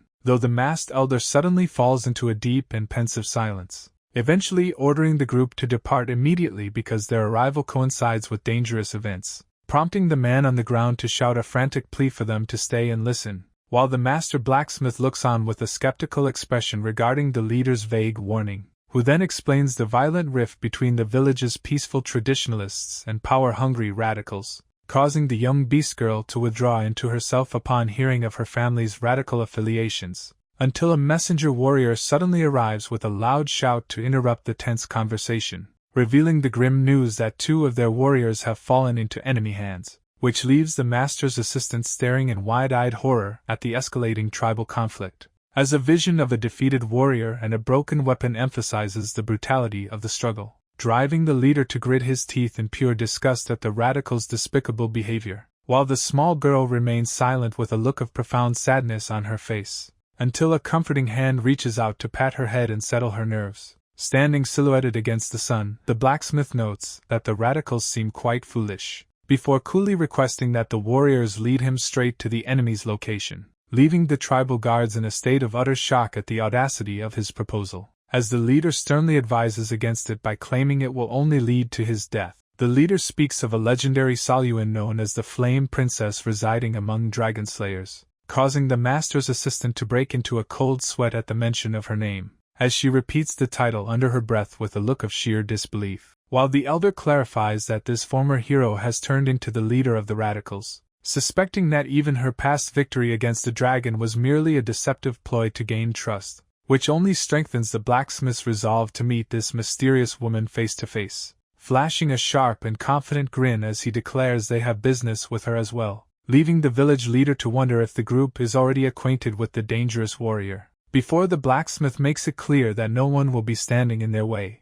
prompting the elder to finally yield to their demand with a resigned sigh, offering the village's strongest warrior, Shaga, to act as their official guide into enemy territory, despite the hulking fighter's vocal complaints about having to protect a group of mere humans, as the assistant also insists on joining the mission while the sun begins to set, confidently smoothing his hair back while boasting of his dream to become a world-renowned big shot, leaving the young beast girl tilting her head in confusion at his strange and lofty ambition, while the blacksmith continues walking away while casually labeling his assistant a complete idiot, followed by the elf who smirks and tells him not to push his luck today, though the assistant remains hopeful as he reflects on the growing tension between dragons and Saluans, until the group reaches a grim jungle filled with towering structures and piles of skulls, where the party members carefully peer over a massive route to scout the enemy's radical encampment. Shaga warns the group to stay vigilant as THY finally arrive at TH Radical Faction's hidden village, while TH Blacksmith casually asks his young companion if SH is part to FAC HR Mother, to which SH quickly confirms HR Radiance spit TH DP on Katinti lingering in HR Gaz,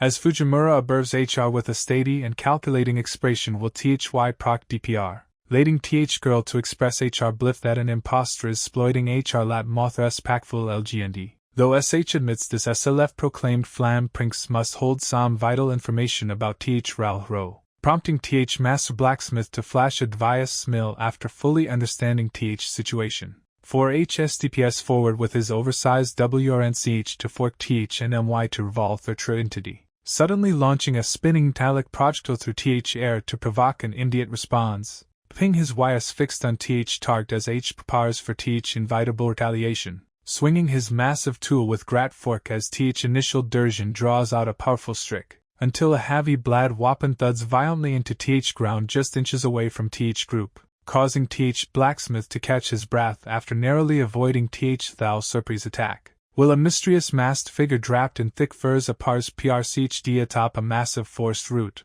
standing tall while brandishing a colossal double-head axe to intimidate Th intruders. Ting out a series of low and nascent growls from behind a furk animalistic mask, which Shaga immediately recognizes as H calls out Th Nam of Th Lit Warrior, Jija, who remains crouched in a predatory stank while preparing to DSCND upon HRPOI, suddenly lunging forward with blinding SBD directly toward Th startled Blacksmith, resulting in a violent clash of SDL as Fujimura barely manages to block Th incoming axe. Fujimura SDLs his resolve as Th ground neath him jins to TRMBL from an IMS purser, while a powerful clawed hand grips a Narbi LDG to pull a heavy body into vow, forcing Th Blacksmith and Shaga to defend Th himself against the sudden and swift aerial assault, which Th masked warrior follows up with a rapid and devastating series of axe swings, triggering a blinding explosion of dust and bris that shatters Th pack of Th forced, prompting Fujimura to win his YS and shock at THSHR ferocity of his opponent, as Th air fills with Th clatter of repat impacts during Th chaotic and fast-pack skirmish, until Th Master Blacksmith looks up to find Th Agile Warrior retreating to a high branch. WHR a cold and sibilant breath escapes from behind Th animalistic sign of Th Mask, leading Fujimura to warn his friends about Th XDRM danger posed by this mighty warrior, causing Th young girl to gulp in vowsness upon seeing HR Proctor looking so deadly serious, as a pair of heavy furry FT land softly back onto Th damp force floor, followed by Th intimidating apparition of an inter-squad of masked RB spine lad, who stands tall with a muscle-bound frame to reinforce Th threat facing Th group, as Th primary warrior demands to know why Shaga has dared to return to this village, leaving Th little girl standing small and vulnerable amidst Th many hostile gas, while a sharp and predatory Y watches HR intently from within Th shadows of Th mask, harshly labeling HR as Th coward and sham of HR own proud bloodline, which costs HR YS to WLO with TARS as Th crow words at HR heart, until Fujimura SDPS forward with a artifact fury to defend DHR against such vitriol. Fujimura turns in confusion as the masked leader speaks about Lunalua's inherent strength, while the young beast girl struggles to maintain her composure amidst the verbal onslaught, until she finally breaks down into tears and calls out for her mother, prompting a cold and silent response from the intimidating bone mask above, as Fujimura stands motionless while processing the weight of this shocking familial revelation, leading him to question the identity of the fearsome warrior with a whispered word, while Lunalua gazes upward with a heart-wrenching expression of longing and pain, as the masked leader stares back with an unyielding and predatory focus, causing Fujimura to break into a cold sweat under the mounting emotional pressure, until a desperate cry for her mother resonates through the entire forest landscape, leaving the young girl trembling as she pleads for some sign of recognition, while her companions look on in stunned silence at the tragic scene unfolding, as the powerful warrior stands tall to assert her dominance over the small group, before she coldly dismisses any hope for a warm or sentimental reunion, while the hidden tribesmen join in to condemn the girl for abandoning her home, prompting the leader to banish her child from their sight with a final command, as she ruthlessly declares that their bond of blood has been severed forever, leaving Lunalua completely shattered and defenseless against the harsh verbal strike, until a massive shockwave of power erupts when Fujimura can no longer contain his rage, as the masked mother watches the blacksmith's outburst with a stoic and silent intensity. Fujimura's companions look on with expressions of deep shock and concern. Fujimura hangs his head in disgust, admitting that the situation makes him sick to his stomach, as he recalls the image of Lunalua lying bound and exhausted on the ground, reflecting on how her small body had to endure such immense suffering alone, before he looks up with eyes burning with intensity to confront the cruel mother, demanding to know what she will do if she refuses to show any kindness, leaving his party members flustered and panicking at his sudden confrontational tone, as one of them tries to de-escalate the tension with a desperate plea for discussion, which is met by a menacing glare from the skeletal mask of the beast tribe leader, while the rest of the masked warriors loom in the background with an intimidating presence, as the mother coldly recounts her hatred for those who speak of peace after past betrayals, causing Fujimura to pause and process this unexpected piece of tribal history, until he turns back to challenge the leader on their perceived differences,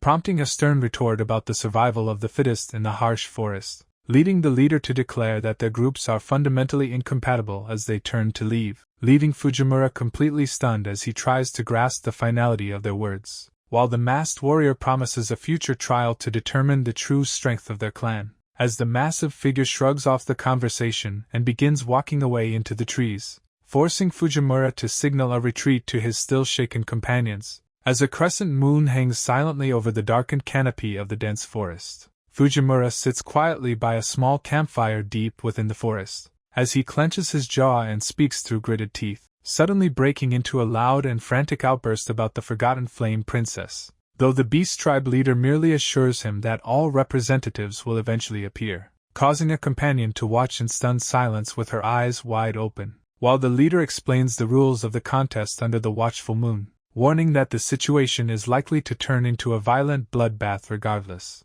As he prepares to depart, his tall silhouette standing against the dark trees, reiterating his demand for the travelers to leave the tribe's problems to them, leading Fujimura to hoist his pack and announce his readiness to move, which draws a shocked and confused reaction from his baffled friend, as Fujimura smiles while declaring his resolve to stay involved in the mystery, despite the deadpan and unimpressed stares from his surrounding companions, who shout in comical protest against the dark and starry backdrop, while a massive full moon shines brightly above the drifting clouds. As the procession of masked white wolf warriors begins to move down the slope, their fur-clad bodies creating an imposing line against the mountain landscape, led by the chief who maintains his stoic and intimidating presence, as his skeletal mask reveals a fierce and determined expression, leaving Fujimura's party to watch the warriors disappear into the darkness. Curved, horn-like monoliths rise into the star-studded night sky above the gathered crowd, revealing a massive crater arena where tribal factions assemble for the upcoming ritual, while members of the radical faction whisper amongst themselves behind their bone masks, as Fujimura's companion watches the proceedings with a focused and grim expression, until a mysterious figure appears atop a high throne flanked by two powerful guardians, where the long-awaited Flame Princess reveals herself, lounging with an air of cold superiority, prompting a shocked girl to gasp as she realizes the gravity of the situation, while a lone master of ceremonies steps into the arena holding a massive polearm, declaring that the 4-on-4 contest for the White Wolf throne is officially beginning, explaining the absolute nature of the royal command and their ancient code of honor, causing one of the travelers to stare in disbelief at the unconventional method of succession, as the announcer looks toward the moon to signal the start of the trial, leading the traditionalist representatives to step forward and present their muscled forms, which sends Fujimura's friends into a frantic panic over his unexpected involvement, while the radicalist team looms nearby with their own terrifyingly powerful fighters, as the announcer turns his gaze back to the central throne for the final reveal, highlighting the Flame Princess once more as she oversees the tension from her high seat, though she remains unreadable behind the jagged teeth of her dark mask, while another fierce female warrior prepares for the imminent clash of steel and fur, leaving the young beast girl trembling in fear as the violent spectacle begins to unfold. A cold analytical eye narrows as the first contestant prepares for the trial, while Jija's companion questions the warrior's resolve regarding the long search for his daughter, warning that the upcoming battle could quickly descend into a gruesome and bloody affair. Yet the massive fighter remains indifferent, having already warned his kin to stay away, confessing that he is responsible for her exile and expects nothing but her hatred, standing firm under the moonlight as he accepts his inevitable duty as a warrior, fueled by the lingering trauma of the Black Dragon while serving the Flame Princess, as the announcer calls for the first fighter to step into the killing floor, prompting Vigil of the Radicals to unleash a deafening roar while flaunting his massive muscles, while the announcer turns to introduce the champion representing the Traditionalist faction,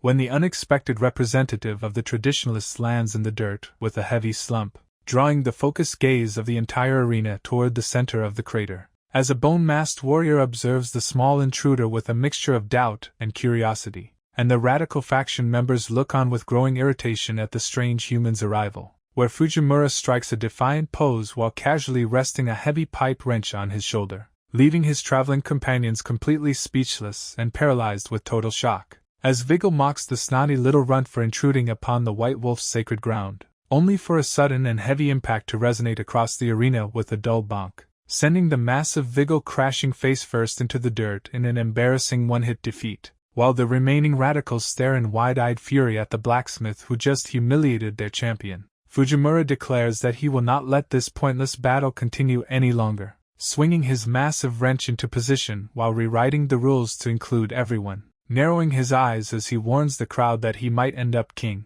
with a confident smirk stretching across his face as he challenges every warrior, posing boldly with his heavy tool while advising his opponents to keep their wits, leaving his female companion completely wide-eyed with total disbelief at his reckless behavior, while the young wolf girl stares in stunned silence as her protector invites an assault, contrasted by the elf's calm and slightly unimpressed expression as she watches the chaos, until his male apprentice grits his teeth in a state of high-stress panic, eventually erupting into a scream upon realizing that his master has finally cracked, prompting the radical warriors to lunge through the air in a coordinated strike. But Fujimura simply tightens his grip on the handle of his legendary pipe wrench, unleashing a powerful horizontal sweep that sends multiple attackers flying backwards with impact, standing firm among the rising dust as the first wave of opponents hits ground, exhaling a cold breath as he remains perfectly composed in the center of arena, causing a masked elder to shout in pure outrage at the blacksmith's disrespect, only for the vocal warrior to receive a sudden and humiliating blow to head, as the blacksmith mocks the White Wolves for their lackluster performance during trial, leaving the remaining fighters trembling in fear as they acknowledge the boy's strength, while the masked leader watches the unfolding spectacle with a grunt of begrudging interest. A boastful wolf warrior named Amaru charges forward, claiming to possess the fastest blade arm in the village, but a mysterious black-haired warrior interrupts his speech with a devastating flying kick to the face, landing with perfect poise while her long hair flows dramatically behind her amidst the dust, looking on with a cold and focused intensity as the situation grows increasingly tense, while Fujimura maintains a sharp and calculated gaze from the sidelines of the arena, which prompts his apprentice to scream in a panic about the reckless interference of their allies, until the blacksmith firmly reminds everyone that the challenge is strictly him against the White Wolves, causing an enraged beastman to lunge at the defenseless group while cursing them as liars, only for the attacker's heavy blade to rebound harmlessly off an invisible force field, revealing a glowing geometric barrier that provides total immunity against any slashing physical attacks, leaving the masked aggressor completely bewildered by the sudden failure of his lethal strike, as Fujimura explains that his high-quality gear prevents his companions from being easily harmed, disregarding his apprentice's desperate pleas for protective equipment with a blunt warning to avoid getting hit, which further enrages the wolf warrior who vows to crush their necks using his bare hands, although the master smith remains unbothered while mentioning that the girls have additional protection, causing the young wolf girl to stare upward in a state of sheer, wide-eyed terror, with her predatory eyes trembling as she faces the overwhelming presence of the massive attacker, who reaches out with his claws to seize the small girl while her protector stands nearby, prompting the masked leader to watch the escalating violence with a look of sudden surprise, eventually forcing the young girl to reveal her own fangs while mentioning her connection to Pip. A massive wolf warrior bellows a greeting as he stomps into the arena, unleashing a sudden burst of power that sends shockwaves rippling through the battlefield, while the young beast girl cries out in amazement at her companion's hidden strength, as Pip catches her breath while standing her ground amidst the swirling dust, prompting the master smith to note with a smirk that her slavery curse is finally breaking, reflecting on how the young girl escaped an organization and traveled over 100 kilometers alone, when suddenly several spinning blades slice through the air with a deafening whistle, forcing Fujimura to narrow his gaze as he calculates his next move, while his companion watches the unfolding battle with a similarly cold and focused eye, as they both stand ready while magical shards hover protectively around their bodies, with the blacksmith maintaining his composure despite the overwhelming pressure from the crowd, and the black-haired warrior remaining silent while assessing the strength of their opponents, causing the lesser wolf warriors to back away as their true champions step forward, revealing two formidable masked fighters who prepare to put a stop to the intrusion,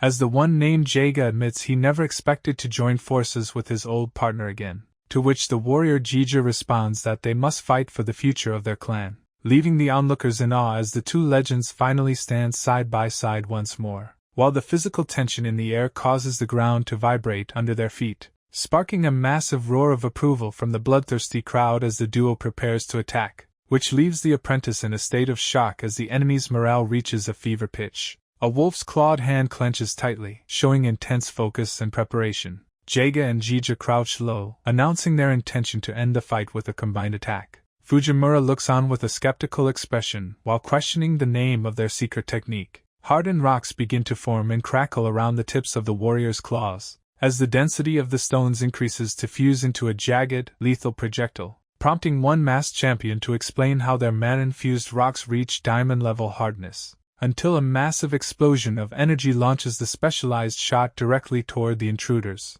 leaving the blacksmith and his companion to stand their ground as swirling blasts roar forward, while the dark-haired woman watches the incoming projectile with an unfazed and calm demeanor, and a sharp, focused glint in her eye signals the start of her counterattack, which she delivers with a high-reaching kick while Fujimura swings his wrench to neutralize the blast, causing the wolf warrior to watch in absolute disbelief as his ultimate move fails, while another champion stares wide-eyed as his jaw drops beneath his mask, and stunned silence falls over the remaining warriors witnessing the display of power, leaving the group of elite fighters paralyzed by the sheer gap in strength, as two glowing orbs of energy remain suspended in the air amidst dark smoke, forcing the onlookers to watch the aftermath with growing confusion and fear, until debris rains down on the soldiers who scream in terror at the sudden destruction, allowing Fujimura to casually rest his wrench on his shoulder while critiquing the enemy's technique, while Pip and the apprentice cheer with joy as their master secures his absolute dominance.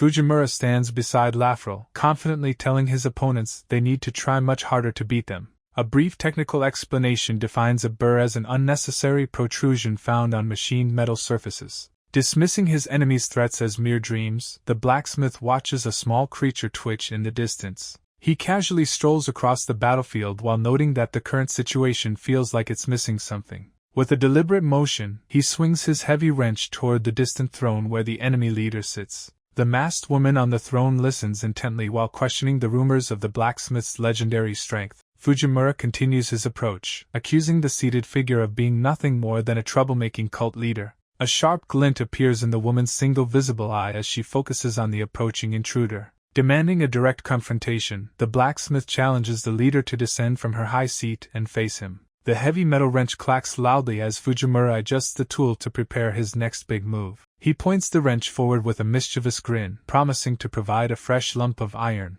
A sudden memory reveals a woman and a young child standing together in a field under moonlight. The little girl looks up with tearful eyes while asking if her mother must go away once more. Kneeling down to pull the child into a warm embrace, the woman offers a sincere and quiet apology. She explains that her power is needed to save people who are currently suffering in great trouble. With a gentle expression and a scar on her cheek, the mother speaks of her inevitable duty. She reassures her daughter with a confident smile, reminding the child that she is the strongest of all. The bright moon shines high above as a cheerful shout of agreement echoes through the night air. Thousands of craters mark the surface of the moon as it hangs peacefully amidst the vast starry sky. Returning to the present, Fujimura holds his wrench toward the throne while offering a brutal lump of iron. Fujimura points his wrench with a confident smirk while offering a fresh lump of iron as a challenge. The masked woman on the throne leans back and rests a hand against her forehead in contemplation. She finds his paltry display of strength amusing and questions his resolve to challenge her.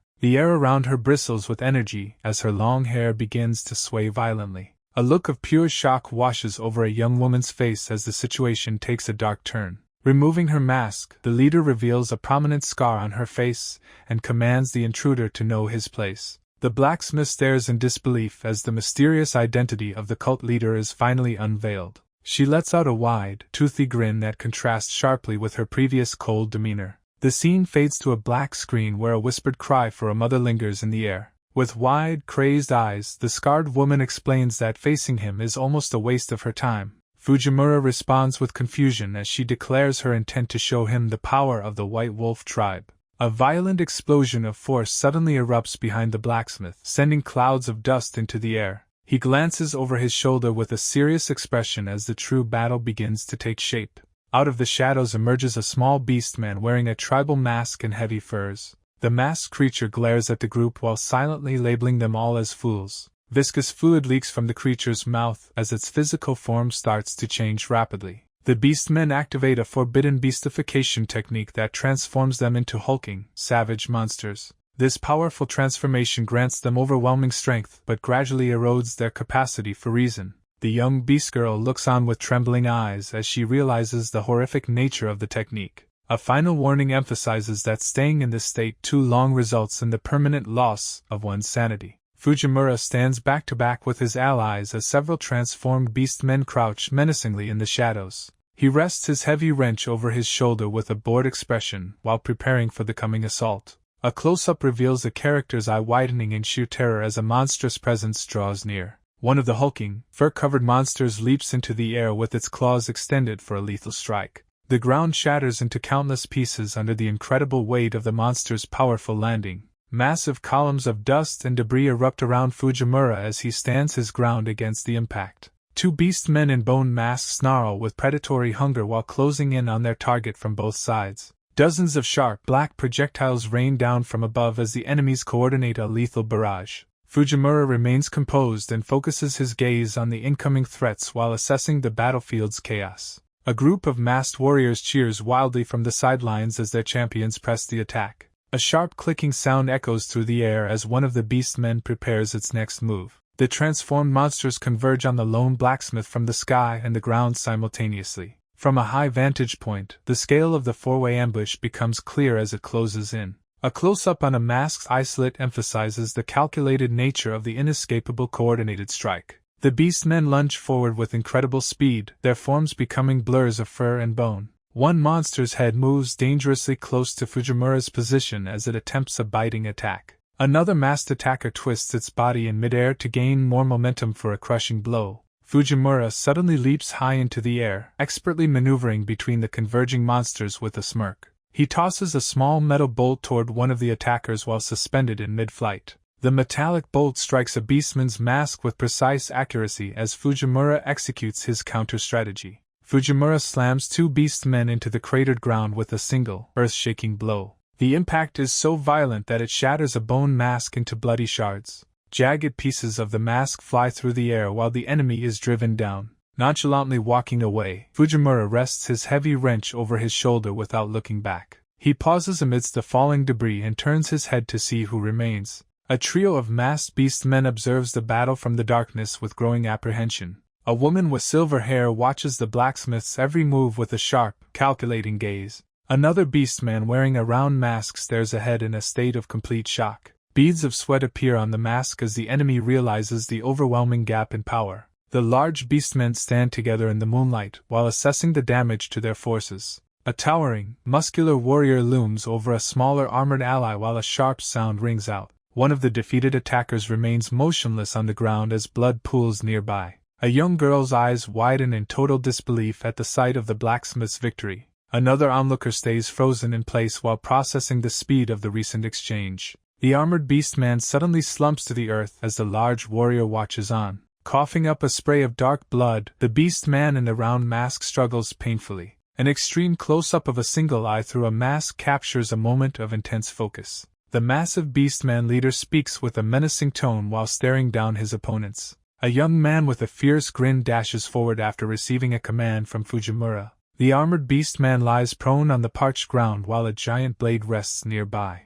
A close-up captures a jaw clenching tight as tension rises in the air. Lugun lies coughing in a pool of blood while his comrades watch in disbelief. Another masked beastman calls out his name in a state of utter confusion. A dark, swirling energy manifests as a cold voice confirms the death of their ally. Fujimura remains composed while observing the shifting atmosphere of the battlefield. A sinister chuckle echoes through the darkness as a new presence reveals itself. A man in a long black coat introduces himself as Alamumi, a high-ranking subordinate. He reveals his status as a commander of the Demon Army's 5th Division with a chilling gaze. Panic grips the younger onlooker who stammers at the sudden appearance of such a powerful enemy. The blacksmith stands unmoved while resting his heavy wrench on his shoulders. Alamumi stares back with a mixture of annoyance and curiosity at Fujimura's lack of respect. With a fierce look in his eyes, the blacksmith prepares to deal out a heavy punishment. The two opponents face off under the brilliant light of a massive full moon. The young girl rushes to the side of the wounded attacker to check his vitals. She looks up with a sharp expression of concern while the tension continues to mount. The formal title of the Demon Division Commander looms large over the current confrontation. A faint, mocking smile plays on Alamumi's scarred face as he admits his lack of foresight. From high above, the entire group is seen scattered across the parched earth while the villain speaks. Fujimura's expression shifts to one of suspicion upon hearing the name of a familiar location. Alamumi confirms the blacksmith's realization with a slow and deliberate nod. Alamumi clutches his forehead while boasting about his role in the magic experiments and the sage's kidnapping. Bridge's eyes widen in absolute horror as the weight of the villain's confession sinks in. Fujimura maintains a cold, piercing gaze while processing the revelation of the enemy's master plan. A cryptic, jagged symbol appears as a reminder of the dark forces at play behind the scenes. Peeking through his fingers, Alamumi gleefully takes credit for the village massacre and the dragon's arrival. Memories of a desolate battlefield littered with countless discarded weapons flash across the minds of those present. The brutal image of a beastman fallen in battle with spears protruding from his back heightens the tragedy. A heavy, battle-worn axe stands alone as a silent witness to the carnage mentioned by the commander. Standing tall with open arms, Alamumi explains that his goal was to incite internal collapse within the community. His sinister eye narrows while he continues his explanation of the psychological warfare used against the villagers. The commander mentions the legend of a warrior named Lupus who once struck down a demon general. The remaining beastmen look on with a mixture of resentment and exhaustion as their past is mocked. Looking down with a smug expression, Alamumi declares that the strength of his enemies is far from threatening. He mockingly describes how easy it was to manipulate the simple-minded beastmen with empty promises of power. A close-up of a bone mask reveals the silent, brewing rage of the creatures who were so easily deceived. Alamumi credits the vice commander for her exceptional acting in helping to facilitate the complex ruse. The female commander gives a sharp, sidelong glance that confirms her involvement in the deception. A small gasp of realization escapes as the full extent of the betrayal becomes clear to the group. Bridge trembles with shock, unable to believe the depth of the enemy's calculated cruelty and lies. A bizarre and intimidating structure covered in crossed arms looms as Alamumi questions if their plan is truly a failure. A vertical eye opens within a set of sharp teeth, revealing the true form of Zaith the Mimic. Alamumi laughs casually, admitting that he was growing bored of his current deception. Turning his back, the commander walks into the night while Fujimura prepares for the coming conflict. Fujimura's expression hardens as he assesses the escalating threat standing before him. Bridge watches with mounting dread, sweat pouring down his face as the atmosphere turns suffocating. The female commander remains eerily silent, her eyes reflecting a cold and detached cruelty. A nearby beastman snarls in a mixture of raw fear and desperate rage at the betrayal. Alamumi narrows his singular eye, focusing on the group he now considers his new playthings. Dark, worm-like appendages begin to burst through the earth with a wet, squelching sound. The ground quickly becomes a sea of writhing black tentacles that surge upward with violent energy. An entire division of grotesque, toothy monsters rises behind Alamumi as he welcomes the chaos. Countless mouths filled with serrated teeth gnash together within the dark, teeming mass of the army. A horned beast's jaw unhinges, emitting a low growl that signals the beginning of the assault. The beastmen warriors stand paralyzed with fear as they recognize the arrival of the actual demon army. A towering demon with a single eye decapitates several masked warriors with one lightning-fast swing. Severed heads spin through the air, highlighting the absolute lethality of the newly summoned foes. Shock washes over the female commander as she witnesses the effortless slaughter of her subordinates. A vertical mouth on a featureless face opens wide to unleash a terrifying, guttural roar. Flanked by monstrous guardians, Alamumi gleefully announces that the banquet of blood has finally begun. The commander leans forward with a twisted smile and mockingly asks for his opponent's head. Safe's severed head flies through the air while his headless body continues to lash out blindly. Fujimura's eyes widen in genuine shock at the grotesque and unpredictable turn of events. The kneeling torso erupts with dark, volatile energy as it finally collapses under the pressure. A thick, viscous black liquid begins to spill across the battlefield like a rising tide. Alamumi stands amidst the sludge, holding the mimic's head while explaining his twisted biological experiments. The female commander stares in absolute horror, her face pale as she realizes the true stakes. A cold, calculating smile spreads across the scientist's face while he details his hybrid creation process. He mentions an imperfect elf as images of captives in stasis tubes flicker through his mind. The black sea continues to expand, ripples moving across the surface with unnatural and rhythmic precision. Skeletal claws and demonic hands reach up from the depths of the shadows, seeking life. Massive jagged fangs burst from the earth, tearing through the ground with a thunderous crashing sound. The terrain splits wide as the dark energy reshapes the environment into a nightmare landscape.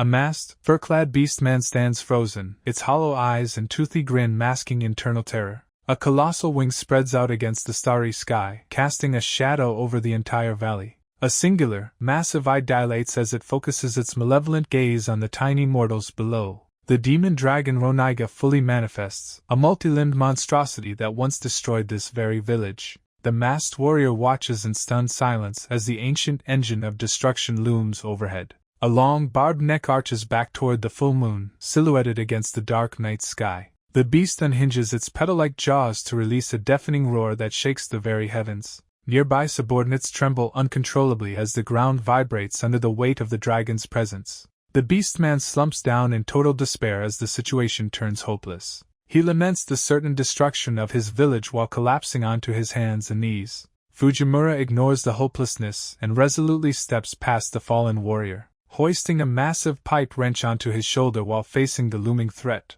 The blacksmith declares his intent to handle the monster alone with a stern expression. His companions watch his solitary advance with growing confusion and concern. Fujimura maintains a cold and focused gaze while preparing for the coming battle. Bridge readies his mechanical weapon with a sharp and heavy clicking sound. The entire party stands together under the moon, refusing to let their leader face the beast alone. Fujimura pauses in genuine surprise at the sudden display of solidarity from his teammates. His thoughts briefly turn toward the wooden sign from his workshop back on Earth. Memories of his loyal crew and their shared successes flash vividly through his mind. A moment of quiet reflection passes as the master smith looks away in silence. He eventually concedes that his friends are correct about the strength of their bond. A wild and confident grin spreads across his face as a strange energy begins to glow. The full team readies their weapons for a coordinated strike against the massive dragon. Fujimura stands his ground as his allies remind him of their collective strength. The group forms a united front against the darkness while brandishing their diverse weaponry. The masked beastman watches their display of courage with utter disbelief. Alamumi watches the group's defiance with a twisted and amused smile. The massive dragon snaps its saliva-dripping jaws in a terrifying display of raw hunger. Fujimura and his party stand their ground against the looming beast while questioning its power. Alamumi acknowledges their dangerous potential while mocking their reliance on unknown technology from another world. The master blacksmith narrows his eyes as he carefully analyzes the villain's cryptic words. Suddenly, Alamumi crouches low and places his hands firmly against the rocky ground. The villain reveals a dark satisfaction at having prepared specifically for their arrival in the forest. Fujimura reacts with suspicion while trying to decipher what kind of trap has been set. Alamumi's face twists into a demonic visage with pitch-black eyes and a jagged, unsettling grin. A powerful surge of energy erupts beneath the feet of the startled adventuring party. An intricate magic circle begins to glow intensely on the surface of the plateau. The beast girl gasps in terror as she realizes they are caught in a massive spell. The sorcerer stands tall and triumphant as his plan finally begins to take shape.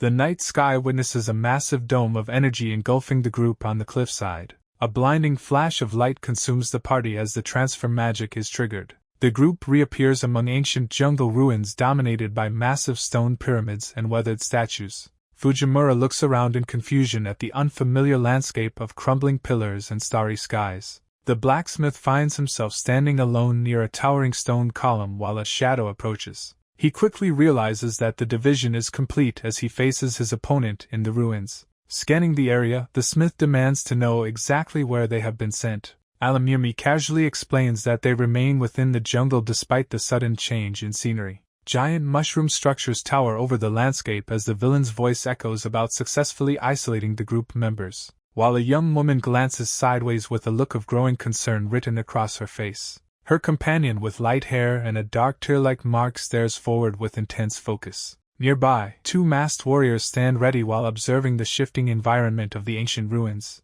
Suddenly, a terrifying, multi-mouthed beast erupts from the darkness to loom over the remaining party members. As a massive dragon skull lies abandoned among the jungle plants beneath the pale light of the moon, the beast girl's eyes widen in sheer terror as she faces the new threat. Behind her, one of the masked beast men watches the unfolding chaos from behind a jagged skull-like mask. Elsewhere, Fujimura clings to the side of a large stone structure while surveying his new surroundings, where a mysterious figure stands atop a distant pyramid overlooking an army of masked guardians. The young blacksmith stands alone in the ruins while wondering who else might have been transported nearby. Before long, a massive, fur-covered warrior approaches from the shadows to confirm that only the two of them are present. The masked beastman gives a confident thumbs up while boasting about being a lucky partner for the fight. Fujimura's expression remains grim as his thoughts drift toward the safety of his scattered allies. The sorcerer laughs mockingly at the boy's concern for his friends during their life-or-death confrontation.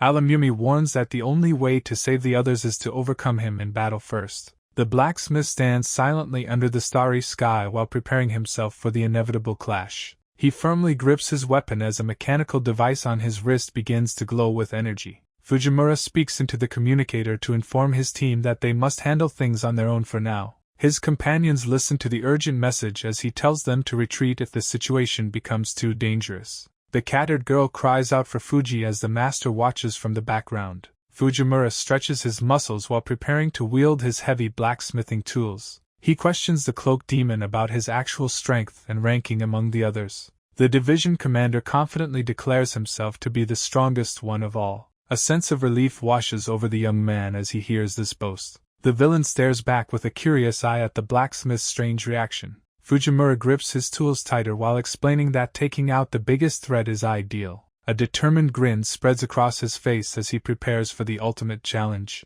Alami finds the boy's confidence amusing while anticipating the proof of his words. The blacksmith activates his second gate body hardening technique to bolster his physical power. He readies his sharpened chisel as energy begins to surge through the metal. His massive hammer glows with power while he prepares to deliver a crushing blow. Fujimura vows to settle the fight instantly by unleashing his maximum possible firepower. The sorcerer recognizes the signature chisel impact technique as the battle officially begins. With a swift motion, the villain sweeps his arm to manifest his own dark power. A massive, multi-jointed claw erupts from the sorcerer's sleeve to meet the coming assault. The blacksmith leaps high into the air to launch his coordinated weapon strike. Alami's eye narrows as he calmly initiates a transition into a different combat form. The monster laughs while swinging his grotesque limb to intercept the human's attack. The sharp point of the chisel makes contact against the demon's impenetrable defenses. Fujimura drives his chisel deep into the massive demonic claw, shattering it with a powerful impact.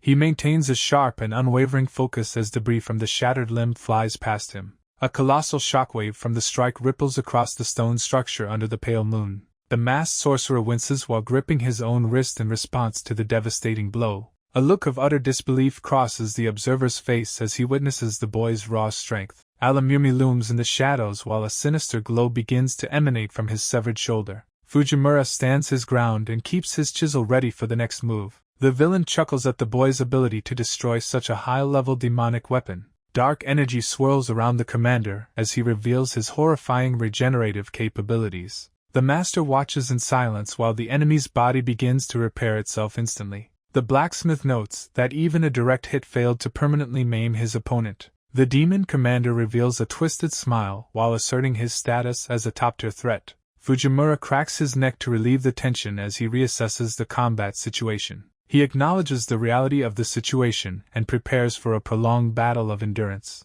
The two combatants face each other on the battlefield while tension thickens the air. The young man realizes he is dealing with the most powerful foe he has encountered. Alami continues to boast about his overwhelming power while standing tall against his challenger. The monster taunts the boy to show what other tricks he has hidden up his sleeve. Fujimura readies his hammer and chisel with the intent to drain the demon's mana supply. He resolves to slowly chip away at the villain's vitality until his regeneration finally fails. Alami declares that the battle will be decided by whoever reaches their mana limit first. He offers a sinister compliment to Fujimura for identifying the win condition of their duel. The demon commander dismissively waves his hand while treating the lethal encounter as a performance. A small masked figure watches the confrontation from the safety of a nearby stone pillar. The observer tilts its head in confusion as the atmosphere of the fight shifts dangerously. The villain's expression hardens as he decides to eliminate the secondary actors from his stage. A concentrated sphere of dark energy manifests at the tip of the commander's finger. Fujimura's eyes widen with alarm upon sensing the overwhelming power concentrated in the orb. A devastating blast of black blood tears through the air with incredible speed and force. The masked spirit remains frozen in shock as the destructive energy narrowly misses its position. A strong hand suddenly grips the back of the creature's thick fur to pull it away. Fujimura leaps to safety while hauling his companion away from a massive secondary explosion. He roughly demands that the spirit start moving before it gets caught in the crossfire again. Dozens of circular eyes blink open within the shadows as a new horror manifests. A colossal multi-eyed monstrosity opens its massive maw to consume the two warriors together. The young blacksmith glances back with a sharp gaze while calculating his next desperate move. He uses all his strength to shove the masked creature out of the monster's reach. The dark entity lunges forward and snaps its teeth shut around the boy's position. The abandoned spirit cries out in horror as its protector disappears into the beast's stomach.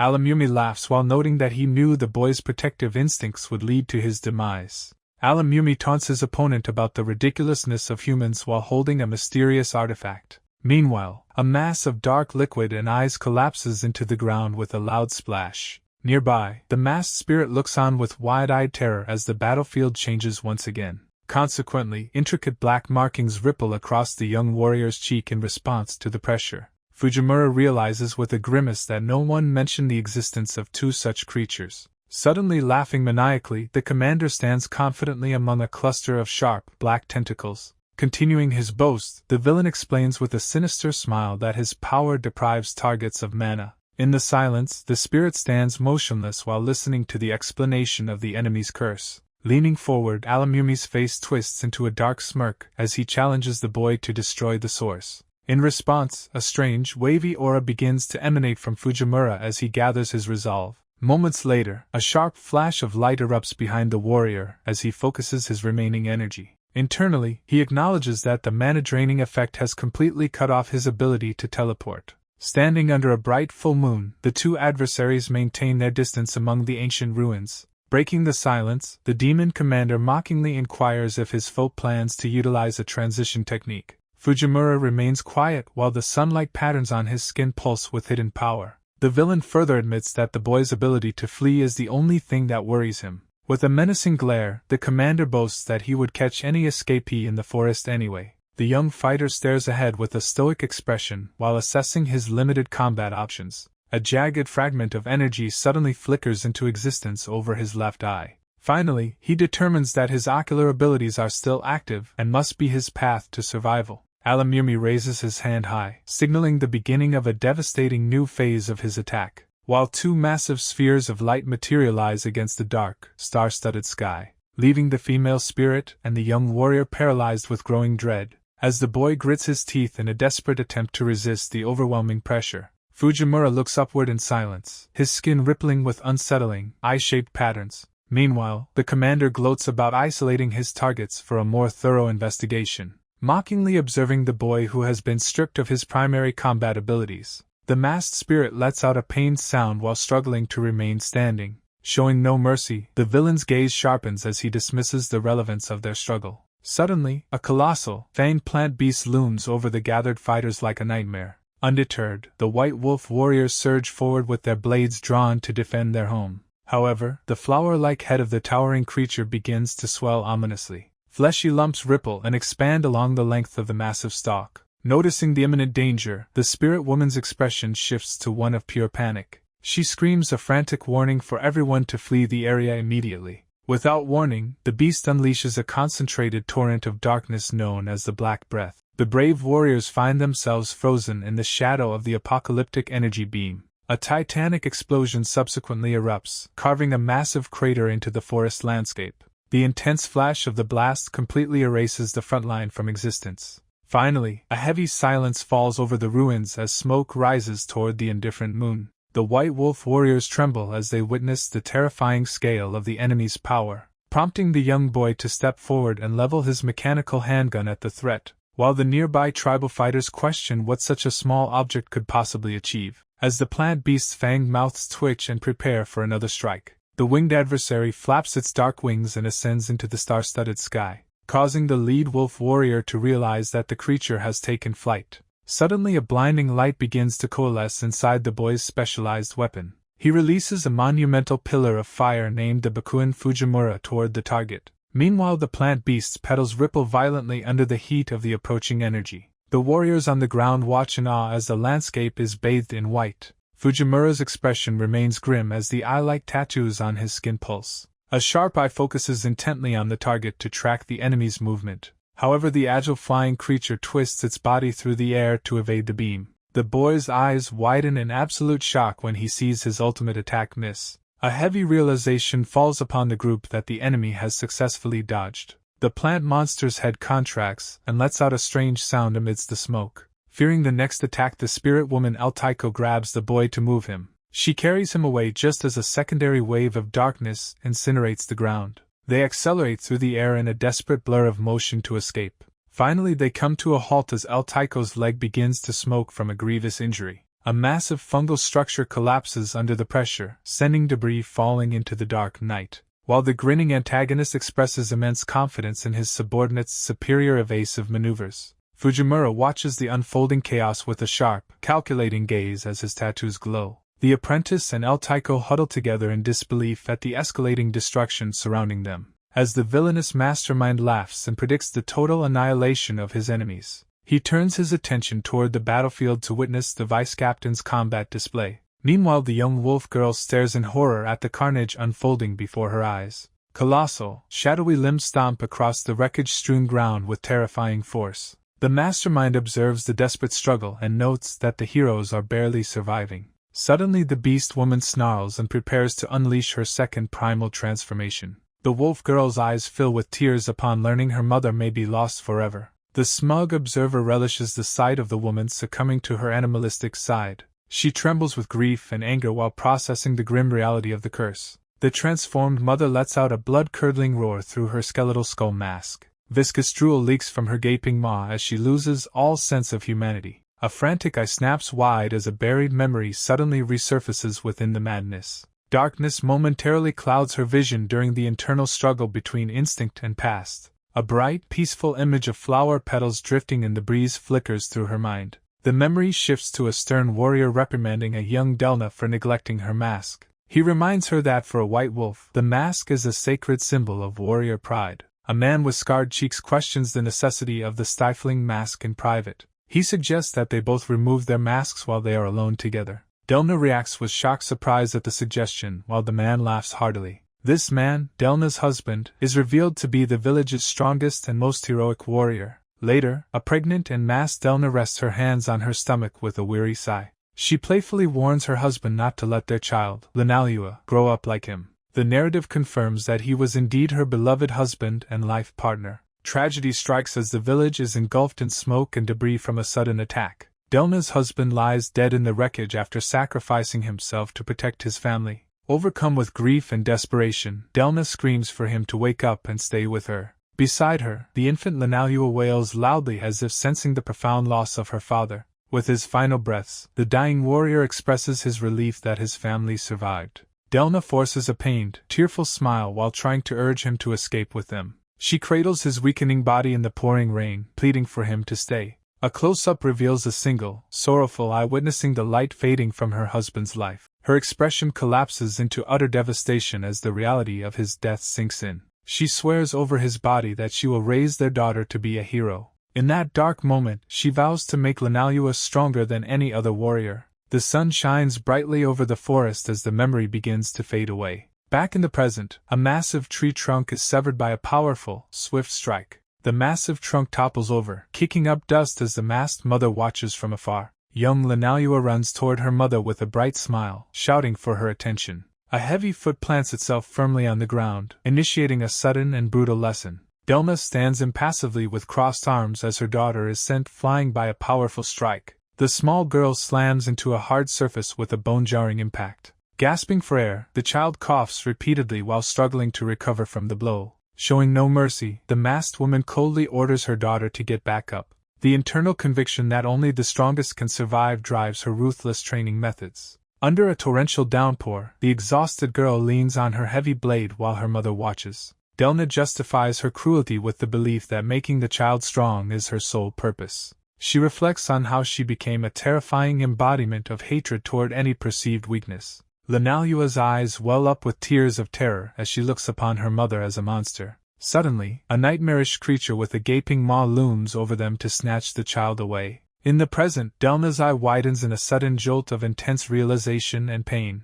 She is struck by the terrible timing of her daughter's emotional plea. With a pained roar, she questions why Lanalua would call her mother after everything. Her strength suddenly fails as she slumps to the ground, exhausted by the emotional toll. A close-up of her eye captures the minute cracks of her resolve finally breaking. Nearby, several shadowy creatures with rows of sharp teeth begin to stir and gather. These horrific monsters slither forward together, revealing their jagged maws as they surround the area. Pip dashes forward, shouting that she is on her way to intervene. Delna gasps heavily, her eye wide with the strain of holding back her monstrous instincts. Despite the mother's warning, Pip continues her desperate charge through the blurry battlefield. A sharp close-up captures the bloodshot veins in Delna's eye as she struggles to breathe. Letting out a feral roar, the mother delivers a brutal claw strike that sends Pip reeling. The young girl grits her teeth in agonizing pain while debris flies from the impact. Delna's dilated eye remains fixed on her target as she looms over the fallen child.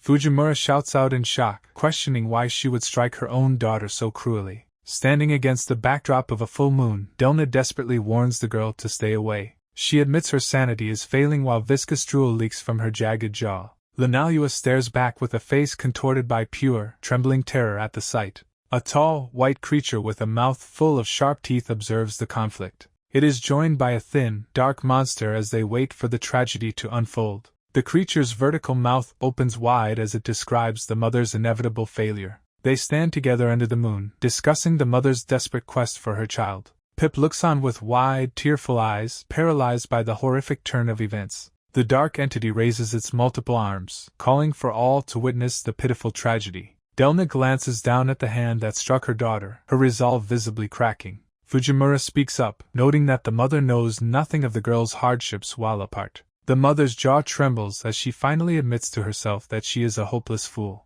A dark, one-eyed entity watches as a monstrous foot prepares to step forward. Delna lunges through the air, declaring her intent to bring the creature down with her. The creature's vertical mouth stretches wide, revealing rows of needle-like teeth between its eyes. A scarred wolf-like man mocks the mother's struggle with a cruel, knowing grin. A single bloodshot eye bulges in a close-up, vibrating with intense physical strain. The entity erupts into manic laughter, relishing the chaos of the battlefield. Delna flinches violently as the monstrous figure looms over her with claws ready. A sharp, clawed hand slowly reaches toward her face while she glares back. Blood drips from a wide, terrified eye as the transformation begins to take root. The entity comments on how her rationality continues to shine through her monstrous state. Dark tendrils suddenly whip forward, piercing through Delna's body in a brutal display. The impact shatters her face, sending fragments flying as she is thrown backward. Pip watches the scene in absolute silence, her expression frozen in pure, weeping shock. The entity explains its power to perfectly mimic anyone by consuming their blood. Delna collapses onto the dusty ground, her body broken and twitching in the dirt. Glancing sideways, the creature observes that she is somehow still breathing after the assault. A close-up captures her jagged teeth as she lets out a low, guttural snarl. The monster smirks, noting that the injuries have only served to speed up her beast shifting. A dark, cracked void signifies that the time for intervention has finally run out. Sharp claws dig deep into the earth as the final stage of the transformation begins. Cracks spread through a dark void as Delna realizes her senses are rapidly fading away. The wolf-like entity watches with a sinister grin, relishing the completion of the curse. Fragments of her waning consciousness drift aimlessly into the bottomless blackness of her mind. Dropping into a low crouch, Delna fully transforms into a drooling, savage beast. A ferocious snarl escapes her throat as her eyes glaze over with primal rage. Fujimura screams for her to snap out of it, desperate to save her soul.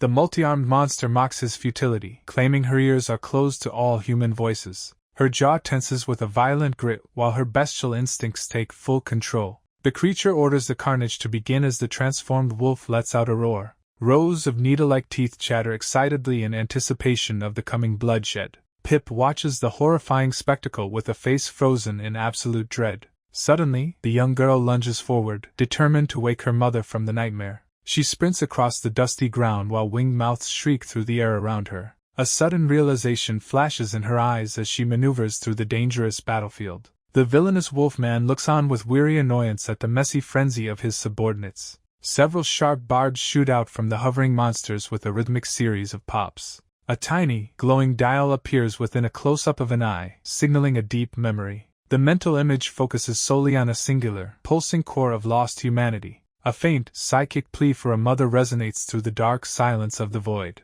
A vision of a peaceful past returns as Delna remembers holding her baby after birth. The muscular wolfman laughs maniacally, reveling in the unfolding chaos. A soft memory of Pip as a sleeping infant surfaces within the dark void. Delna's internal expression softens as she clings to these precious remnants of her soul. The feeling of her daughter's tiny hand grasping her finger brings a momentary peace. Pip's infant cries echo through the halls of her fading mind. A mother's love shines through as she gazes down at her child with a gentle smile. Her heart swells with an unbreakable protective instinct. Suddenly, the reality of the present strikes as several black spikes erupt through her torso. Blood trickles from her lips as she takes the full force of the attack to shield Pip. Fujimura watches in stunned silence, his face pale with horror. Pip stares back at her mother, her face now splattered with fresh blood. A single eye widens in absolute shock as the gravity of the sacrifice sinks in. Tears begin to well up in the young girl's eyes while she remains frozen. Delna's body begins to slump forward, her strength rapidly failing her.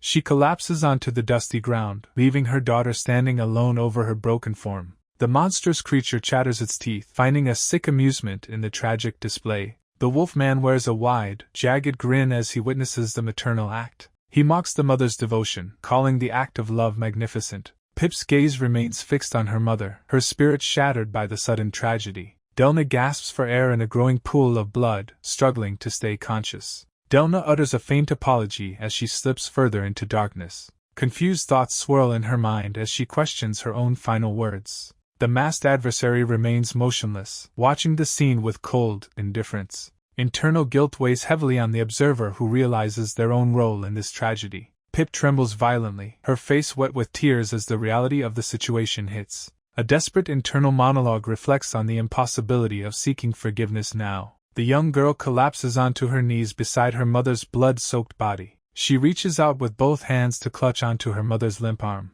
A single eye stares out, capturing the final flicker of life remaining in the room. Pip bows her head, letting her grief pour out as tears stream down her face. She remains hunched over the fallen form, mourning the choices that led to this moment. Memories of past fears and unspoken words cause her to flinch in emotional pain. Her fingers tighten their grip on the rough fur of her mother's large hand. A vision of a simpler time appears where a mother holds her newborn child. The infant's wide eyes look up with innocence and wonder in the warm embrace. The mother's face is filled with a serene and loving smile from the past. Pip's expression twists in agony as she confronts the depth of her current loss. She cries out loud, her voice breaking as she finally confesses her love. An eye snaps wide open in a moment of sudden, piercing realization. Pip wails in absolute despair, apologizing for running away and begging to be reunited. A single eye narrows as a sudden, internal clarity washes over the wounded mother. She questions the weight of her past burdens while a sense of peace takes hold. Gazing upward with a bloody smile, she expresses pride in her daughter's growing strength. Beads of sweat and blood trail down her face while she prepares for one final sacrifice. Suddenly, numerous black spikes erupt through her body as she prioritizes her child's survival. Pip screams out in agonizing terror upon witnessing her mother being brutally impaled. Despite the lethal wounds, the dying woman loses her voice but maintains her resolve. Her fading vision remains fixed on her daughter, driven by an unwavering maternal love. The dark shafts lift her mangled form high into the air as the young girl watches. Pip stands paralyzed with wide-eyed horror, unable to process the carnage unfolding before her. More spikes tear through the mother's head, ending her life in a final, violent display. Her lifeless body hits the ground with a heavy thud as the dark energy dissipates. The adversary morphs into a multi-armed form, callously ordering the fallen woman to die. A massive, predatory eye dilates, signaling a shift in the adversary's terrifying power. The surrounding battlefield lies in absolute ruin after the devastating exchange of force. A discarded weapon rests silently upon the scorched earth, forgotten amidst the growing chaos. A mysterious sigil begins to glow with an intense, magical light from the ground. Pip turns her back to the tragedy, focusing her burgeoning rage toward the monster responsible. A sharp sound causes the young beast girl to twitch her ears in preparation for battle. The adversary stares in confusion as the girl's transformation reveals a shocking shock of red hair. An enigmatic observer watches from afar, questioning if the figure before him is the legendary Crimson Beast. He reflects on the ancient tale of a warrior who once crippled the Demon King's forces. A sinister smile plays on his lips as he identifies the girl as a powerful mutation. A violent impact shakes the ground as Pip and the monster continue their desperate struggle. The legendary axe begins to pulse with light as its self-strengthening ability activates. A colossal surge of energy erupts, tearing through the air with a deafening roar. Pip's hand clamps down on the weapon's hilt with newfound, supernatural resolve. The monstrous entity looms silently, its singular eye reflecting the growing threat below. The creature trembles, sensing an overwhelming bloodlust emanating from the hero's ancient blade. A chilling realization dawns upon the enemy regarding the true nature of the girl's power. Pip fully embraces her heritage, transforming into the crimson white wolf of legend. Her face remains partially hidden as she focuses her intense rage on the monster. She swings the massive weapon with effortless grace, kicking up clouds of dust. Determination burns in her eyes as she prepares to avenge her mother. The dying woman offers a parting prayer for her daughter's future and safety. A fleeting vision of a peaceful life under a great tree flashes through her mind. She smiles warmly at the memory of happier times before everything was lost. A silent promise to reunite with her loved ones marks her passing. Pip struggles to maintain her composure, her face drenched in sweat and tears. A single tear falls from her shadowed eyes as she steels herself for the final confrontation. The monster mocks Pip, questioning what a mere child could possibly achieve against such odds. Crackling with dark intent, the multi-armed creature prepares to finish the job once and for all. It dismisses Pip's legendary status as a farce while crudely referencing her mother's tragic fate. Pip unleashes a devastating horizontal slash that tears through the battlefield in a blinding flash. The monster's core begins to fracture under the weight of the supernatural blow. Jagged cracks spiderweb across the creature's singular eye as its form destabilizes. The monstrous entity suddenly splits into several pieces as the strike takes full effect. Smoke rises as the beast crumbles into dust, leaving Pip standing victorious amidst the debris. Soji watches in stunned silence, his mouth agape at the sheer display of power. Grabbing the boy by the collar, Pip sternly commands him to remain behind for his safety. She senses Fuji's location and insists they move out to find him without delay. A fierce resolve burns in her eyes as she swears to protect everyone she loves. With a sudden burst of speed, she rockets across the plains while dragging her companion along. The mysterious observer remains in the shadows, quietly evaluating the girl's incredible transformation. He wears a twisted smirk, delighted to have witnessed the birth of a new legend. The duo comes to a sudden halt as they are confronted by an unexpected presence. A colossal foot slams into the earth with a thunderous boom that rattles the ground. An endless legion of monsters emerges from the horizon to crush their remaining hope. Soji cries out in terror as the overwhelming number of enemies continues to multiply. Pip remains undeterred by the massive horde, silently vowing to reach her master no matter the cost. A scarred young man smiles warmly while clutching a small bun in his hands. Meanwhile, Pip's expression hardens with a fierce determination to protect Fuji at any cost. As a multi-headed dragon looms over the battlefield under a vast and starry night sky, while the creature opens its nightmarish maws to release a deafening, bone-chilling shriek. Then a sudden, powerful shockwave blasts across the ground as the battle intensifies. Although a dark strike narrowly misses its mark while slicing through the air with lethal speed, the cloaked warrior reels in shock as their desperate attack fails to connect, while the dragon lashes out with its talons and whip-like tail across the celestial backdrop. Soon the massive pillar of dark energy erupts, separating the combatants with a thunderous roar.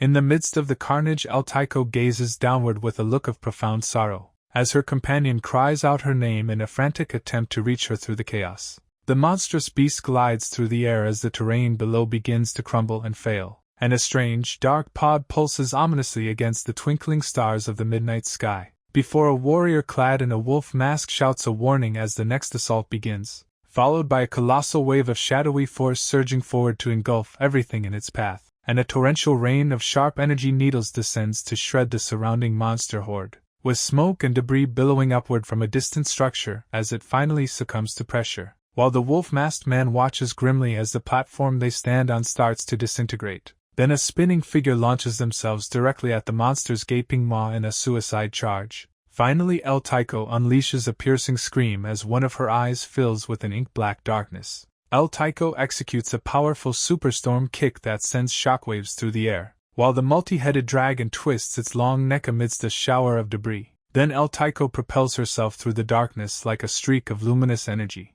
Although a shadowy darkness continues to consume the vision in her right eye, she releases a radiant burst of power that illuminates the night sky. causing the skull-masked beast to recoil from the sudden impact of the blast. As a bead of sweat and blood rolls down her strained face, she stands panting heavily with visible wounds and a look of grim determination. Meanwhile, Pip looks on in sheer terror as she witnesses the toll of the battle. Then Elto drops to her knees while her ally explains her lack of stamina. A hand squeezes a mechanical weapon tightly as the situation grows more dire, while Pip struggles with the realization that she only has a few shots remaining. Soon the wolf-masked warrior identifies a pillar of light as their final hope. As he observes the monster to reveal a tactical opening in its rhythmic attacks, Pip listens intently to the discovery of a gap they can finally exploit. Although the dragon remains a looming threat as the risky plan takes shape, the masked man emphasizes the necessity of a decoy to draw the creature's fire. Suddenly a massive warrior plants his feet and dismisses the concern with a shout.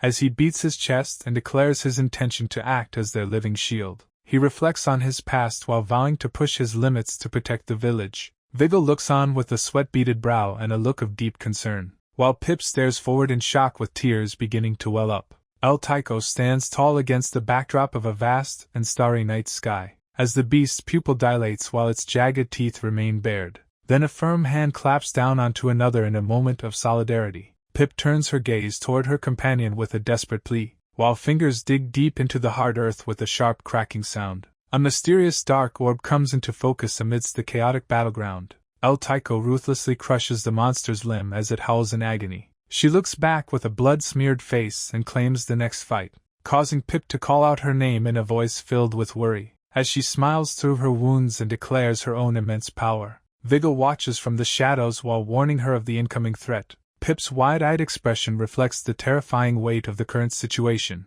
Elto begins concentrating her wind energy into a spiraling vortex above her palm. Then she offers a reassuring look while trusting in her healer's support. As Pip remains silent while staring at the brave warrior before her, a hand tightens its grip around the trigger of a heavy weapon. Pip fixes her gaze forward and vows to be there for healing. Finally, Elto turns her head slightly as the final preparations are made. Elto floats within a spiraling vortex of wind beneath the stars. Then she descends through jagged rock pillars with a fierce battle cry, as a massive sphere of concentrated energy hurtles toward its target. A man with dark hair smiles dismissively while calling the move reckless, while another mysterious figure stands before a glowing orb and stone ruins. The dark energy mass pulsates with immense power amidst the starlight. The man with the hollow eyes commands his forces to shoot them down, causing a violent beam of shadow to tear across the sky. As the spiraling ball of energy continues its relentless charge forward, a woman cries out a name in a voice filled with desperation.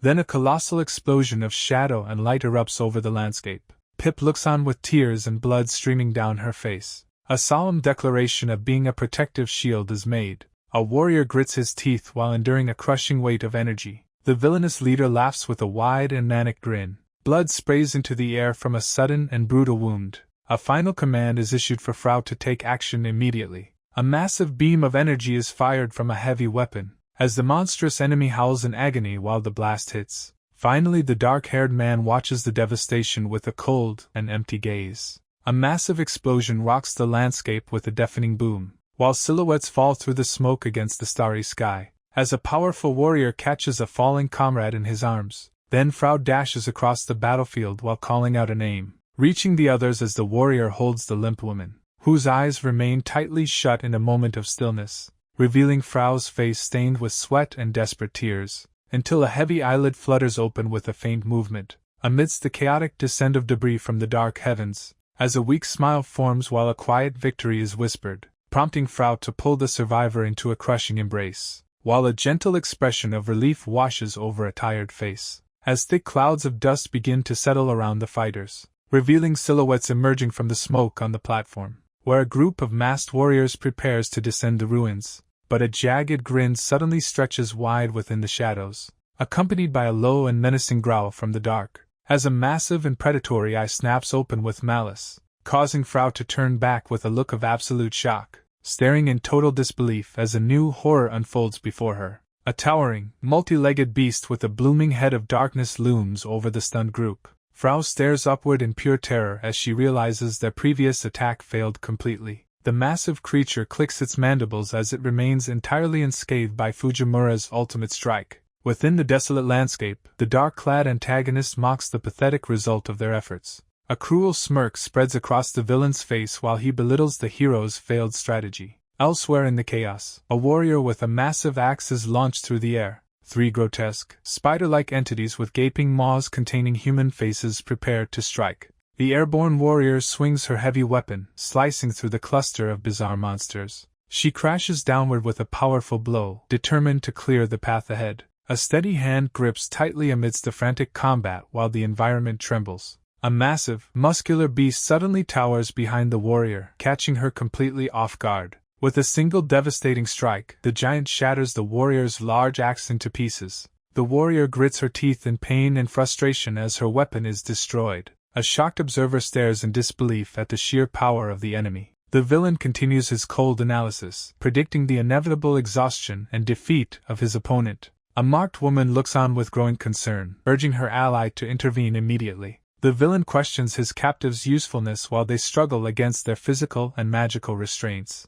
Suddenly, Fujimura leaps into action with a roar, lunging directly at the mocking antagonist. Before he can land a hit, a gargantuan shadowy hand reaches out and snatches him. The warrior with facial markings watches in horror as the situation spirals further out of control. Fujimura's face contorts in fear as he remains paralyzed by the enemy's overwhelming presence. The antagonist holds up a mysterious artifact while warning the blacksmith not to act too hastily. Veins of dark energy pulse across the hero's skin as he lets out a strangled cry. Standing amidst the ruins, the villain explains that he intends to save Fujimura for last. A haunting, wide-eyed grin spreads across the enemy's face as he relishes the coming slaughter. He mockingly displays a small, ornate box as a sign of his absolute dominance. Tension peaks as another survivor watches the scene with sweat dripping from their chin. The villain breaks into a fit of manic laughter, his mouth agape in pure sadistic joy. A moment of dark realization passes as a single, bitter curse is uttered in the shadows. Out of the chaos, a massive furry beast with multiple eyes and sharp teeth reveals itself. Shockwaves ripple through the air, shattering the stone structures as the villain remains unfazed. With a narrowed gaze, the mastermind observes the changing battlefield with cold, calculating eyes. Facial markings glow intensely as a warrior reacts with pure shock to the new developments. In the distance, an elderly fighter gathers his remaining strength for a final stand. The masked warrior known as the White Wolf reveals the true extent of his ancient power. Fujimura shouts out in desperation, pleading for the elder to be careful during the assault. Despite his resolve, the elder slumps forward as he struggles to maintain his village's honor. The villain's expression twitches with annoyance as he dismisses the elder as a senile fool. A sharp metallic point makes a faint sound as it touches a dark, solid surface. Seizing the opportunity, Fujimura leaps from above to launch a desperate counterattack against his foe. The antagonist glances over his shoulder with a look of genuine confusion.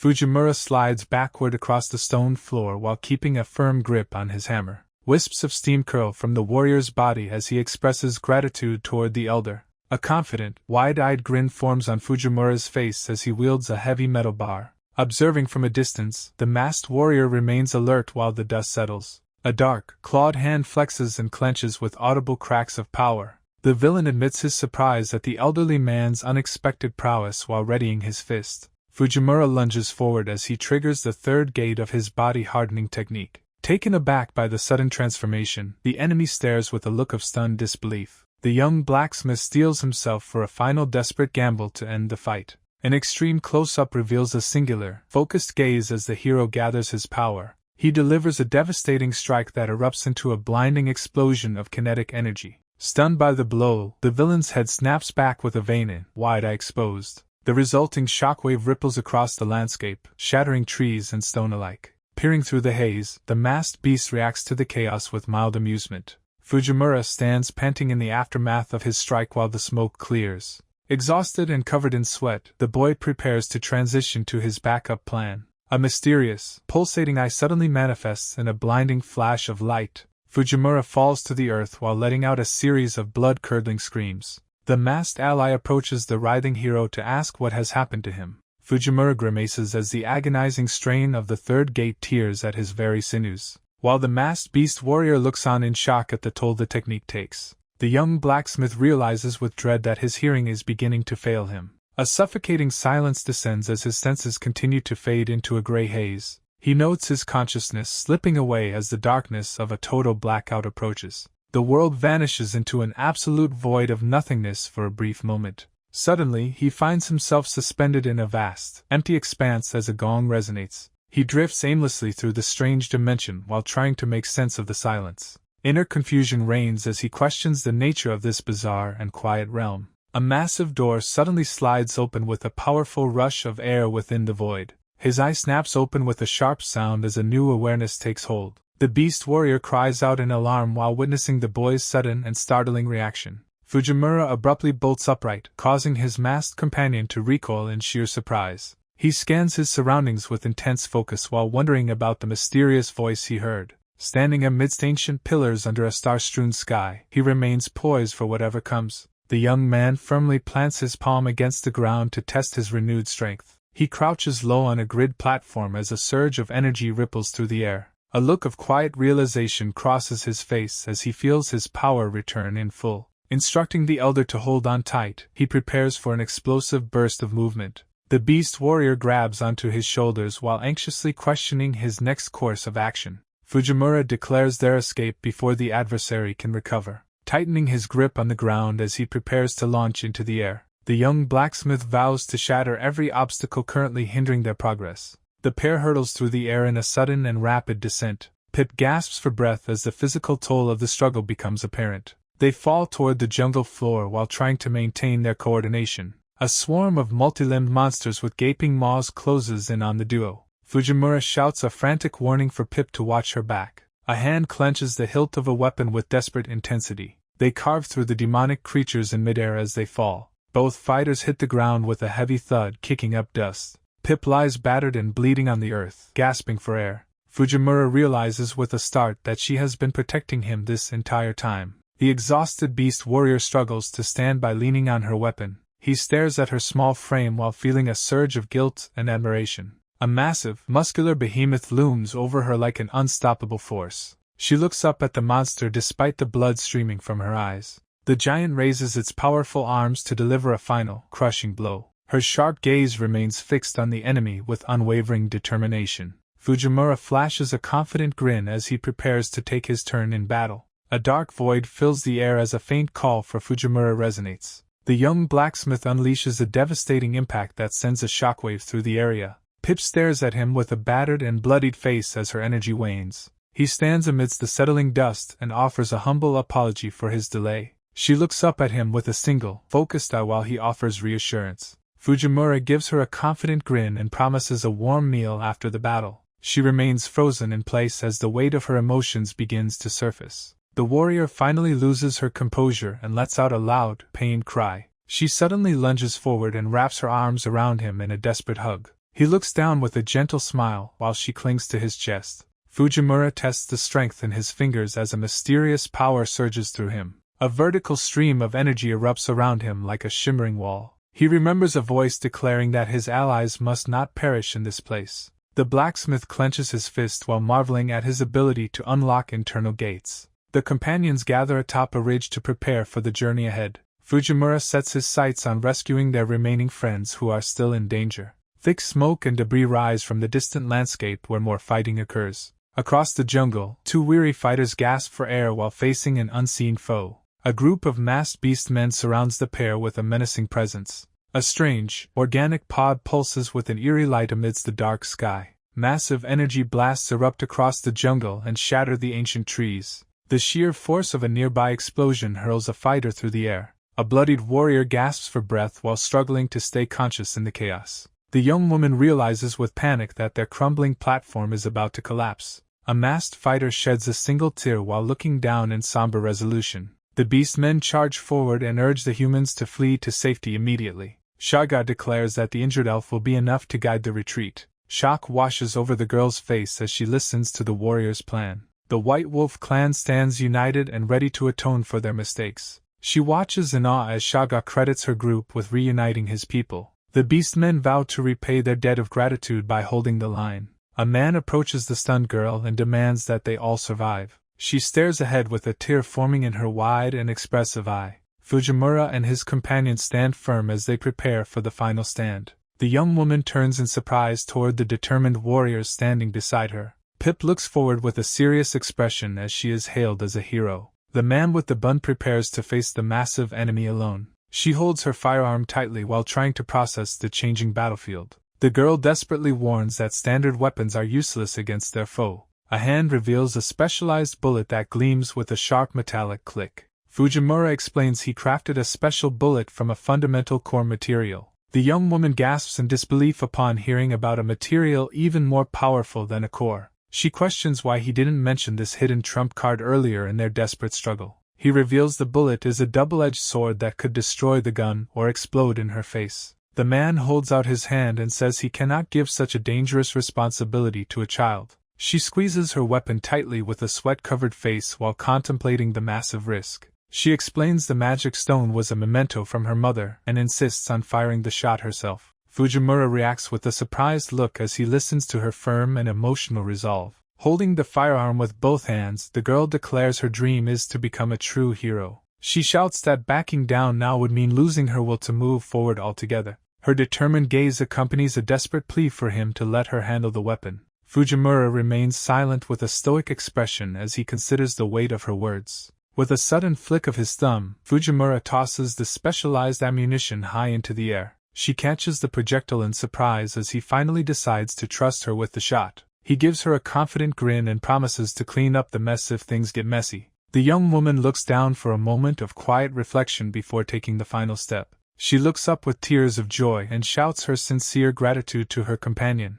The massive beast looms in the distance while the beastmen prepare to charge the target. Fujimura and his beastman allies stand united while promising to keep the monster busy for her. Fujimura tells her to relax and assures her that she will hit the bullseye. Shouting her agreement with intense focus, the young woman readies herself to use the final weapon, while her allies charge toward the massive threat with a thunderous battle cry. Her heart races as she looks down at the small but devastating projectile in her hand, which gleams under the pressure of the impending final stand. With a steady click, she loads the dangerous core into the revolver's cylinder, and the weapon immediately begins to react, glowing with an overwhelming and unstable magical aura. A massive pillar of light erupts from the barrel as the weapon's power exceeds its limits, forcing her to grit her teeth against the recoil of the berserking energy. Meanwhile, a beastman warrior leaps through the air to deliver a powerful strike to the enemy, followed by another ally providing support with a heavy blunt weapon while energy beams fly. A swift combatant maneuvers around the monster's claws to create a vital opening for the girl,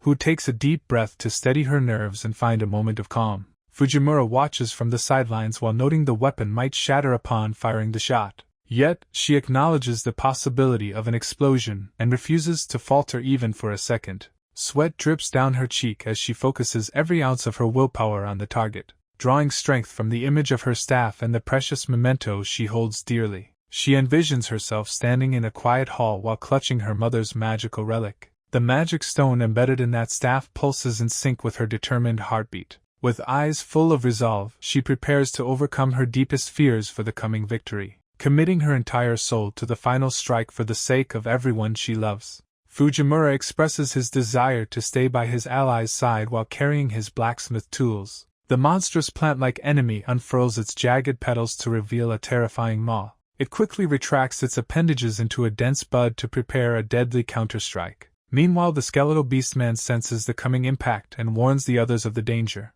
The brave warriors dive into the heart of a massive explosion to reach the beast. Lassie's expression turns feral as she channels the dark energy within her soul. She grinds her teeth together while staring down the overwhelming power of the enemy. Fujimura watches from the shadows and whispers encouragement to his young apprentice. He smirks with absolute confidence in her ability to unleash the hero's true potential. The team maintains its momentum while navigating the debris from a colossal aerial shockwave. The blacksmith urges the girl forward to demonstrate the full extent of a hero's might. Intense vibrations cause the surrounding structures to fracture and crumble under the pressure. Lassie remains silent while focusing the last of her energy into the final blow. She bellows a defiant affirmation as her eyes light up with a golden fire. Tears of strain and sorrow stream down her face during the agonizing moment of release. A blinding flash of light erupts from the point of impact and shatters the darkness. A swirling vortex of magical energy begins to consume everything in its path. The metallic weapon casing starts to split apart from the sheer force of the discharge. A final heartfelt message of gratitude appears as the world fades into blackness. She finally fires a massive spiraling beam of light that pierces the sky and the winged monster. The structural integrity of the hero's weapon fails as internal pressure shatters the casing. Fragments of metal scatter into the air while a brilliant light surges from within. Lassie reels back in shock as her equipment disintegrates from the sheer output. A massive swirling vortex of energy engulfs the monstrous plant and drags it inward. She continues to endure the backlash while sweat pours down her face from the effort. The beast's jagged maw opens wide as the force of the strike begins to tear it apart. A final concentrated beam of power roars across the battlefield to finish the job. Nearby spectators stand frozen in disbelief at the raw display of legendary strength. The girl's eyes widen in realization as the shockwave finally begins to subside. Fujimura keeps his gaze fixed on the smoke and declares the fight far from over. Multiple streaks of lethal energy suddenly pierce through the haze with incredible speed. The confused monster finds itself trapped by the intersecting lines of light. Everything erupts into a violent display of power that shreds the creature to pieces. The masked warriors watch in silence as the enemy's presence finally vanishes. A massive cloud of debris marks the spot where the creature crashes into the earth. Lassie slumps forward with a faint smile while acknowledging her hard-won victory. She begins to fall, but the blacksmith quickly steps in to support her weight. A wide grin spreads across his face as he confirms the demon dragon's total defeat. The young hero chuckles softly to herself while resting against her mentor's shoulder. He looks toward the horizon and prepares for the journey that lies ahead. A mysterious figure descends from the sky through the thick smoke of the recent battle. While he mockingly acknowledges the surprising defeat of the creature known as Roniga, Fujimura narrows his eyes in a silent challenge while observing the new arrival, who appears as a winged entity floating majestically against the backdrop of a full moon, causing one of the masked warriors to tremble while whispering a name in terror. As chaotic energy continues to ripple through the air and the atmosphere grows heavy, the winged antagonist makes a sudden swiping motion to command the darkness, and jagged shadows erupt violently across the battlefield to reshape the environment, while he maintains a calm posture as the dark force intensifies around him. Lassie watches the unfolding nightmare with a look of pure dread and exhaustion. Suddenly a strange jingling sound echoes as a sharp segmented weapon manifests, followed by a towering muscular beast with a terrifying maw revealing itself to the group, its pale face and rows of jagged teeth looming over the scene with murderous intent. The wolf-masked warrior reels in disbelief at the sheer scale of the enemy's strength. Though Fujimura stands firm and refuses to be intimidated by the massive opponent, the creature offers a cruel ultimatum by promising to slaughter everyone if they run, while the remaining survivors of the tribe gather together in a moment of uncertainty. The blacksmith looks down and firmly declares that he has no intention of retreating, a confident smirk playing on his lips as he prepares to discipline the enemy. The winged master of shadows responds with a mocking grin from high above the trees. Fujimura asks Negi to take the injured away while she nods in agreement. Next he addresses the rest of the group, shouting for them to help if they can. Meanwhile Lassie watches in shock, her eyes wide as she realizes Fujimura's dangerous intention. With a cold stare, Fujimura declares his absolute resolve to put a stop to the enemy. Lassie tries to intervene by reminding him that she is the one being hunted. High above, the winged entity mentions a score to settle while floating before the moon. Tears well up in Lassie's eyes as she gazes at her companions with profound worry. Fujimura flashes a confident grin and explains that a craftsman never leaves a job unfinished. He then raises his heavy tool toward the sky to demand a change of scenery. The monstrous enemy responds with a terrifying, jagged smirk from behind its pale mask. A moment of silence passes as the moon hangs brightly in the starry night sky. The scene shifts to a massive circular clearing littered with ancient skeletal remains. Lassie and Negi look on with grim expressions while sensing the immense pressure. The tribe of masked warriors gathers together, their animalistic masks hiding their growing fear. Lassie's face tightens with anxiety as she prepares for the catastrophic battle ahead. Fujimura stands tall with his weapon resting on his shoulder to face the winged beast. The creature bears its rows of needle-sharp teeth while threatening the safety of the village. Fujimura remains completely unfazed as his smirk grows wider in acknowledgement of the threat. He calmly adjusts his stance and mentions the possibility of opening the fourth gate. Finally, a dark declaration appears stating that limits no longer mean anything in this situation. Fujimura hunches down as he triggers his body hardening and unleashes the power of the fifth gate. Blood trickles from his nose while he flashes a ferocious grin to prove his grit. Energy erupts in a massive pillar as he faces the towering silhouette of his winged foe. Negi watches with bated breath and silent prayers for the craftsman to give it his all. An eye widens in sheer focus as the intensity of the situation reaches a boiling point. He suddenly launches himself high into the air to bring his heavy weapon crashing down. The masked monstrosity reveals its jagged teeth in a silent snarl as the attack approaches.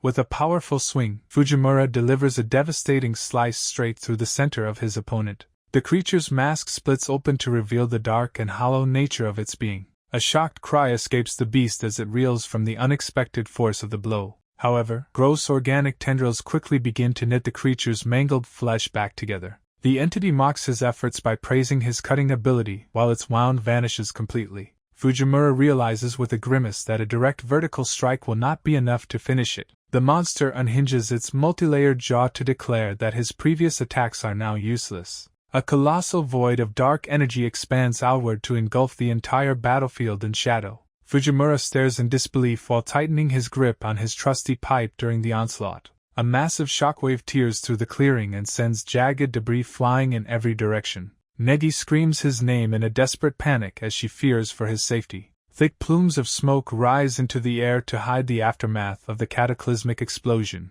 The enemy's sinister gaze peers out from the darkness to signal that the battle is far from over. Fujimura stands his ground amidst billowing smoke while holding his heavy wrench. He spits a bit of blood and gives a defiant acknowledgement to his opponent's strength. The winged demon looms in the night sky and mockingly praises his magnificent performance. Negi watches from the distance and pumps her fists to encourage the brave craftsman. A sinister grin spreads across the monster's face as it prepares a dark revelation. The creature ascends higher into the starry void and questions if humans understand demonic nature. It explains that demons possess stagnant power levels unlike the growth potential of humans. An eye narrows with intense focus as the entity declares its own unique existence. Hovering above the massive crater, it describes a personal technique called magic synthesis for evolution. Something heavy and dark thumps against the ground as the transformation begins in earnest. Visceral fluids and shadow-like substances slither across the battlefield to gather energy. A row of giant, swirling eyes suddenly open within the creature's expanding fleshy mass. The demon morphs into a grotesque celestial horror with multiple limbs before the moon. The newly born entity reveals a terrifying set of teeth while proclaiming its godhood. It immediately unleashes a massive burst of dark energy that ripples through the air. Fujimura looks on in absolute shock as the shockwave shatters the very earth beneath him. Darkness sweeps across the landscape to swallow everything in its path with overwhelming force. The monster's jagged mouth remains fixed in a predatory sneer during the chaos. A deafening hum vibrates through the clearing as the energy reaches its peak. Black beams of divine wrath rain down from the sky to demonstrate the mercilessness of a god. Fujimura leaps forward with his wrench to strike the multi-eyed monster. He shouts in a desperate fury at the creature's overwhelming power. The demon closes in to taunt him with its divine invincibility. A vast distance separates the small human from the grotesque entity. Sharp, blackened claws suddenly sink into the fabric of his clothes. Multiple limbs sprout from the demon's body to ensnare the struggling fighter.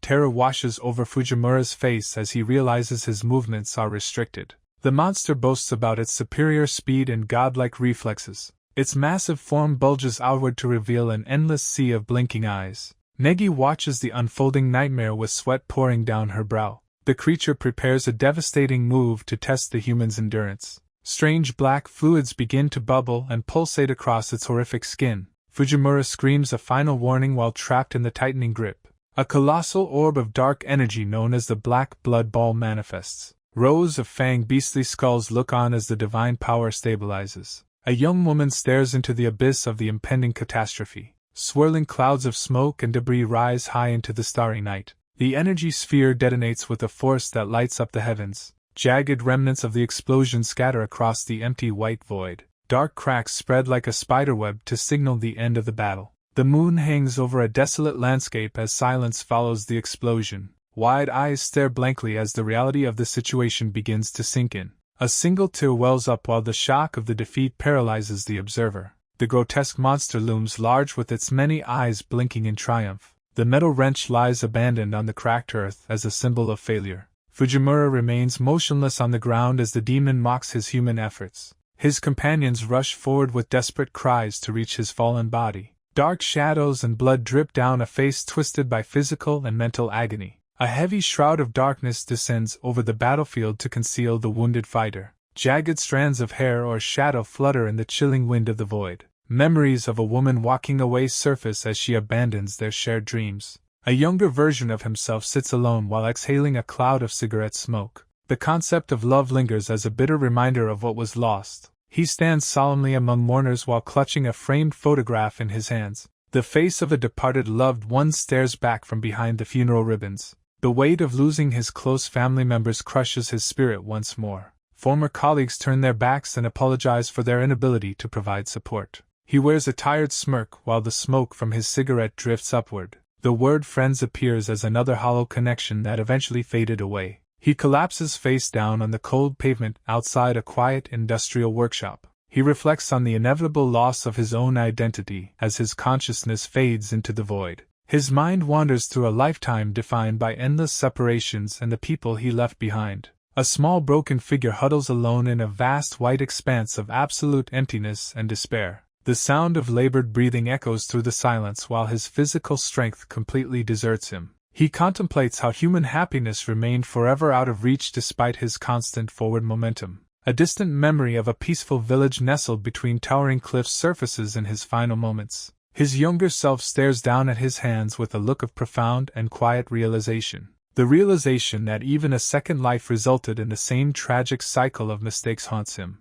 He senses the cold grip of death finally finishing him off as his internal monologue slows. An overwhelming sense of exhaustion takes hold while he admits his desire to simply rest forever. The darkness swallows everything until nothing remains but the heavy stillness of a total void. Total blackness persists as his spirit drifts further away from the chaotic struggle of the battlefield. The faint echo of a familiar name pierces through the gloom to tether him back to reality. Pip screams his name with tear-filled eyes as her voice rings out in a desperate plea. The monstrous entity stares down with its many cold eyes at the seemingly defeated human warrior. He suddenly questions his own self-pitying thoughts while his resolve begins to flicker back to life. A bloodied hand scrapes against the hard ground to find some purchase in the dirt. He decides that now is not the time for a permanent nap regardless of his fatigue. The image of his smiling friends and companions provides the spark of motivation he desperately needs. A single point of light ignites within the darkness to signal the return of his fighting spirit. A massive, cracked monolith looms over his small, floating form within a sparkling celestial void. He hangs his head while his battered body slowly recovers from the brink of total annihilation. A mysterious consciousness recognizes his presence with a sense of weary familiarity from the darkness. The giant entity remarks on the inconvenience of him potentially meeting his end in such a place. He glares upward through matted hair to demand what this strange voice wants from him now. The featureless surface of the monolith stands silent for a moment as it observes his defiant spirit. It suddenly shifts the conversation by asking if he truly understands the nature of magic stones. He responds with a grunt that they are simply tools for channeling mana into powerful spells. The entity dismisses his narrow view as it claims that mana conduits are merely fragments of potential. A vivid mental image of dragons and natural forces illustrates how all life springs from crystal forms. The perspective shifts to the entire planet as the voice describes magic stones as the world's offspring. He listens in stunned silence while realizing the stones are actually manifestations of the planet's own soul.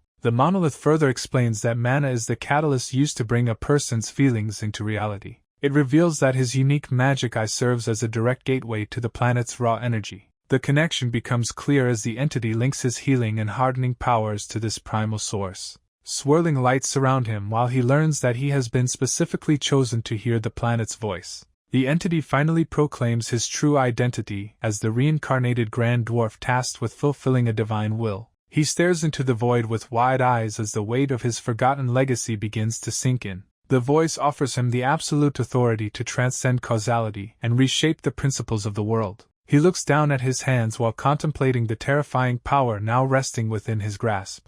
Fujimura reflects on his desire to take on the world with his own unique craftsmanship, while his younger self echoes his dream of becoming the world's greatest artisan. The faces of the friends and clients he fights for fill his mind with purpose. He defiantly rejects the grand will of the planet to focus on those he loves. The celestial monolith begins to crack as it acknowledges his resolve to act for others. A blinding flash of light signifies the entity's decision to finally grant him its strength. A shadowy figure watches with disdain while labeling the evolving demon an irregular threat. He glares forward with renewed focus while the energy of the world begins to surge. An explosive blast rocks the dimension as he is commanded to wield the planet's power. The grotesque monster peers through the chaos with twisted curiosity at the spectacle. A woman screams his name in terror while sensing the overwhelming potential of his new form. His boots hit the ground as thick smoke curls around his powerful silhouette. The beast watches intently while the air vibrates with the force of his transformation.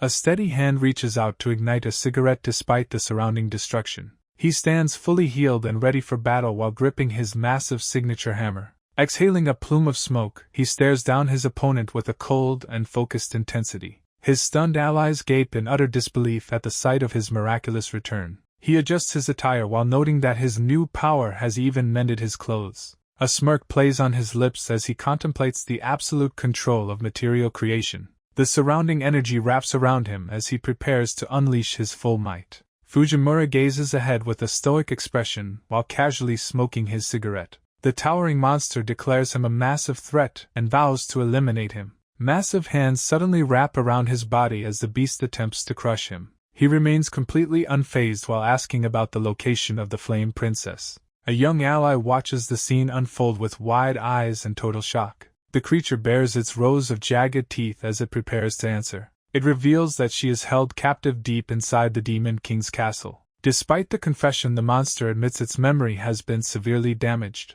Her disbelief grows as she processes the news about her missing companion. The entity prepares to launch its massive black blood ball at maximum output. Puffing on his cigarette, he coolly remarks that the fight is already over. The monster screams in confusion, while sensing its body starting to break down. He tells the wretched beast to rot in hell alongside its own soul. A mystical sigil flashes in his eye as he activates his iron-turning ability. A blinding light suddenly erupts and shatters the monster into thousands of shards. Exhaling a cloud of smoke, he calmly watches the enemy's remains disintegrate. The metallic debris begins to crumble away as the powerful effect continues. His iron-turning power causes the beast's remains to corrode and fall apart. Standing amidst the destruction, he dismisses his fallen foe as simple scrap metal. His companions run across the frozen landscape while calling his name in relief. Fujimura looks back while casually finishing his sentence amidst the falling snow. His body suddenly gives out as he topples over backwards in total exhaustion. A young companion cries out his name in a panic at the sudden collapse. The narrative reveals he remains in a deep sleep as the White Wolves finally unite. Meanwhile, Pip and the others gather around his bed with expressions of deep concern. One of the allies trembles with nervous energy while waiting for any sign of life. The boy eventually wakes up only to realize he has reverted to his small runt form. The group immediately swarms him with overwhelming affection that leaves him shouting in pain. Pip breaks down in tears of pure relief seeing that her friend is alright. He exhales a weary puff of air while accepting his current weakened state. The conversation then turns toward the unfortunate loss of the powerful lantern crystal. Pip remains silent with a heavy heart as she reflects on their missing items. An elder masked warrior suddenly speaks up to claim knowledge regarding the rare artifact. His large unblinking eyes remain fixed on the group during the tense silence. The warrior further explains the instincts that likely drew the Flame Princess to their land. Fujimura grows impatient and demands the old man stop stalling his explanation. The elder finally reveals that the crystal was originally forged in his home country. He describes a rare material found within a treacherous volcanic dungeon known as Volcano. Unnoticed by most, a strange small entity hides nearby while listening to every word. Fujimura shoots a sharp look toward the hidden eavesdropper and mocks the old man's nosiness. The elder explains that the legendary material Amadarasu is produced in the country of Fanga, leaving the companions stunned by the possibility of crafting a powerful firearm from it. Fujimura lets out a small dismissive sound as he considers the information. He decisively declares that their next mission is to infiltrate the volcanic dungeon Volcano. As the sun sets over the rugged landscape of their current location, a large group of tribal warriors gathers to see the traveling party off. Several masked members of the wolf tribe stand together in a show of unity. One young warrior warns the group about a dangerous battle-maniac prince in the next territory. The apprentice scoffs at the warning with a smug look of confidence. He boasts loudly that no trouble will find them while his master is present. Fujimura and Pip stare at the display of sycophancy with flat expressions. The warrior mocks his pupil's sudden shift in attitude as the boy pleads for recognition. A sense of quiet determination settles over Pip as the group reflects on their recent experiences. The young apprentice promises to follow his master to the ends of the earth. Pip remains silent while gazing toward the horizon with a heavy heart. Fujimura maintains a bored expression while the elf carries the small crying companion. They promise to return for a long conversation once their quest is finally complete. Pip's face is obscured by shadows as she watches her friends prepare to leave. Fujimura casts one final glance back before setting his sights on the path ahead. The group slowly disappears into the distance while Pip watches them from the trees. Pip stands small and solitary amidst the towering warriors of the wolf tribe, while the healer questions if Fujimura is truly satisfied with leaving her behind, recalling how the young girl sobbed through the night about wanting to join them. Yet Fujimura turns his back and insists the child's safety is found at home, claiming he refuses to bear the burden of protecting her from unknown threats, as he lowers his gaze with a stoic and unwavering expression, leaving his companion to stare at him with a mixture of sadness and disappointment. Meanwhile, the wind whips through the tall grass as the distance between them grows, prompting the warrior to glance back and ask what is bothering her, but she remains silent while her eyes are hidden behind a curtain of hair, questioning his desire for them to remain together despite the current situation. Fujimura's gaze softens for a brief moment as the weight of the decision lingers, before she confesses her own deep-seated wish to never part from the girl. Thinking back to the times Pip smiled with genuine and pure joy, she clenches her fist tightly as her frustration begins to boil over, arguing that everyone in the party is fully aware of the risks they face, though he simply waves her off and declares her feelings are irrelevant, causing her lips to tremble as she struggles to contain her rising anger, until she finally snaps and screams that he is nothing but a stubborn mule, as heavy droplets of water fall silently onto the dry earth below. The healer screams about the bonds of friendship, warning Fujimura that his self-imposed burdens will eventually break him, causing the warrior to stop in his tracks and look back with a startled, wide-eyed expression, recalling a somber moment where he sat alone in a dark workshop with his head hung low, as a weathered man with a slight smirk and a cigarette between his lips watches him closely. Returning to the present, the wolf tribe warriors begin to depart across the grassy plains. Meanwhile, the masked leader tells Pip that he will not stand in her way if she wishes to follow, but she only grips the fabric of her dress with trembling hands, insisting that she must be a good girl and stay behind to avoid causing any more trouble. The leader watches her closely, questioning why that is still her primary concern after everything they have endured, asking if the truth is actually that she desperately wants to go with her friend. A memory of a bright, laughing face flashes through her mind, pushing her to the limit as her composure finally begins to crumble, until she breaks down in heavy sobs and confesses her true desire to join them. Labeling herself a stupid child who is incapable of making the right decision, she hides her face while explaining how her presence would only lead to more hardship, wailing at the top of her lungs that she never wants to be a burden to those she loves. The sound of her heartbroken cries echoes across the open landscape, leaving the nearby warriors looking flustered and unsure of how to comfort the distraught girl. One of the masked men tilts his head in confusion at the sudden emotional outburst, before a massive warrior steps forward and calls out to Lunalua to get her attention. Pip's tear-filled eyes widen in shock as she hears a familiar voice. She sniffs and looks down, trying to regain her composure amidst her sorrow. A firm step on the grassy path signals the arrival of a friend. Her eyes tremble with uncertainty as she looks toward the source of the sound. Pip gazes upward with a look of pure disbelief and vulnerability. A steady and resolute gaze meets hers, offering a moment of quiet understanding. A memory of sharp spears piercing through the air during battle flashes by. She recalls a bloodied warrior standing firm despite the pain of their wounds. Fujimura looks back at her with a surprisingly gentle and kind expression. Pip is moved to silence as he praises her for managing everything alone. Her eyes dilate as she listens intently to his sincere words of appreciation. She questions his uncharacteristic gentleness while he awkwardly tries to explain himself. Pausing on the path, he offers a sincere apology and admits he missed her. The young girl stands completely stunned by the warrior's sudden change of heart. His hand is extended toward her in a warm and welcoming gesture. Fujimura asks her to join him and promises to protect her at all costs. The girl's face remains frozen in a state of utter shock and awe. A glistening eye reflects the hope offered by his outstretched hand. A large, comforting hand is placed upon her shoulder from behind. The masked leader encourages Lunalua to follow her heart and go with her friends. The masked leader suggests that she can eventually make up for her past mistakes, He looks toward the windmills while explaining her father's desire for a life of freedom. Pip remains silent and bows her head as she processes the profound revelation. Her weary eyes reflect the heavy burden she has carried throughout the long journey. Fujimura breaks the tension by offering a smile and a warm meal to share. A distinctive marking on the skin serves as a reminder of her heritage. Discarded shackles lying in the grass symbolize the end of her long captivity. The two friends walk together into the distance while leaving the village behind. Fujimura beams with excitement as he looks forward to their next great adventure. Pip takes a resolute step forward on the soft path to follow her friend. Her eyes sparkle with joy as she feels a sense of belonging at last. They feast and drink together with boisterous laughter echoing through the quiet fields. Eventually exhaustion takes over and they fall into a peaceful slumber side by side.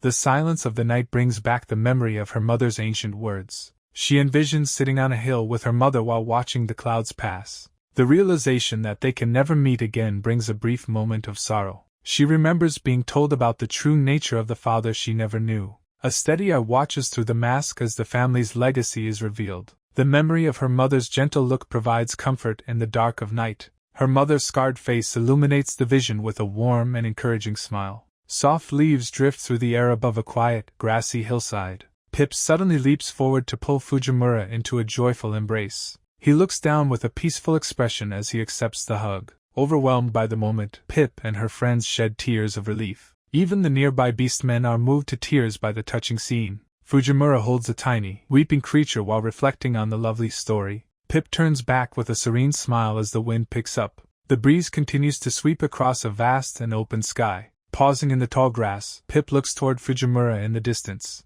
Her thoughts drift back to the fateful day they first met. She vividly remembers the shock of that life-changing initial encounter. They share a firm handshake to seal their bond under the clouds. She credits him for making it possible to finally follow her dreams. Their journey together led to a long succession of new alliances. An armored warrior steps onto the rocky soil beneath a starry night. Pip remains certain that his presence will continue to inspire others. However, she acknowledges that their path will not always be easy. A group of silent figures stands united against the cosmic horizon. She prepares her heart for the solemn and painful trials ahead. Frau Chan stands ready with a determined gaze to face the coming challenges. The long journey continues as many more encounters await the group in the future. A calm leader encourages the party to begin moving toward their next destination. An enormous legion of soldiers assembles to march across the vast open terrain. Allies from every corner of the world gather together in a grand display of unity. A final heartfelt message of gratitude is dedicated to the legendary blacksmith Fujimura.